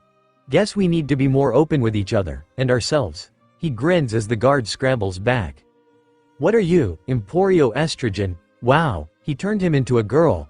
Luffy gasps, having missed the explanation of Eva's devil fruit due to trying to not die of poisoning earlier. It's the you always wished you could be, Eva purrs, pulling a compact from his outfit and opening it so she could see. Is that me? I'm beautiful, the now female jailer gushes. You've been reborn, little candy, you're no longer a jailer, you're a newcomer. Ivankov declares. Both him and the new woman cheer. This is wonder. I don't know what I've been doing all my life. Oh, how can I possibly repay you, Eva? She asks. Oh, think nothing of. Where's Ace? Luffy interrupts, having more important things to worry about. Oh, just down that way, should take less than 5 minutes walking, so you'll see him in like a minute if you run. Girl responds almost automatically, smiling as Luffy rushed past her. Thanks, Candy. ZZZ, Jinbei snores, until he's woken up by yelling. Ace. Where is he? He should be here, Luffy mutters as he stops outside the fishman's cell. This is where you told us. Are you sure this was where they kept Ace? Eva asks. Yes, he was here an hour ago when I started my shift. The jailer a little late. Shame. Inazuma sighs. Jinbei's eyes widen. It's him. She was telling the truth. Straw Hat, you did the impossible. Not only broke in, but made it to level 6 feet. You there, boy. You're Straw Hat, correct? Luffy blinks. Yes. Why? You're a minute late. They're moving him to the elevator. You can still catch him if you hurry. Jinbei yells. Thanks, but who are you? Do my eyes deceive me? It's you, Eva gasps. Hey, we'll worry about it later. Thanks whoever you are. Now let's get Ace back, Luffy declares, running for the elevator. So that's Straw Hat Luffy. I like him, Cypher hums, grinning widely. Jinbei huffs. Of course you would. This plan of his was so crazy it shouldn't have worked. Yet here he is, level 6 of impelled down. There's the elevator shaft. Ace is just above us, Inazuma states. The controls are jammed. We're not getting it to come back down, that's for sure. Eva groans after heaving against the gears and getting nothing. Then we'll just have to climb up, Luffy decides after a moment. Crash only for a spike trap to descend, taking the chains and ropes with it into the black abyss. Eva sighs. Of course, nothing's ever easy in this place, is it? Well, plan B it is then. Back to the stairs, he orders, the three turning on their heels and running once more, until a cage drops down blocking them off from the staircase. Hey, no fair. Luffy whines. They're trying to trap us down here, and it's working. So far, Eva scowls. Guess we'll have to break through. Let's go. What now? Luffy groans as gas starts to be pumped down from above. Is it poison or flammable? Inazuma wonders aloud. Don't know, don't care, just try and stop me. Luffy rushes forward and passes out, lightly snoring. He didn't even give it a second thought. Geez kid, at least try to stay alive. I like my organs where they are. Inside me, Eva screams. Sleeping gas, trying to take us out without a fight, spineless cowards, Inazuma spits. Top floor, well, what do you know, Straw Hat actually managed to make it to level 6, almost immediately after we left. Bad luck and poor timing for you. Magellan taunts, having just received a report from the relay station. Ace's eyes widen. He had hoped Hancock was lying, even though a part of him knew she wasn't. Luffy. It's all over. The emergency sleeping gas has been released. Straw Hat won't be able to escape it for long.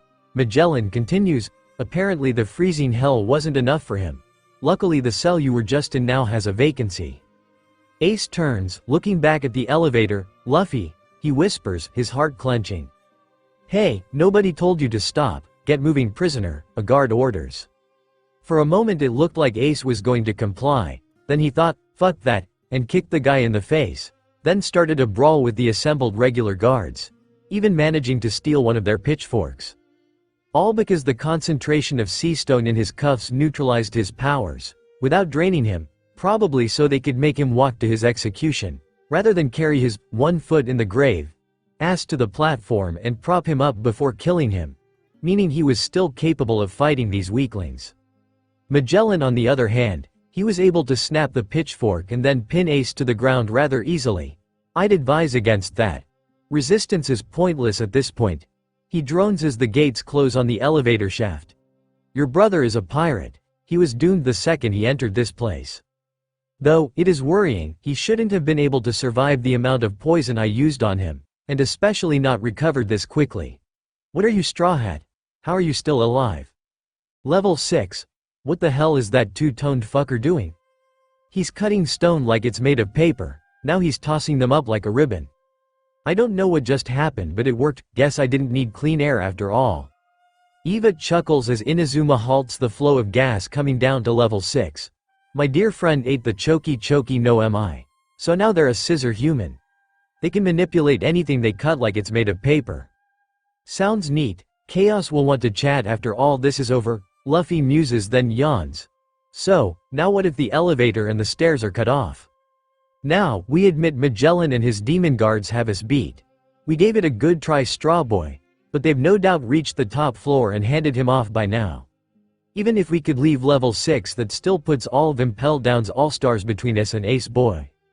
Maybe considering the backup plan as the new plan now would be tactically sound, Inazuma suggests. Sure, we still can't get out, but getting out of here with intent to get to Marineford is much more achievable than getting out of here and saving Ace before he steps onto one of the battleships outside.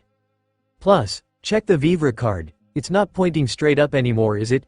Eva asks, Luffy doing so and scowls. He was right. That means he's left the prison, and is either being passed over, or already on board a ship bound for HQ. Luffy stares at the tiny scrap that remained of Ace's Vivre card, then clenches his fist. We're going to Marineford, I don't care what it takes, I'm saving him. Good to see you've made a decision, but we still need a way off of this floor, Inazuma points out. Ha ha ha, if you want out that badly, then set me free, the three turn, seeing Crocodile standing in the cell beside them. I'll make a hole in the ceiling for you to escape from. Luffy's eyes bulge, Crocodile. Shit, why did it have to be him? Oh yeah, Blofeld sure seems trustworthy, Eva? The revolutionary freezes. Swallowing thickly is standing behind them. Was Cypher, enjoying the hospitality of level 6? It's so good you never want to leave, Kifififi? How did you get out? Always kid, had nowhere to go, the former demon eyes shrugged. The pointed behind him to the bars of his cell, now missing a triangle of material which was now pooling on the floor as molten slag. So we letting out the one person who's even more of a safety hazard than me, kid. He grins, referring to the fact despite everything, Crocodile was allowed to keep his oversized hook on him. Also while writing this realized that unless those restraints are sea stone, Crocodile should be able to slip out of them by turning his arms into sand and then reforming when they hit the ground.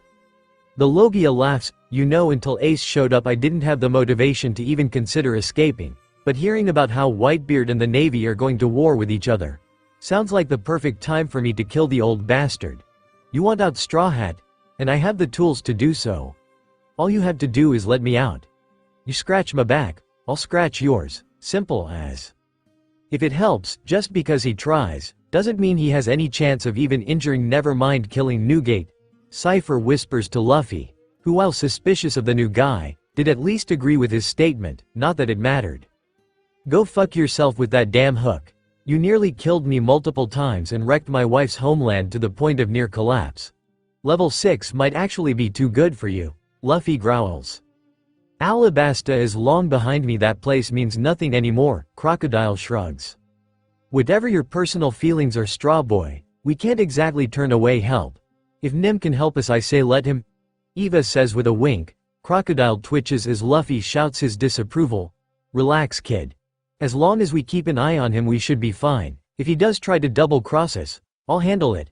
Croc's a scoundrel, but he's one with secrets only I know, and ones I have no reason to share, unless he gives me a reason to. Shut your mouth, Ivankov, Crocodile shouts. Oh, this is getting fun, Cypher laughs. What about him? Luffy asks, fairly neutral to the blonde. Well, he earned his pass to level 6, but like I said, we can't exactly turn away someone who wants to help, even if he's an unrepentant psychopath, Eva sighs. Relax, kid, I'll be on my best behavior. My old crew were allied with Newgate, him going terrific time to reunite, don't ya think? Luffy hums, as long as you help me rescue Ace you can come. Thank you, Straw Boy. He grins widely, making a gesture like tipping a hat to him, then frowns, never mind. Straw Hat, please have mercy. The group turned to Ace's old cell. I beg you, please release me and allow me to leave with you. I've known your brother since he joined the Whitebeard Pirates. He's a good friend, and I would do anything to assist Whitebeard in ending this conflict. He's telling the truth, kid. Him and Ace were pretty chatty while they were down here. They seemed like old friends, and he is the only person down here besides me who doesn't want to die by Whitebeard's hand, aka dumb enough to try to kill the big guy. Cypher argues in Jimby's defense. Luffy stares down the fish man for a couple minutes before nodding, let him out. Inazuma blinks, are you sure? You never even met this guy before and all you know is that if he's down here he's clearly dangerous. Don't care, if he's Ace's friend he should be a good help. Bessie's it'll be fine. Just let the guy out already.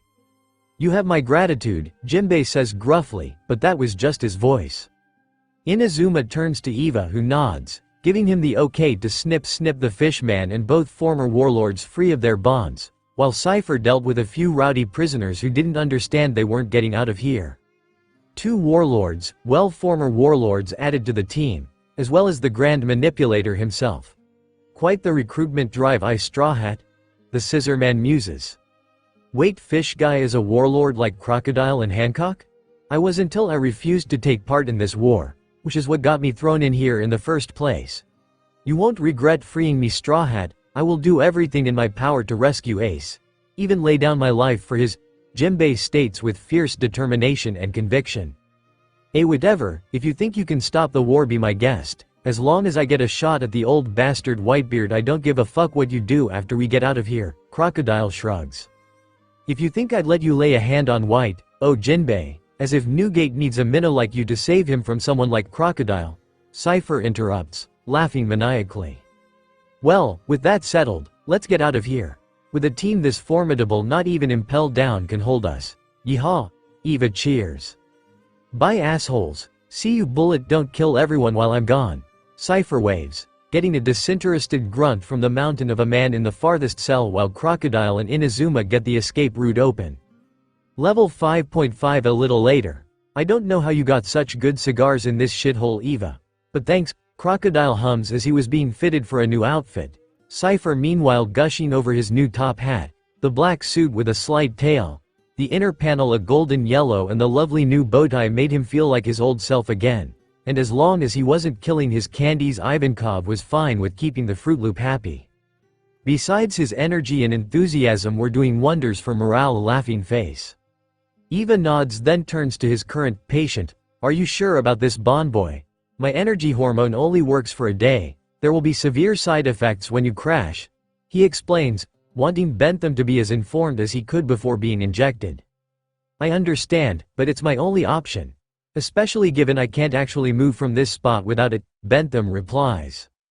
Good point, the only other option is I carry you, which I won't, Eva comments as he activates his devil fruit.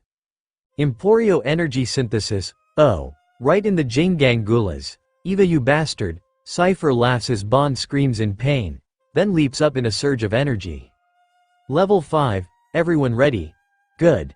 Now I need to remind you that even if we make it to the top floor we'll still have one hell of a fight on our hands.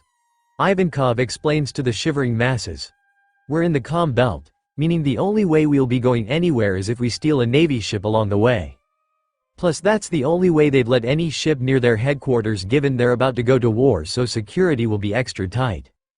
We'll also need more men, because as we are, all of us surviving to level 1 is a fantasy. So as we ascend we let loose as many prisoners as we can. Whether we like them or not they're our ticket out of here. As well as easy cannon fodder. So on every floor step 1 is letting those boys out to cause as much mayhem for the jailers as we can. Then moving up to do it all over again. Newcom is gonna wreck Impelled Down so hard they'll feel it down on level 6. Hee-haw. Eva shouts, the crowd cheering alongside him. You ready Straw Boy? He asks, then turns to see now Luffy whatsoever. Oh the kid's already gone, doesn't seem the kind for speeches, either giving or listening to them. Cypher cackles. Should we just follow him and tell him the plan when we reunite? Probably for the best, that kid is one hell of a free agent. Eva chuckles, then starting running after the trail of footprints Luffy left in the snow, the candies not far behind him. Staircase to level 4. It's nearly 10 in the morning, Ace's execution is scheduled for 3 p.m. today. With how much Whitebeard would be determined to save the boy he'll arrive as soon as possible. Jinbei explains to Luffy as they climb the stairs, Crocodile keeping pace using his sand to fly while Cypher just runs, having caught up with the little speed demon. But Ace's is safe until 3 o'clock right? They won't execute him early just to spit in Whitebeard's face? Luffy asks worryingly. Nah, if there's one good thing about the Navy, it's that they're punctual. 3 p.m. means 3 p.m. on the dot. Ace's execution can only be delayed, not sped up. We have until at least 3 to get from here to Marineford. The blonde explains just as they reach the top, where Crocodile scoffs. They think this can stop any of us. With a single touch of my hand I can crumble this door to dust.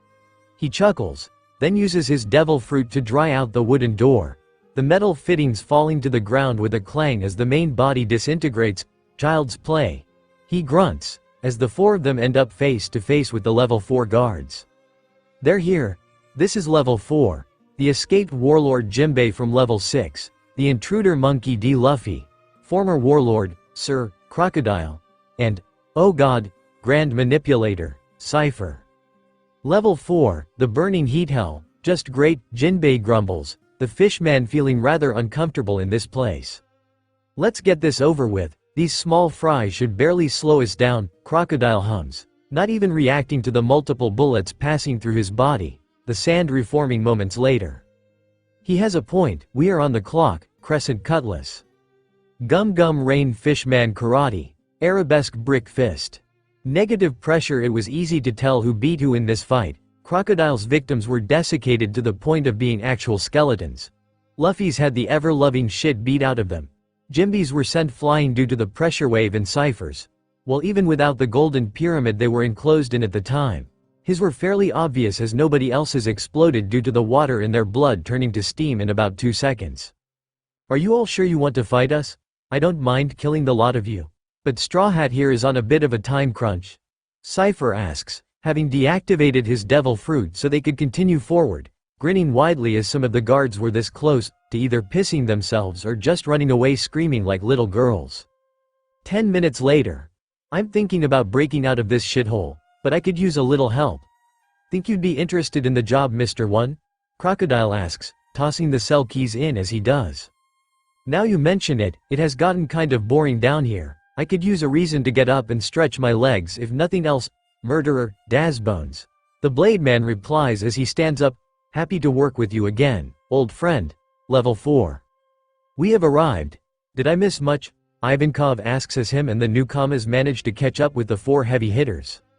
Nah, just some cannon fodder. Cypher replies with a tired sigh. Eva grimaces, you and Nim sure like to make a mess, but if it helps us escape I don't much care. Less talking, more escaping, Eva. Crocodile growls, flitting past a still spinning Bon Curry. Hey, when did you get here, Mr. One? He asks as the Blade Man joins the team. You know this guy Bon? Luffy asks curiously. Of course I do, and so do you. Your swordsman kicked his ass back at Alabasta. He laughs, while Daz Bon scowls. Kid had help. He grunts. A marine swordswoman. Emporio face growth synthesis. Eva knows the big head jutsu, neat. Hell wink. D. Arabesque brick fist memoirs of a winter sky. Gum Gum Gatling sables sparkling daisy explosive iron. These weakling scenes impelled down got boring while I was away. Cypher chuckles as they clear the area of resistance. But maybe a little breathing space will be nice. Climate control. Temperate, cool. Luffy gushes as a golden pyramid forms around the escapes. But why didn't you use this from the start, mister? Cypher chuckles, moving something this size wouldn't be worth the energy expended, honestly. That applies to any of these more than half my size. More cost effective to just dispel and create a new one somewhere else than move the original to the new location. Luffy nods. Makes sense, though it may be faulty as my head still feels warm. Of crap, the mirror. He shouts, taking his hat off his head and activating the comms. Hey Chaos, what's wrong? Blackbeard's not here. Everyone freezes. What? Eva shouts. I can't sense him anywhere in Marineford, which leads to the second part. We've met him before, it's why I even have a chance of sensing him. Chaos continues. We've met him before. Who is he? Remember Jaya? Luffy nods. That fat guy you got in an argument with, that's Marshall D. Teach, aka Blackbeard, newest warlord. The man who betrayed Ace, twice at this point. And most likely a logia given what I remember of his devil fruit's energy. A thick veil of darkness. Chaos shudders. Why are you telling us this? Jinbei asks, not seeing a reason for this update. Because I overheard a report that not long after Blackbeard disappeared, a Navy vessel went missing, and appeared at Impel Down without any authorization. See where I'm going, Fishman? You think he's here, Crocodile grunts, or at least in the upper levels at the moment. Right in one, Captain Hook. There has to be some reason Blackbeard came to impel down of all places, and now, when everything is balanced on a razor's edge. If you can avoid it, Luffy, don't fight the bastard, just get here. Rescuing Ace is more important than beating up the traitor. I know, we'll be there by 3, don't worry about us, Luffy states. Chaos flashes a toothy grin and nods, before the mirror ripples back to normal, reflecting Luffy's determined face. You heard the boy Candies, we've got Blackbeard and his crew added to the list of threats and obstacles between us and freedom, but are we gonna let some cowards stand in our way? No. Then let's keep moving onward and upwards, hee-haw. Which way to the stairs, Inazuma? To the left. Let's move it, everyone, the Scissor Man orders, then curses as reinforcements have finally arrived. Blue Gory, attack, run wild, Saldeath orders, blowing on his pitchfork flute. Take out the freak with the bloated head, he's their leader. Hell Wink. How rude, my head's not bloated, it's face growth synthesis, I made it myself.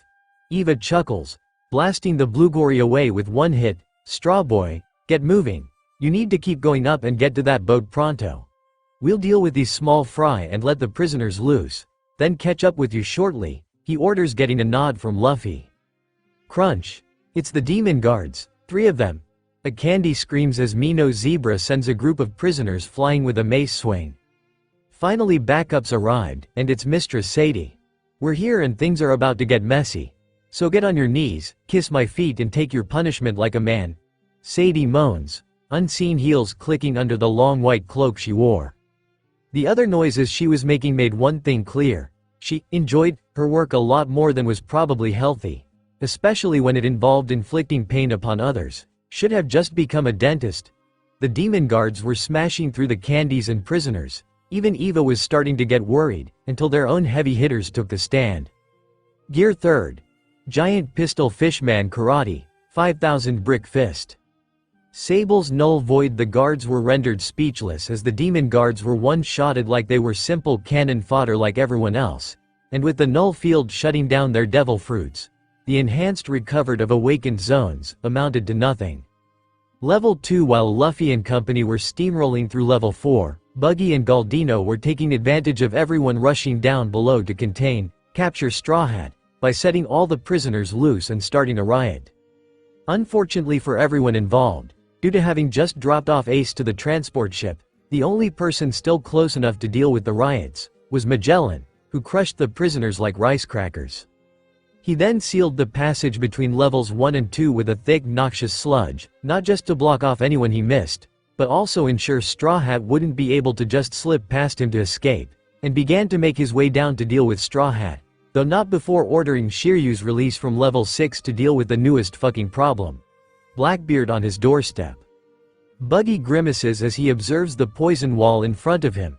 A single touch would take a grown man out, and even standing too close had caused dizziness and lightheadedness amongst some unfortunate escapes. This is bad, guys, we can't escape. All we have is pain and death in front of us, we need to go back.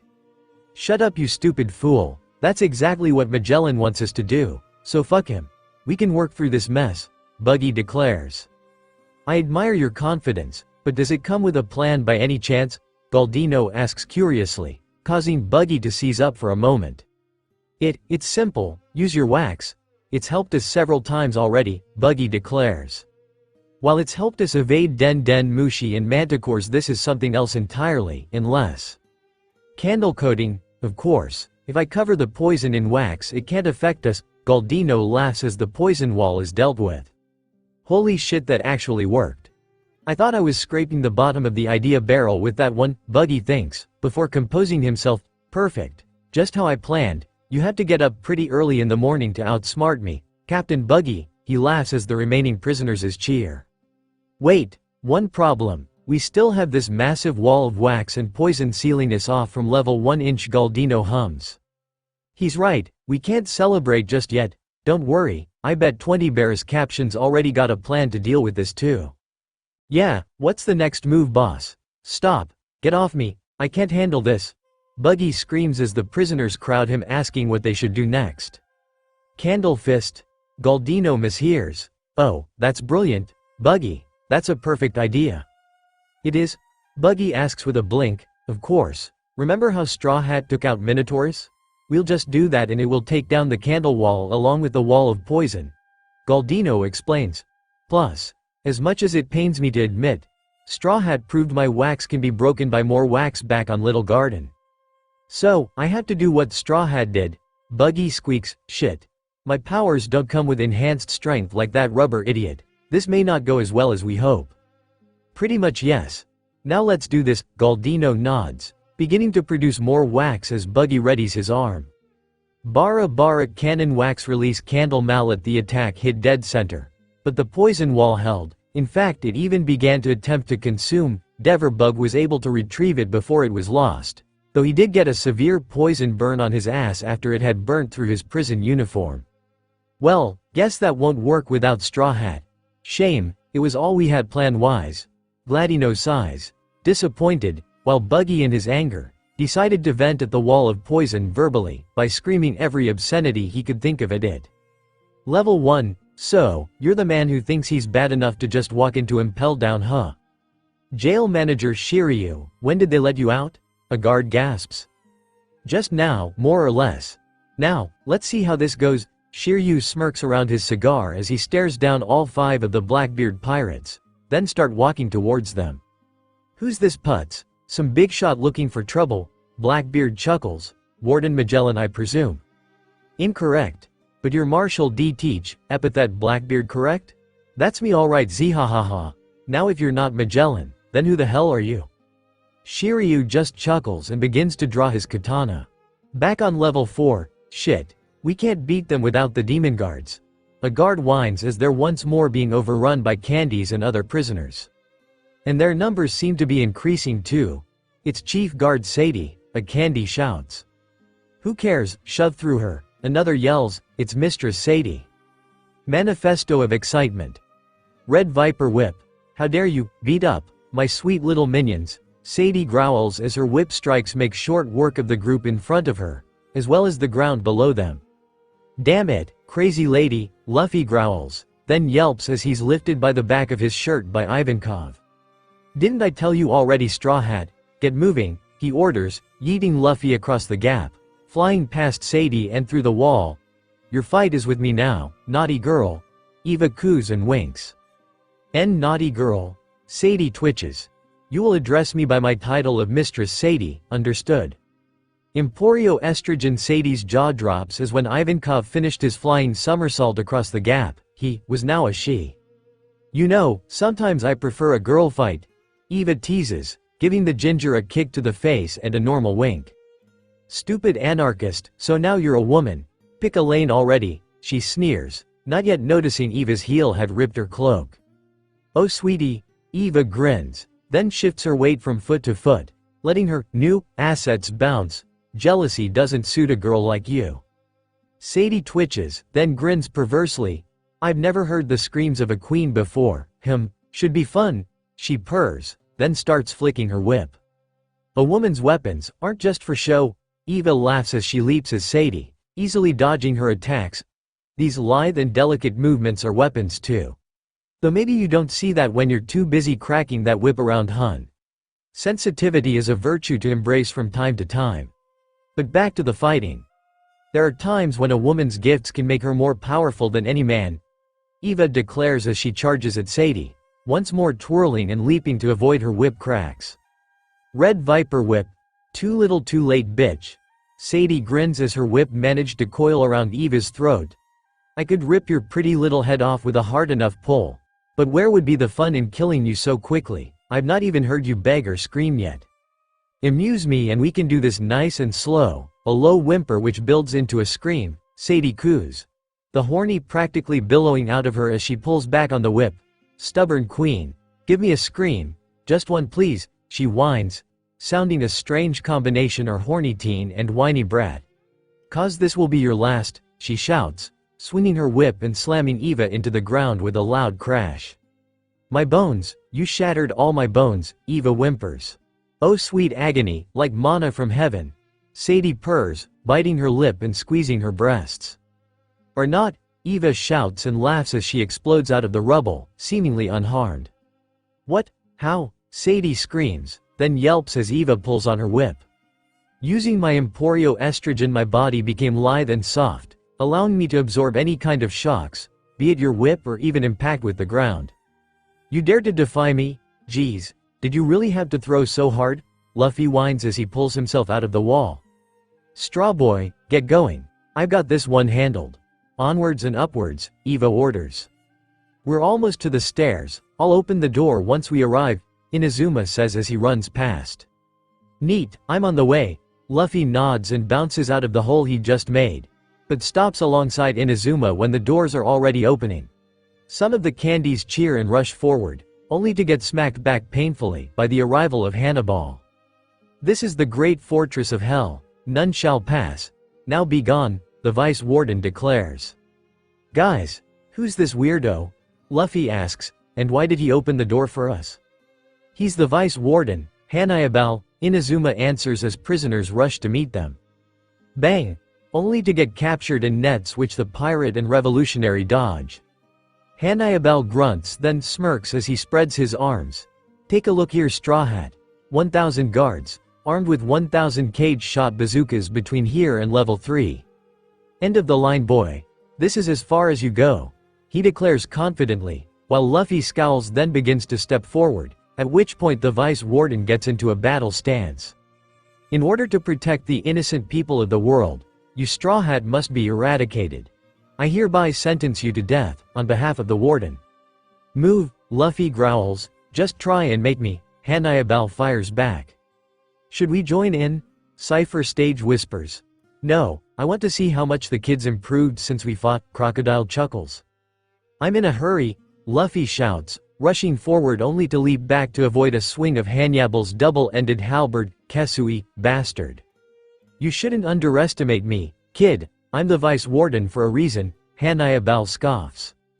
He's actually doing it, and here I thought he was only good at complaining. Hania, Hanya hustle dance, Inferno Hell Wheel. Well, shit, Luffy thinks as he tries to avoid getting sliced up by the now flaming Naginata as Hannibal flails it around in an almost dancing motion. Damn it, if you won't get out of my way I'll have to make you. Nobody is stopping me from saving Ace. You've got to be kidding me. What kind of vice warden would I be if I just let you pass because you asked me to? Fuck this gear second. Jet Gatling Gomu Gomu Gomu Gomu Gomu Gomu Gomu. Luffy rains steaming blows upon Hannibal's face and upper torso, but mostly his face, until the man finally flops onto his back. No vice warden, he took me down like I was just some newbie. I don't deserve to be vice warden after this, Hannibal thinks, once more falling into pity party mode, remembering how much of a screw-up he was when he first started out when Magellan was his supervisor. The power of anime logic is the only way I can explain where that mallet came from in his flashback. This did help in one way though, giving him the mental kick in the ass to reach out and grab Luffy's leg as he walked past, using his blade as a crutch even as the rubber boy kicks away his hand. I'm not through with you yet. He shouts as he manages to pull himself back to his feet and swinging Kesui at Luffy, who jumps back. You won't pass, he bellows, his determination motivating the other prison guards to keep fighting, meaning the candies at least had to work for their victories. Except the named characters. They're still beating their way through the cannon fodder fairly easily. I won't let you keep me from saving my brother, Luffy scowls as he once more lands a clean hit to Hannibal's face, sending the man flying across the room, but he just gets back up and charges at him, swinging his flaming Naginata as gear second Luffy zips around, this time landing a kick to the head. I'd worry about saving your own life instead, get out of my way. You're not getting past me. Gum Gum Jet stamp his opponent downed once more. Luffy moves to leave, only to get grabbed again, and Jum didn't have time for this, just stay down next time. Hannibal, bleeding badly and panting, tightens his grip and stands defiant. You won't get past me. Level 2 turns out while physical force can't break Magellan's wall of poison, a devil fruit that is essentially smoke that behaves like a black hole can, as Blackbeard basically walks through the now cleared doorway with barely any effort exerted. This was good news for Buggy Galdino and the level 2 prisoners, as it meant after their piss break they came back to see their one and only real obstacle gone, with no explanation. How did this? There's not a shred of the poison left, Galdino wonders aloud. Haha, seems my insults finally broke Magellan. Slight delay, but I guess even he has to break some time, Buggy boasts. Wow, Captain Buggy really was battling Magellan's venom with his own venomous tongue. He's such a badass, 3 cheers for Captain Buggy. These people are morons Galdino's size. How any of these people can buy Buggy's bullshit he'll never know, but if it helps them escape he honestly doesn't care. With that in mind, he charged alongside everyone else once Buggy was done patting himself on the back. Freedom was another floor closer. And back down to level 4, stay down you pot-bellied weirdo. I'm getting tired of beating you into the ground. Luffy yells as he kicks Hanayabal so hard he makes a small crater in the stone. Meanwhile everyone was just watching the two brawl. A few of the stronger fighters getting bored. Okay. Now I save Ace, he sighs, then groans as the Vice Warden pulls himself up again. You keep saying you're going to save Fire Fist like that's some kind of noble cause, but I know better. You pirates are all S, the world will be better off without him, and without you. All the pirates and rebels here, you don't give a damn about anyone but yourselves. He wheezes, a couple, like Crocodile and Cypher, silently agree, because fuck these guys, but the rest look annoyed and mildly offended. As long as S like you exist. Decent people can't even sleep at night without fear of you coming to their island and razing it to the ground. This jail was built to protect them, locking up evil people like all of you, so decent people can go about their lives unimpeded. This fortress is the floodgate of hell, and I won't let the world drown in terror by letting even one of you monsters go free. You hear me, Straw Hat? The only way you're getting out is through me. Be the monster I know you are. The only thing that matters to me is getting to Marineford to save my brother, so move, Luffy shouts, as usual, not caring what the asshole in front of him is blathering on about. You're too dumb to understand, Hanayabal sneers then freezes when he hears the screams coming from behind him. Vice Warden, help us, a guard screams before being consumed by the darkness. What the hell is going on back there? Hanayabal shouts in fear and panic. Put a cork in it already, you worthless toady, Blackbeard scoffs as he appears from the blackness right in front of Hanayabal. All this blathering about what's right and what's wrong in the world. If you looked at the world from outside your little prison, it wouldn't seem so black and white, he says as he plants his boot on Hanyabal's head, pinning the man almost effortlessly. So cut the crap, he shouts as the darkness spews the now unconscious guards that had been in the stairwell as few minutes ago. Shit, it's Blackbeard, Luffy winces. He said he wouldn't, but he didn't think the guy was going to just let him walk past him. Oh wow, wowee wow. Well, ain't this a trip down memory lane, so many familiar faces. Looks like we caught you boys right in the middle of something, zihahaha. Hello Teach. Mind explaining why you're here? We're waiting, Jimbei growls. Or perhaps you've abandoned that name and only go by Blackbeard these days. Jimbei, been a while. Hey, what's with all the hostility, man? Loosen up those fists of yours if you just want to chat, Blackbeard hums. Then slaps his forehead. Oh yeah, forgot that you and Ace were best buds. So probably a little pissed I brought him in, huh? But hey, it's not like it matters anymore. Kid's a dead man walking, zihahaha, he laughs maniacally. So, you're the one to took out Ace? Luffy mutters, muscles tensing as he starts to walk closer, causing the older pirate to pause. So we meet again, Straw Hat Luffy, been a while since Jai? One hell of a shock for me when I learned you were my old commander's baby brother, but that's how life is. By the way, what you doing all the way down here? The real show's over in Marineford, he chuckles, don't you want to be there when Ace bites it, kid? He smirks, then turns his attention elsewhere, and there's the sorry excuse for a former warlord I'm replacing, Crocodile. I knew you'd gotten your ass kicked before getting thrown in here. I just didn't know it was Straw Hat at the time. Funny story, I was aiming for your position, so considered killing Straw Hat to prove my worth. I mean, I had to be strong if I took down the one who defeated my predecessor after all. And yet here you are, fate decided to save you instead. Ace had been chasing me as revenge for my so-called crimes on Whitebeard's ship, and I've been chasing you. Of course, I couldn't team up with him to kill you, your family, and all that crap, but in the end, we both got the fight we wanted. Zihahaha, handy ain't it if he'd let me go. Not only would he be disgracing Whitebeard's name, but he'd be turning his back on his little brother, leaving him to die. There is no coincidence when it comes to fate. Everything happens for a reason, Van Augur states flatly. Yeah, and you got lucky, kid. You weren't fated to die just yet, Doc Q wheezes. Captain Blackbeard became a warlord thanks to your brother. We really should thank him when we pass on to the next life, Lafayette chuckles.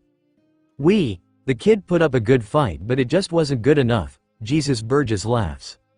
Remember to pick out some nice flowers for his grave, Strawboy, because he took your place in the Book of Souls. If he'd just stayed out of the way, you'd be dead, and he'd still be out and free. Blackbeard taunts, knowing this punk couldn't do shit to him. Sorry, Chaos Gum Gum Jet Pistol, given the supersonic punch to the face he just received. I think he was very wrong in that regard. Blackbeard bellows in pain as he slams headfirst into the wall behind him, leaving a crater expected of his large frame, then writhing in pain before pulling himself to his feet shakily. I'm not going to let my brother die, Luffy declares, his body steaming with gear second. Gum Gum, black vortex as Blackbeard's hand became coated in the inky void. Luffy was pulled towards the hand, then once he had a grip around the boy's torso, slammed him into the ground, causing Luffy to cough up blood. Blood? But, Strawboy's made of rubber, that shouldn't have hurt him, Bon gasps. If it was that easy to hurt him, I'd have killed the idiot first time. Crocodile grumbles, something wasn't right here. What the hell was that? Luffy wheezes as he leaps back, that was like chaos reflectability. Does that mean Blackbeard has a negate as well? He thinks as he re-engages gear second. Zihaha, the look on your faces, you don't have a clue what I just did, do you? That's fine, neither did Ace, and that's how I beat him, Blackbeard laughs. Now thanks to me your devil fruit powers are as useless as money to a dead man. So you've got a negate, big whoop, so does my brother, Luffy scoffs. Besides, seems you lost the biggest advantage of a logia to get that negate. I could punch you in the face without any fancy tricks. I needed to at least get my hands wet to do the same to Crocodile. He smirks, and Blackbeard scowls. You know what needs to be done, kid. Ace is more important than Blackbeard. Jimbei grumbles, placing his hand on the boy's shoulder. Even Chaos knew that. Remember your promise? Luffy grits his teeth, but releases his gears. I have to give you one thing, kid. You got more hockey than when we last met, Blackbeard chuckles as he wipes the blood from his jaw, trying to save face as best he could. Your name is Blackbeard, correct? Crocodile asks, then you're the faceless pirate I've been hearing so much about. A nobody or as close as a Whitebeard pirate can get to being one until he defected and took my place as warlord. But if that's the case, why are you here? They must have summoned you to Navy headquarters for the execution. It's why Hancock was here earlier, and why Jimbei is here for refusing to go there. If the position was so important to you, why come here and throw it all away? Zihaha, it's all part of the plan, Blackbeard chuckles. If you're that interested I could lay it all out for you. Is that what you want, Mr. Crocodile? Not really, I don't actually give enough of a shit to care, he shrugs. Cold-hearted bastard ain't ya. Fits the name I suppose, Blackbeard mutters. Kaboom! What now? Bon shrieks. It's Magellan, he's here. One of the candies scream. Eva sighs. Well, there goes the neighborhood. Strawboy, get out of here now. We can't risk Magellan poisoning you again. You barely survived last time, there won't be another chance. Magellan, zihaha. So I finally get to meet the monster, Blackbeard chuckles, not even trying to stop the prisoners from rushing past him. As Eva moves to follow she stops, catching the whip before it could strike her. Ivankov, you're not getting away from me. I didn't get that scream, and I hate to be kept waiting, Sadie purrs and moans. No, don't, please princess, I beg you, anything but this, please don't strike me with your whip, I can't bear it, Eva pleads. Oh, did I miss something while I was away? Oh, who cares, I like you better this way, I know I'll get a scream out of you this time. Okay. I give up, I'll come quietly over to you, Eva says, then smirks and spins. Not a bad performance, was it? She asks, pulling Sadie's whip from her hand then kicking out. The redhead only barely managing to dodge the attack. Hey, no fair. Give me back my whip, Sadie whines, stomping her feet. How about no? Actually better plan. How about a little role reversal? Eva grins, cracking the whip. You love to scream so much, I bet yours is lovely, my dear. Now, you may be a princess, but time to show you why I'm the queen. Eva shouts before beginning to unload a barrage of whip strikes, tearing up the ground as Sadie dodges frantically. "We have to thank you for dealing with the guards on the staircase. You at least deserve that much," Jimbei huffs as more candies rush by them. "Same to you, would have been much harder if you hadn't been causing so much panic on practically every floor," Blackbeard chuckles. "Guys, the staircase is clear. We got a straight shot to level 3. Freedom." And it was, right until they ran into Minotaurus, having recovered from the beating Luffy and company had given him the day before. "Seems you missed one teach," Cypher chuckles as he hears the screams. "Wait, I thought we already dealt with Minotaurus yesterday," Bon yells. "Wouldn't matter if you did. All 4 of the demon guards are awakened zone types, so they're practically unbeatable, or they have a recovery rate so inhuman they might as well be. Only the null field Cypher broadcast stopped the other 3 from entering their recovery phase and giving us who knows how long before they got back on their feet," Crocodile explains with a tired sigh. "And before you piss yourself, don't waste it on them, at least do it because the Warden of Hell is hot on our tails, so move out." "You heard him, Straw Hat, ignore the small fry and get going," Cypher shouts, seemingly immune to Blackbeard's angry glare at being so simply dismissed. "I'm saving Ace, no matter what anyone says," Luffy states plainly. "Zihaha, you do you, kid. I ain't gonna stop you. People can do whatever they put their minds to. But I already told you that last time we met," Blackbeard chuckles, sidestepping to allow Luffy to walk past unimpeded. "Remember Sky Islands? And just like those legends, the One Piece is just as real and out there, somewhere. Zihaha, zihaha. I can't wait for you to see what I've got planned, kid." He laughs as he walks away, in the opposite direction to the fleeing crowd. "Ignore him, Luffy, the man's always been full of hot air. There's no point giving him the time of day," Jimbei tries to assure him as they enter the stairway. "He's a dreamer, I'll give him that much," Cypher muses. "And the yummy yummy no am I. I didn't know it was back in circulation, but I suppose I have been gone a while. Hee-haw, look lively boys, we don't have much time before Magellan catches up," Eva shouts as she rejoins the group, just as Minotaurus reached the bottom of the staircase. "Anyone wants to volunteer to deal with this guy?" "Oh, never mind," Cypher chuckles as Luffy just keeps walking after everyone stops. "Good luck to him. Hold on a second, Straw Boy, I'll be right there," Bon shouts as he pushes through the backlog. "Leave it," Jimbei grunts. "Why should I? We're partners, he needs my help." "No he doesn't, that's a man on a mission. He won't let some bull stand in his way," Eva argues, just like his father. "You're in my way," Luffy growls, "so move." Minotaurus meanwhile didn't move, instead lashing out as he remembered Luffy as the one who beat him the other day, swinging his mace down on the boy's head, only for him to tank it like it was made of foam. Gear second. Gum gum, jet pistol. Luffy's response was to one-shot the demon guard right into the wall of the stairwell, taking it out for at least the next few hours if not longer. "Well fuck, this guy's crazy strong. What are we even here for? Are you bozos going to just stand there and gawk, or are you going to run?" Bon shouts. Blackbeard and Straw Boy cleared the path. "Now we just have to run it," he shouts, kicking everyone into gear and leading the charge right behind Jimbei and Luffy up the stairs. Level 3 a little later. Everyone just keep running, trust me when I say you don't want to look back," Bon shouts as he keeps pace with the other heavy hitters.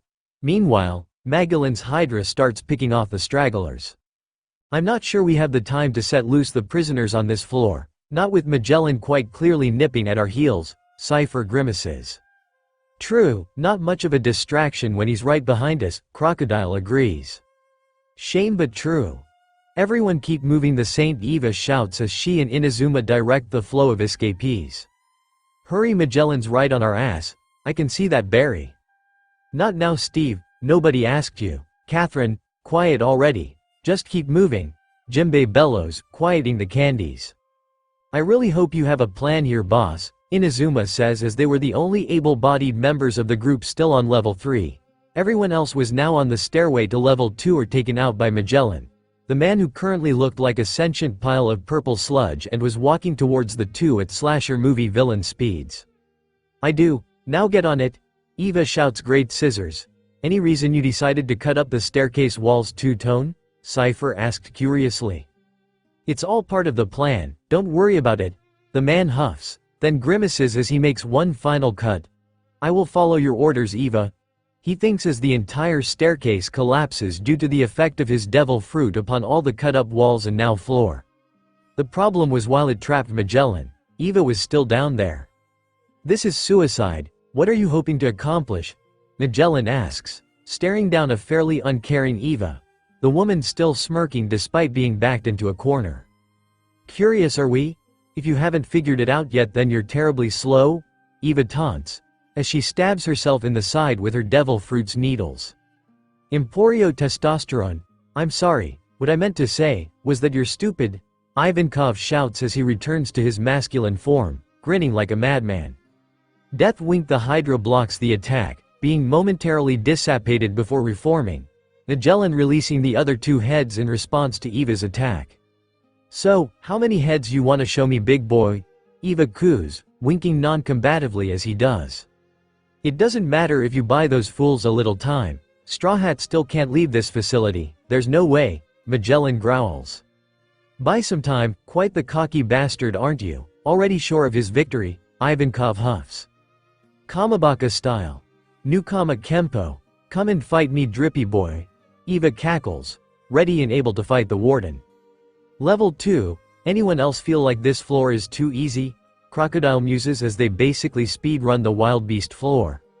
Now that you mention it, there aren't any guards or prisoners, and the cells are all wide open, Jimbei agrees. Maybe Blackbeard really did do us a favor, dealt with all the idiots on the upper levels between the top floor and level 4.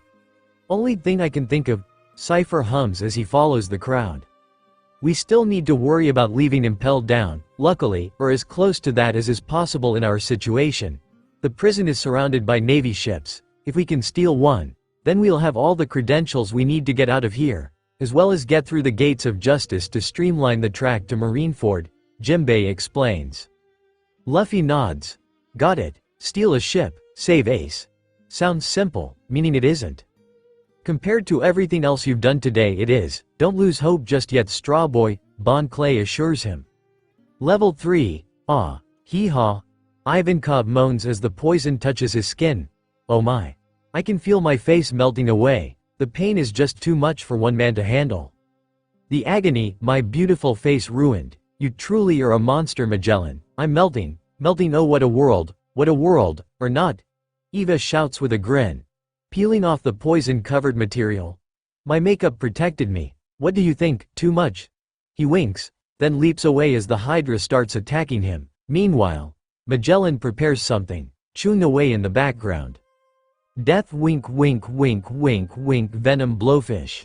The wink slowed down, but that was the extent of the damage. On the other hand, the toxic spitball probably would have done a lot of damage, had Eva not ducked just beforehand. Oh no, my laces. What terrible timing for my laces to come undone during a fight. Or not, because these SXY booties are laceless hee-haw. He laughs then sighs. Humorless fuck aren't ya Magellan. This is foolish, Magellan states, in a tone Batman would be proud of. There's no point in stalling for time. You gain nothing but a slower, more painful demise. Nothing to gain, but I'm having so much fun, even more, if you ever decided to join in. Eva huffs. Fine then spoil sport, have it your way. You want to end this fight here and now, okay big boy, then let's go. Newkama Kempo 44, Aesthetic Technique, Hair Removal Fist. Level 2 a little later Inazuma twitches nervously as he guards the now ruined partition between levels 2 and 3 until he starts to hear banging and explosions.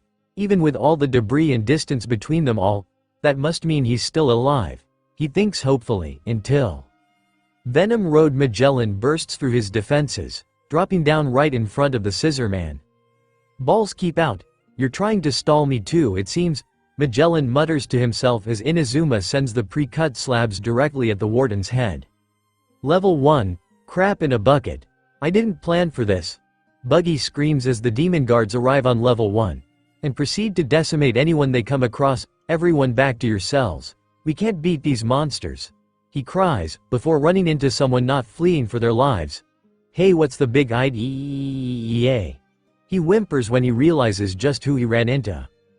Crocodile, boss, him. The Sandman grunts, then looks down. Oh, Mr. 3. Been a while I guess. Still a whimpering moron, So nothing much has changed. Honestly didn't think you'd be important enough to end up in here, but that shows what I know about this shithole, he muses. Didn't we put these idiots down already? Guess Miss Sadie is a better motivator than I expected. Cypher groans. Then smirks. I've wanted to use this for a while now. Let's see if it'll work as intended. Inversion cannon. Why you took out 2 of the demon guards. With one move, Galdino squeaks, as Taurus and Koala hit the ceiling at Mach 1, leaving the other Rhino and Zebra to be taken out by Luffy and J Imby, with 1 punch each. Pretty sure that should have killed anyone who wasn't in awakened zone on this side of the Grand Line, and anyone without incredibly high armament on the other side, Crocodile guesses, based simply on the speed, as well as the crunch the zones made when they hit both the ceiling and the ground afterward. Still a work in progress, the one-eyed man waves off with a shrug. Holy crap, that's Straw Hat, Buggy Whisper shouts. And that's the warlord Jimbei, Galdino adds, Captain Buggy sir. There's a mob of prisoners and perverts on the way up from level 2 following these 4 inches one of the level 1 prisoners relays. Perverts? Who are you calling a pervert? Bond shouts as he arrives, then proceeds to spin kick all over the 2 idiots. That's for abandoning your allies, and just being terrible friends. Buggy, wax guy, glad you're still alive. Luffy grins, daggers piercing both pirates' hearts at his sincerity. Hydra, well, crap. Seems Inazuma didn't manage to hold Magellan off for too long if he's already behind the again, though the blood on his face showed the Scissor Man at least got a few hits in before being overwhelmed by the poison. Magellan's here too, Buggy screams, what's going on in this place? Magellan, then something bad must have happened to Eva and the Scissor guy, Luffy mutters, muscles twitching as his own fight with the Poison Man flashed through his brain.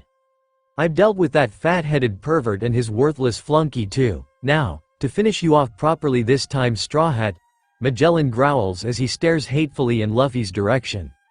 Luffy, don't even think about it, Jinbei states, before the rubber boy could rush at the warden. We need to move it, the guards are up to something, and we've been too busy running from and focusing on Magellan to notice until now. Hydra bong.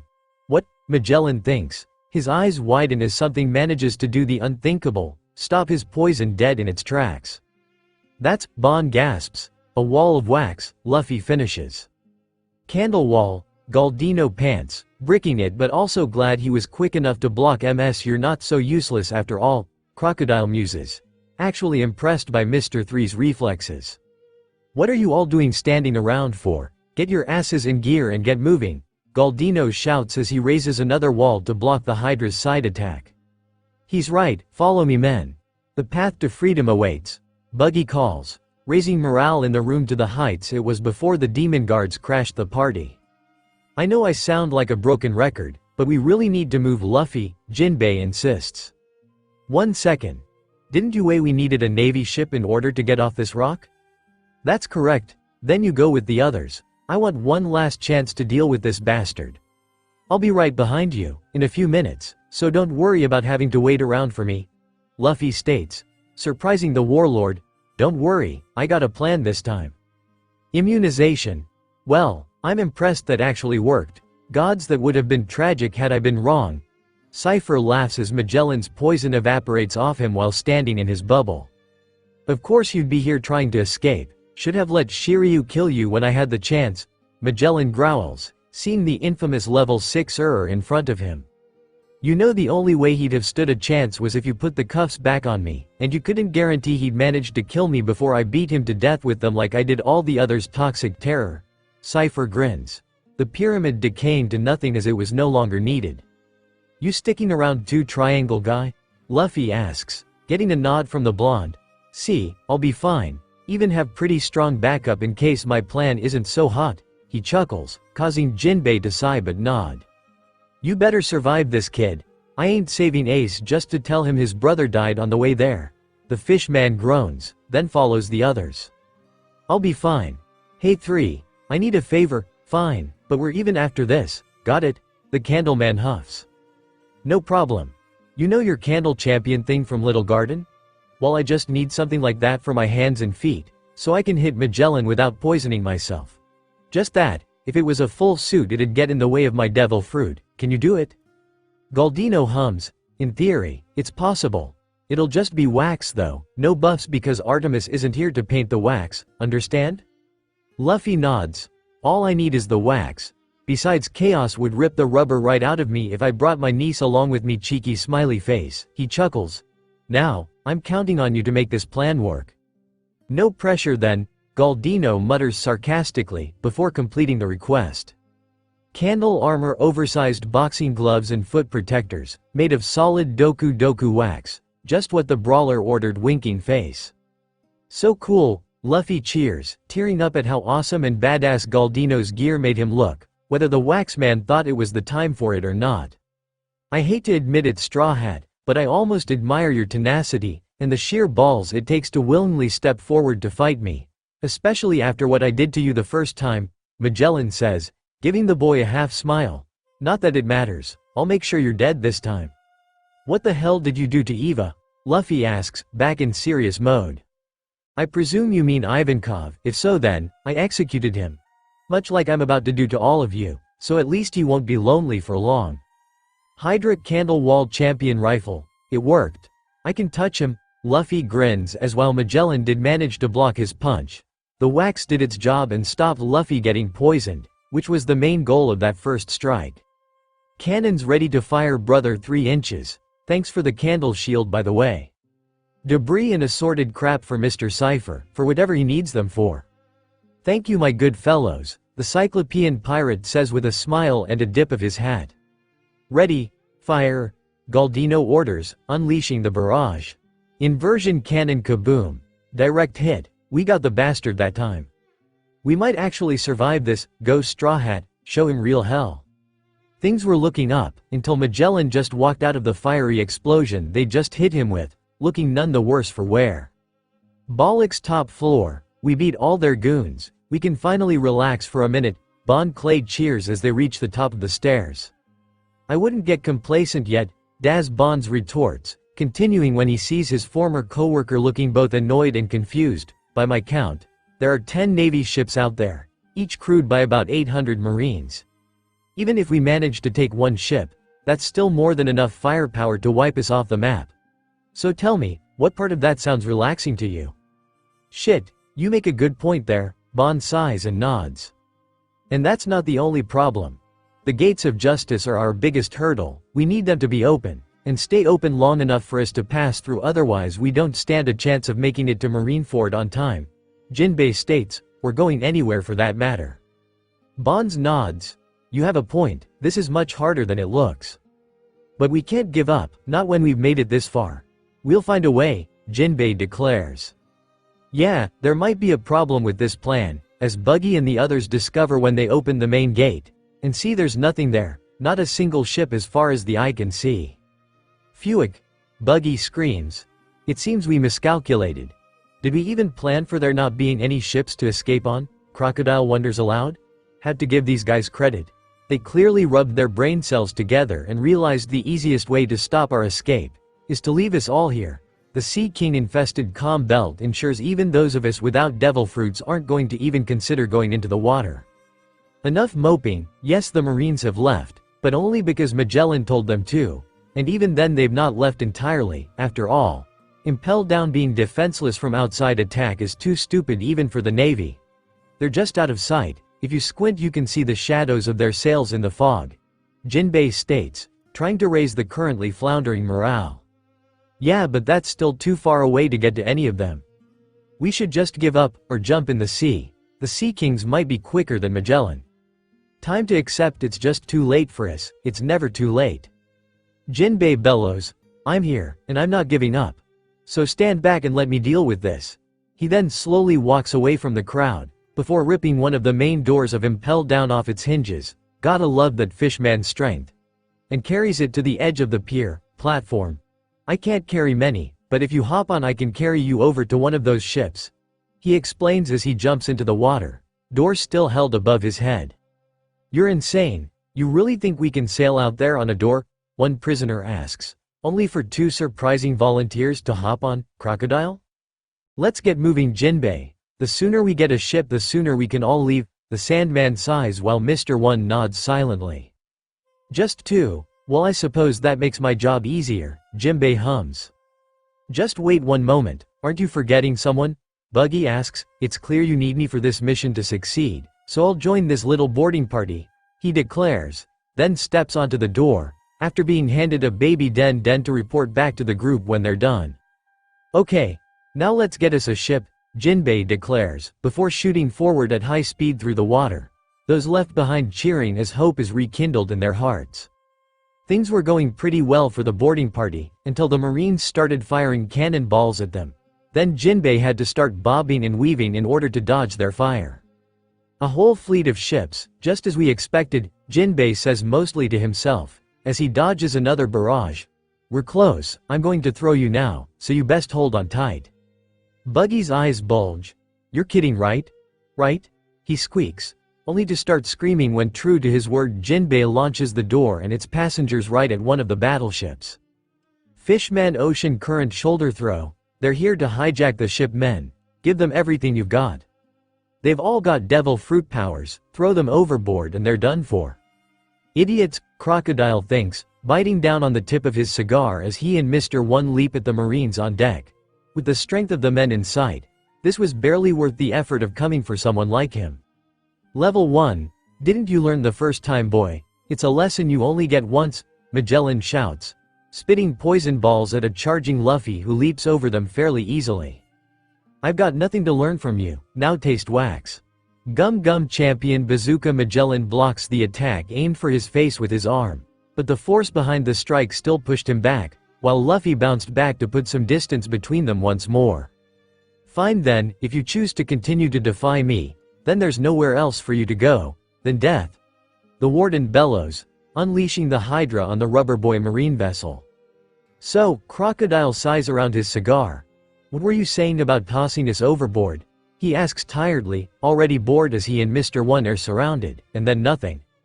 I think they need to learn their limitations, especially given even just touching one of us is hazardous to your health. Mr. One notes, a ghost of a smirk flickering across his face. Stand firm.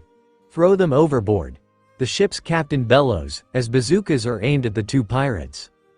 I think we both have different definitions of throw overboard.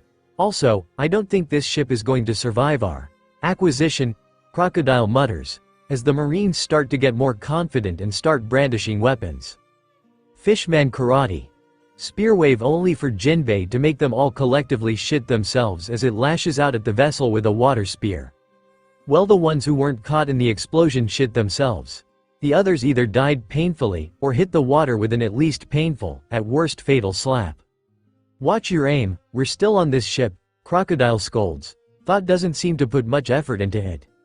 Oh yeah, we were trying to capture this ship. Sorry, when I go into the water, my strength runs wild. Jinbei apologies as his brain clicks back into play and he remembers their original plan.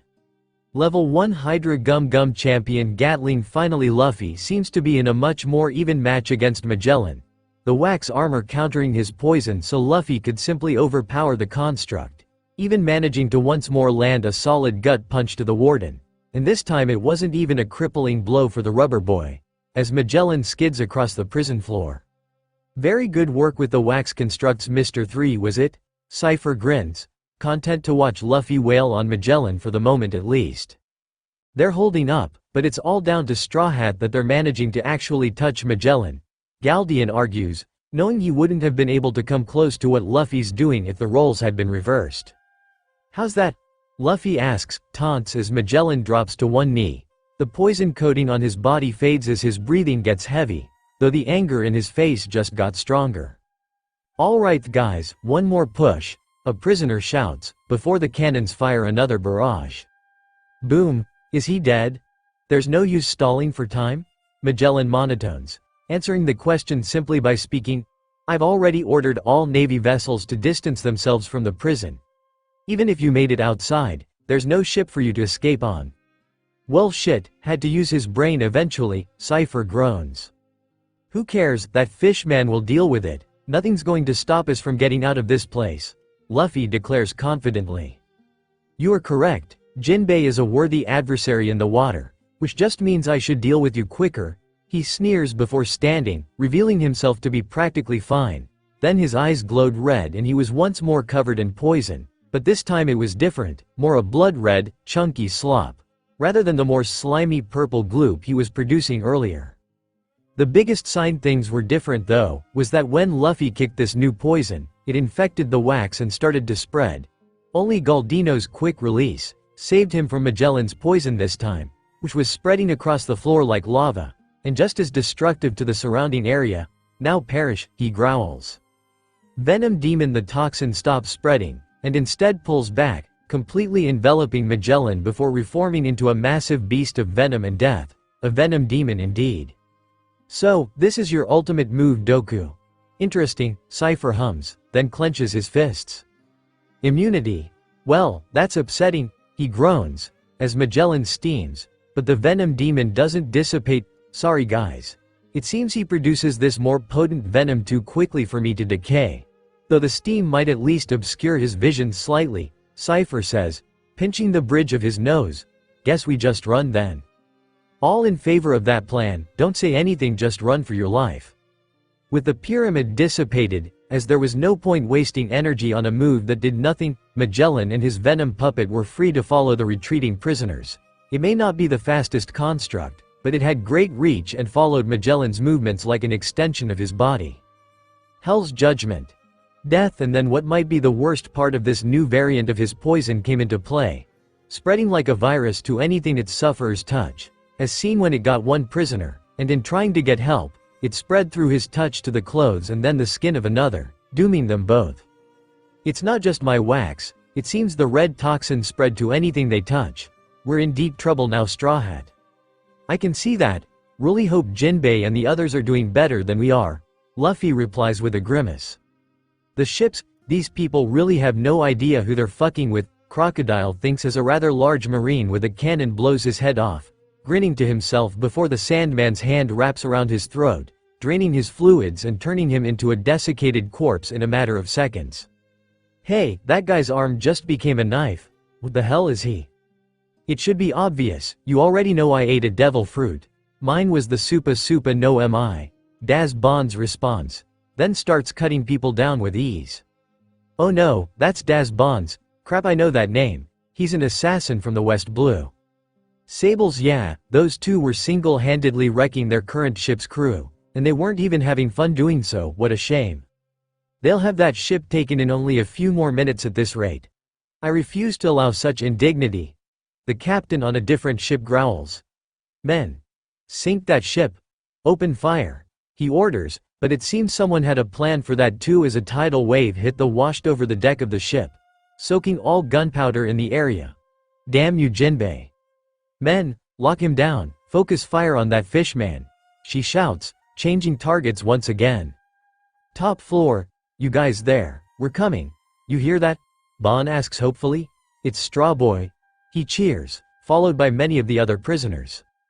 The joy didn't last long as Luffy and his group rush out a corridor, only to reveal they were being chased by a large mass of angry red sludge, Magellan somewhere deep inside. We're fucked. I don't know what that is, but it's angry. That's Magellan, we're all gonna die. Did you get a ship? Luffy calls. Not yet, we don't know what's going on due to the fog, Bon admits, his expression drooping. What? Luffy screams. Shit. Guess we have to keep distracting the big bad, Poison Man. Cypher grimaces. I suppose it's too late to ask for a miracle, is it? A kind of miracle did come knocking though, in the most unexpected way. The floor cracked and buckled, before exploding outwards. A massive-headed Eva, Inazuma held close to his side, shot out from below and landed right in front of the assembled prison breakers. You couldn't have asked for that sooner, Galdino shouts. Eva. Scissor guy. Luffy cheers, though even he could tell both were in bad shape right now. Oh good, I made it. Nappy time, Eva mutters before passing out. No, not nappy time, you have a head injury. They shout in anger and concern. Oh thank goodness you're alive. I couldn't lose you, Bon cries, tears of pain and relief seeing Eva had actually survived Magellan's poison attack, as well as Inazuma, though it was clear he was in a worse condition than the hormone user.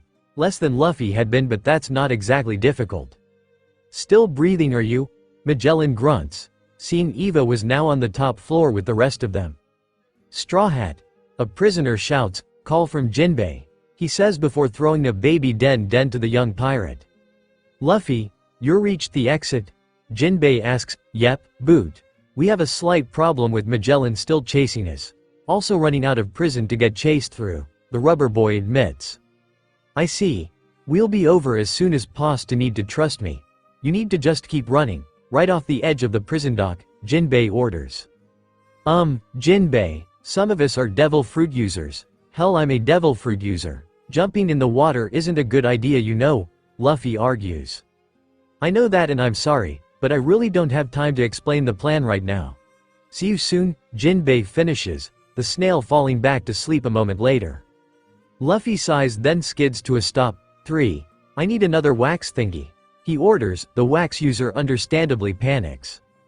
This is nuts, either we drown or Magellan's poison takes us out, there's no winning in this scenario. Plus, why do you even trust that fish man? He's a warlord. He's probably trying to curry favor with the government by taking you out to make up for whatever got him thrown in here in the first place. Galdino argues fearfully. Ace's friends are my friends.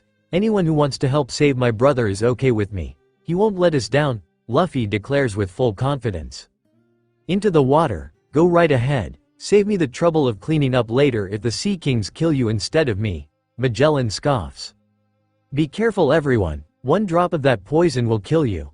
We're following Jinbei's order, everyone into the water, Galdino shouts, relaying the fishman's command to all surviving escapees. Hell's Judgment Gear 3rd, Candle Wall. I can't hold this for very long, Straw Hat, especially a construct this huge against Magellan's enhanced venom, Galdino pants. Immunity, think that can lessen the load? Even just a little, Cypher asks as he forms a pyramid around himself, Galdino, and the section of wall closest to them. It'll increase the wall's longevity, but it's still a massive candle construct and it's been a long day. The waxman admits tiredly. Anytime now, Straw Hat, he hisses. This is getting tiresome, Magellan growls, readying another slam. Gum giant stamp only for a massive foot to slam right into the wax wall, then push said wall right into the venom demon, slamming both right into the nearest wall of the prison.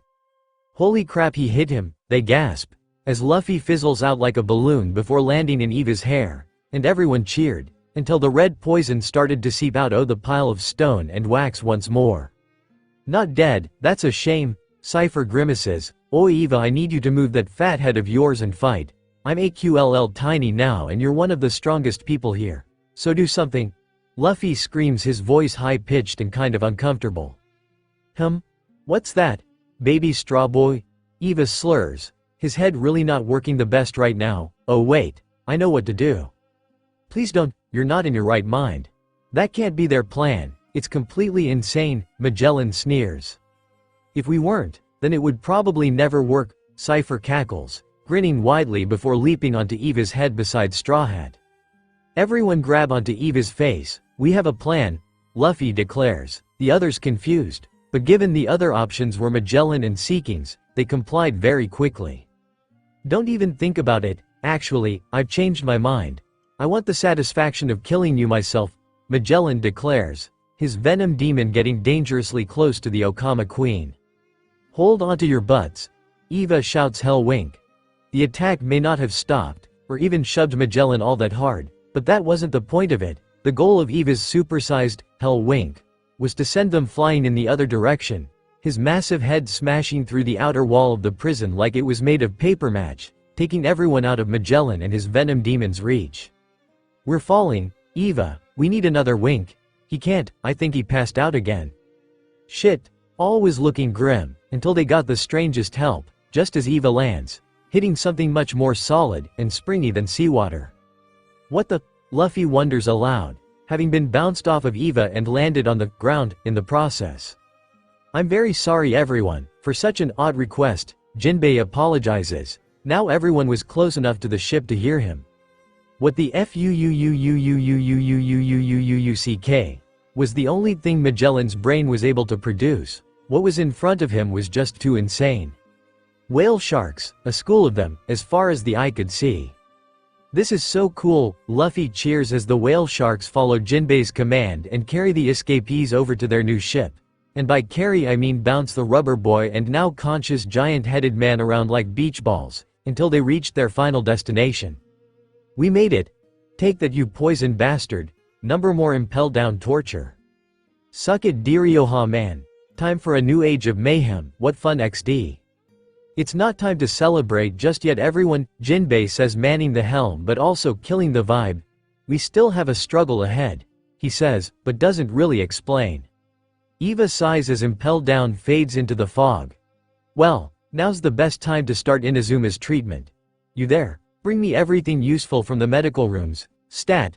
He orders. The man leaps up and runs like Magellan is still chasing him. Magellan growls before pulling out his den. Bring me a ship, I'm going after them. He orders, getting confirmation. Before it shuts off again with a click, laugh it up while you can.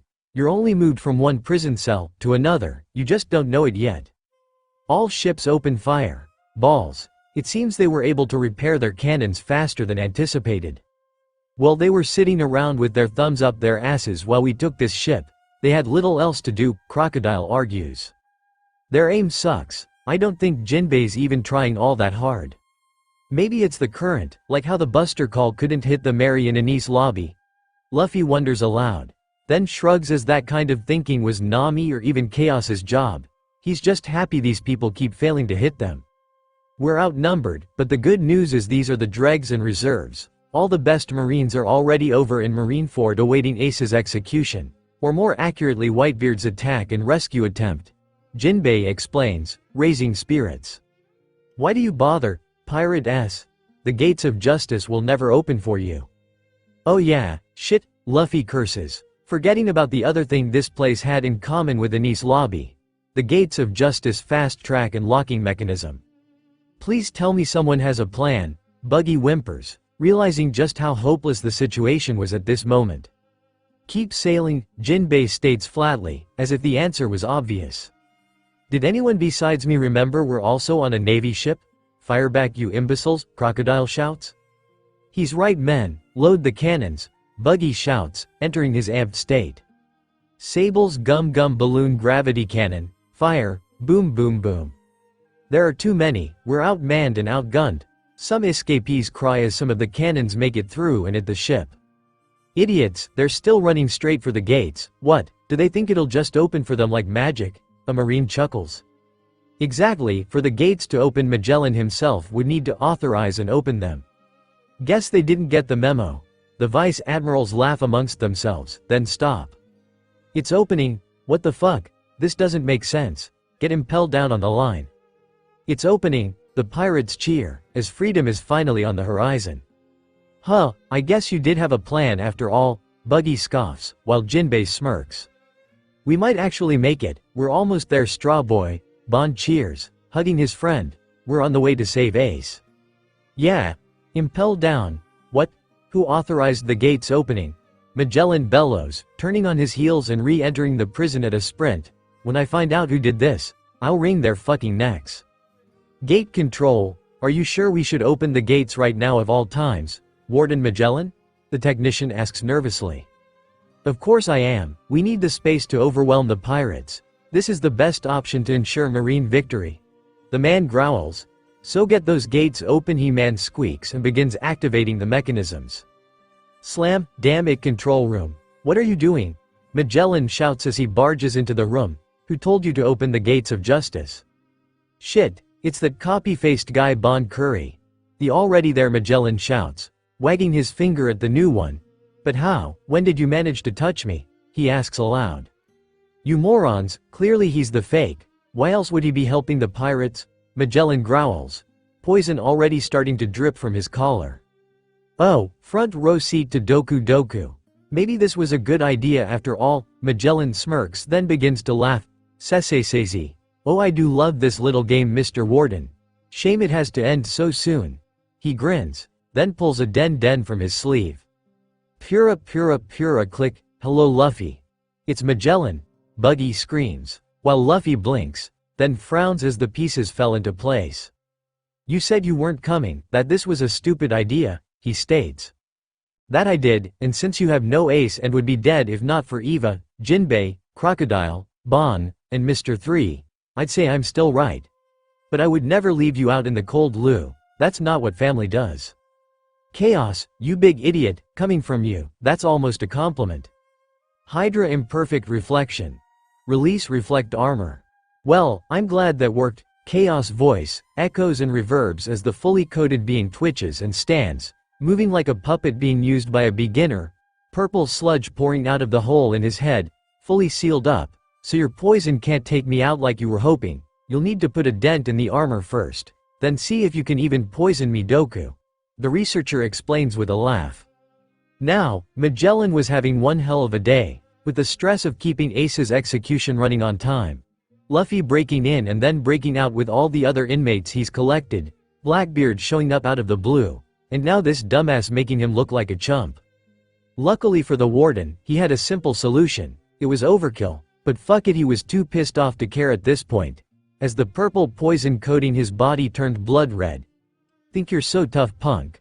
Well, this should eat through your armor, or better yet, poison you like it's not even there, he sneers, die in agony. Venom Demon. Bal Hazak, much like how his original Venom Demon looked like a sludge skeleton version of himself. This one was a bloody skeletal dragon that had just barely formed itself before it leapt at the Reflect human. And, that's my cue to leave, peace out, Chaos grins, pressing the backs of his open hands to his eyes before activating his own ability. Flashbang Mirror Gate. Due to his rage, Magellan didn't exactly think his plan through, meaning when his attack missed Chaos, it ended up infecting everyone else in the room and damaging the gate controls. As you'd expect when a massive dragon at full sprint runs straight into it, causing them to slowly start closing again. It was later, when sifting through the wreckage of the control room, that a vanity mirror with a spiral-shaped crack going from the center to the edge would be found on the floor, just beside the gate controls. Is he okay, Straw Boy? Bon asks, Luffy staring blankly at the now sleeping snail. Jinbei was about to offer condolences, when it looked like a lock of Luffy's hair turned a stark white. The tip then expanded and bubbled, and blinked at him. Only when it moves and rose up did the fishman realize it was a snake, though that didn't explain what he just saw. The gate controls are fucked, they'll be stuck here for quite a while, unable to chase you, provided you're still running towards the gates, Jinbei, the snake says, staring the whale shark in the eye. You didn't need to do this, Luffy states. I could have gotten the gates open, Bon offers, but steps back when Luffy and the Reflect Viper glare at him. No, that's exactly why I did it. Unlike you, I could escape that place. You would have gotten left behind and died from a pissed off Magellan unleashing his strongest poisons on you as stress relief. It set off a Venom Demon just before I left. You'd definitely be dead right now. The snake relays. Everyone who saw Magellan use that form shivers. They never wanted to see that again as long as they lived. Plus, you've already sacrificed yourself to pull my ass out of the fire before. I'd be a crappy friend if I let you run off and do it all again. Luffy huffs, then smiles so the dancer didn't get too saddened by their outbursts. As you said, we have to go save Ace, all of us. Good luck everyone, I'll see you all at Marineford. Don't fuck this up, Luffy. I can't exactly help between now and then. Chaos chuckles, before the snake slips back under his hat and melts into the mirror stored within. Let's focus on getting out of here first. The gates are already closing, so we need to move quickly, Galdino hisses frantically. I know, I'm moving as fast as this damn ship can take us. Besides, we're almost out. Those ships behind us won't stand a chance of catching us. They'll run right into the gate if they keep their current heading, Jinbei chuckles. So, we've officially left Impel Down waters. Good work, kid. Over 200 escapees in one day. You don't do things by half, do you? Cypher asks with a grin. A little later, and so, now we're a fair distance away. A toast to our superb escape. To us. Buggy cheers, raising a glass alongside a large portion of the escapees. To us. They shout, drinking and munching their way through all the food and booze on the ship. Why there was booze on an active-duty Navy vessel? Don't ask me. I'm afraid we'll have to make do without Inazuma for a while, Ivankov announces to the surviving candies. You don't mean? Yes, even with my hormones and Cypher's immunity bubble decaying the poison. The poor Candy is much too weak after fighting Magellan and being under the influence of the toxins to do more than sleep and maybe eat at the moment. He sighs sadly. But it's probably for the best.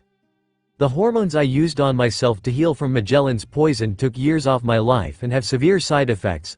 I only used a low dose to be safe after Cypher dealt with the excess. Inazuma is too valuable to the cause to risk his life, not when bed rest and conventional healing will do the job just as good, just slower. You got it, Eva. A handful of candies nod, then sit themselves in the room Inazuma was set up in. A vigil for their friend, as well as a way to ensure his health was being constantly monitored. I must say, I'm impressed how you wrangled those fish back there. Didn't know fishmen could do that. The rumors only said mermaids could talk to fish, crocodile muses, sitting on the cannons beside Jinbei. Does it surprise you that much, that a fishman is friends with fish? Jinbei asks in response. It shouldn't, but it does go against the expectations. Not that you're unfamiliar with defying expectations. A gentleman within a savage people. I'll take that as a compliment, as backhanded as it sounded, because you're right, fishmen do have a violent nature. Jinbei says with a sigh, then stops when he hears Luffy bounce onto their section of the ship. Luffy, I wouldn't be here if it wasn't for you, so I thank you for freeing me, and allowing me to assist you in saving Ace. I owe you a great debt. No you don't, we're even by now, Luffy says with a shrug as he adjusts his hat. Besides, you're really strong. I'm just happy to have someone like you on the team. It was just me when I went in after all, he chuckles. I wish I could both thank him and apologize for the part one played in an unfortunate incident in him and his crew's past, but now isn't the time. We have bigger things to worry about, Jinbei thinks. Arlong's laughter echoing in his mind. I only hope my strength will be enough. He responds gruffly.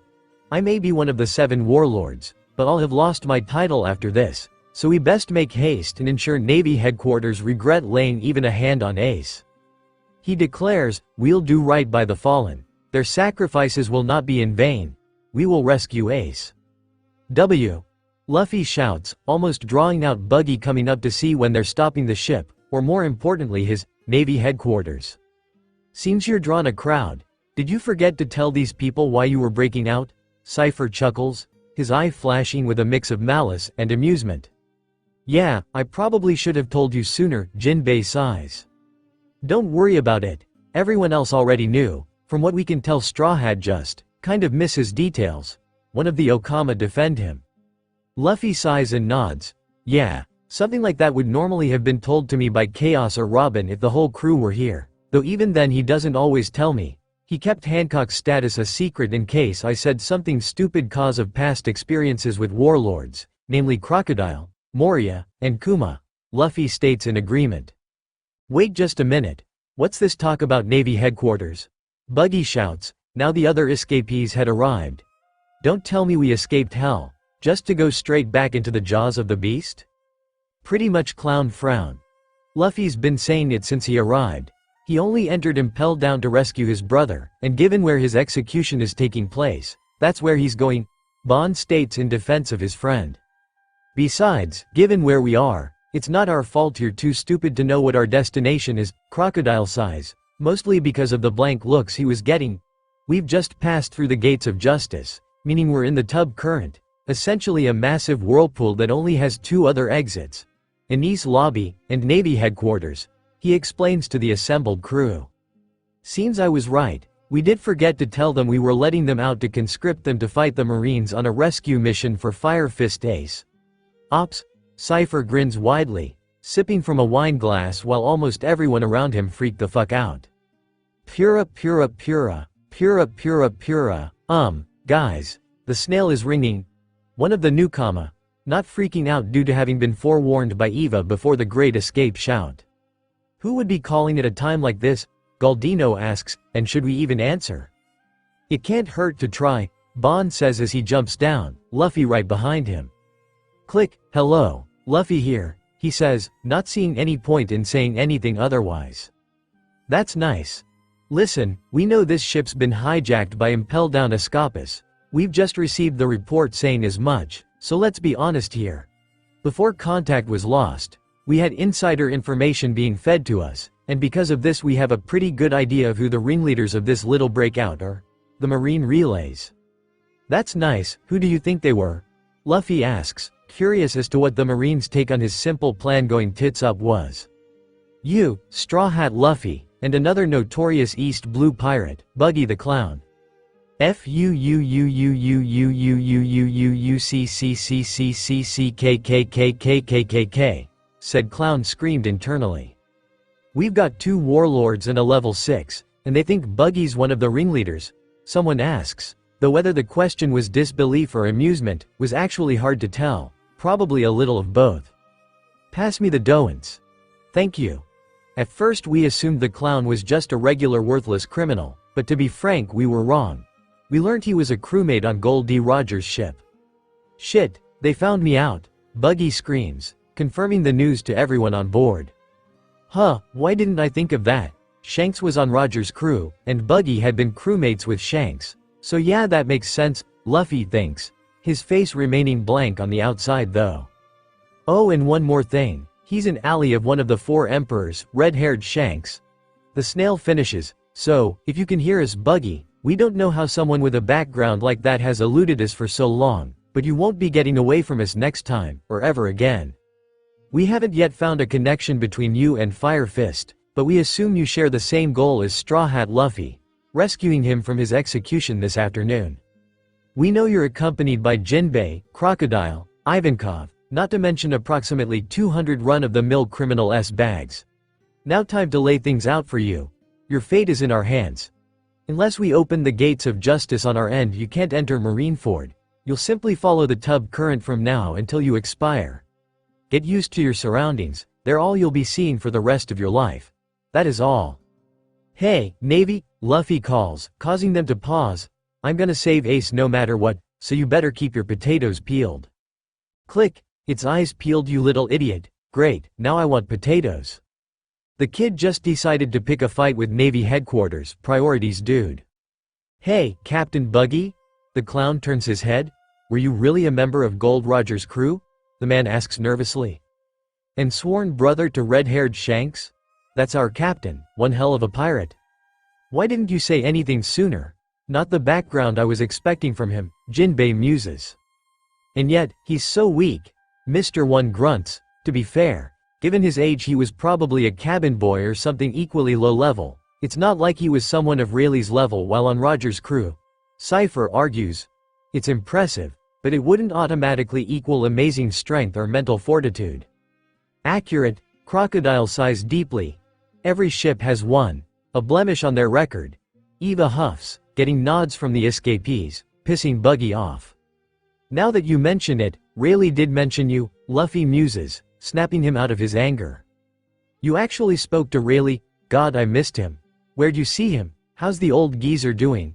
Buggy gushes, eager for news about the vice captain of his former crewmates. They're actually talking about the Dark King Rayleigh. I know, man, this is so surreal. You know what this means? It's all true. Captain Buggy is really the greatest ever. Buggy, Buggy, Buggy. Oh, Buggy balls. This is never going to die down, is it? Buggy groans, as the escapees cheer and chant his name, but then again, maybe I can find a use for all this hype, get some strong minions under me. I might even have a shot at a Yonko position, or better yet, King of the Pirates. Captain Buggy, we'll follow you till the day we die. Just give us an order, boss man. We could even steal this ship from the people who stole M first. Sorry, Straw Hat, but we ain't dying today. You better get away from the controls. We got Captain Buggy on our side. I wonder if radium bones would be enough of a deterrent. No, that might kill some of my allies. Weird to even think that word after so long, Cypher grimaces. Mutiny, guess we'll be thinning the ranks sooner than expected, Crocodile sighs, preparing the sables in his palm, while Mr. One shifts his forearms into blades in preparation for an attack. Excellent, Buggy grins, then makes his way to the top of the ship. Enough. Let's not behave too flashily. You men are all high on power and acting reckless and impulsively. Not a good plan for longevity, I can tell you. No matter what, this ship's not stopping. We're heading straight for the heart of the war, and you're already on board, aren't you? Think about it for a moment, will you? In a matter of hours we'll be face to face with the man with his boots on top of the world. Chances like this don't come around very often now, do they? Buggy declares. So listen close. I want everyone here to live out a dream with me. as today, I'll conquer Whitebeard, and thus, rule the world," he shouts, grinning madly. "Yeah, Captain Buggy," the clown's new crew bellow, before falling to their knees and pledging their allegiance to him. Not too bright these new recruits, fucking idiots the lot of them. "Alright then, let's win this war, man," to Navy HQ, Buggy shouts. "So, is the mutiny over?" Luffy wonders aloud. "It would appear so," Bon Curry nods, seems what he lacks in actual strength, Buggy makes up for in charisma.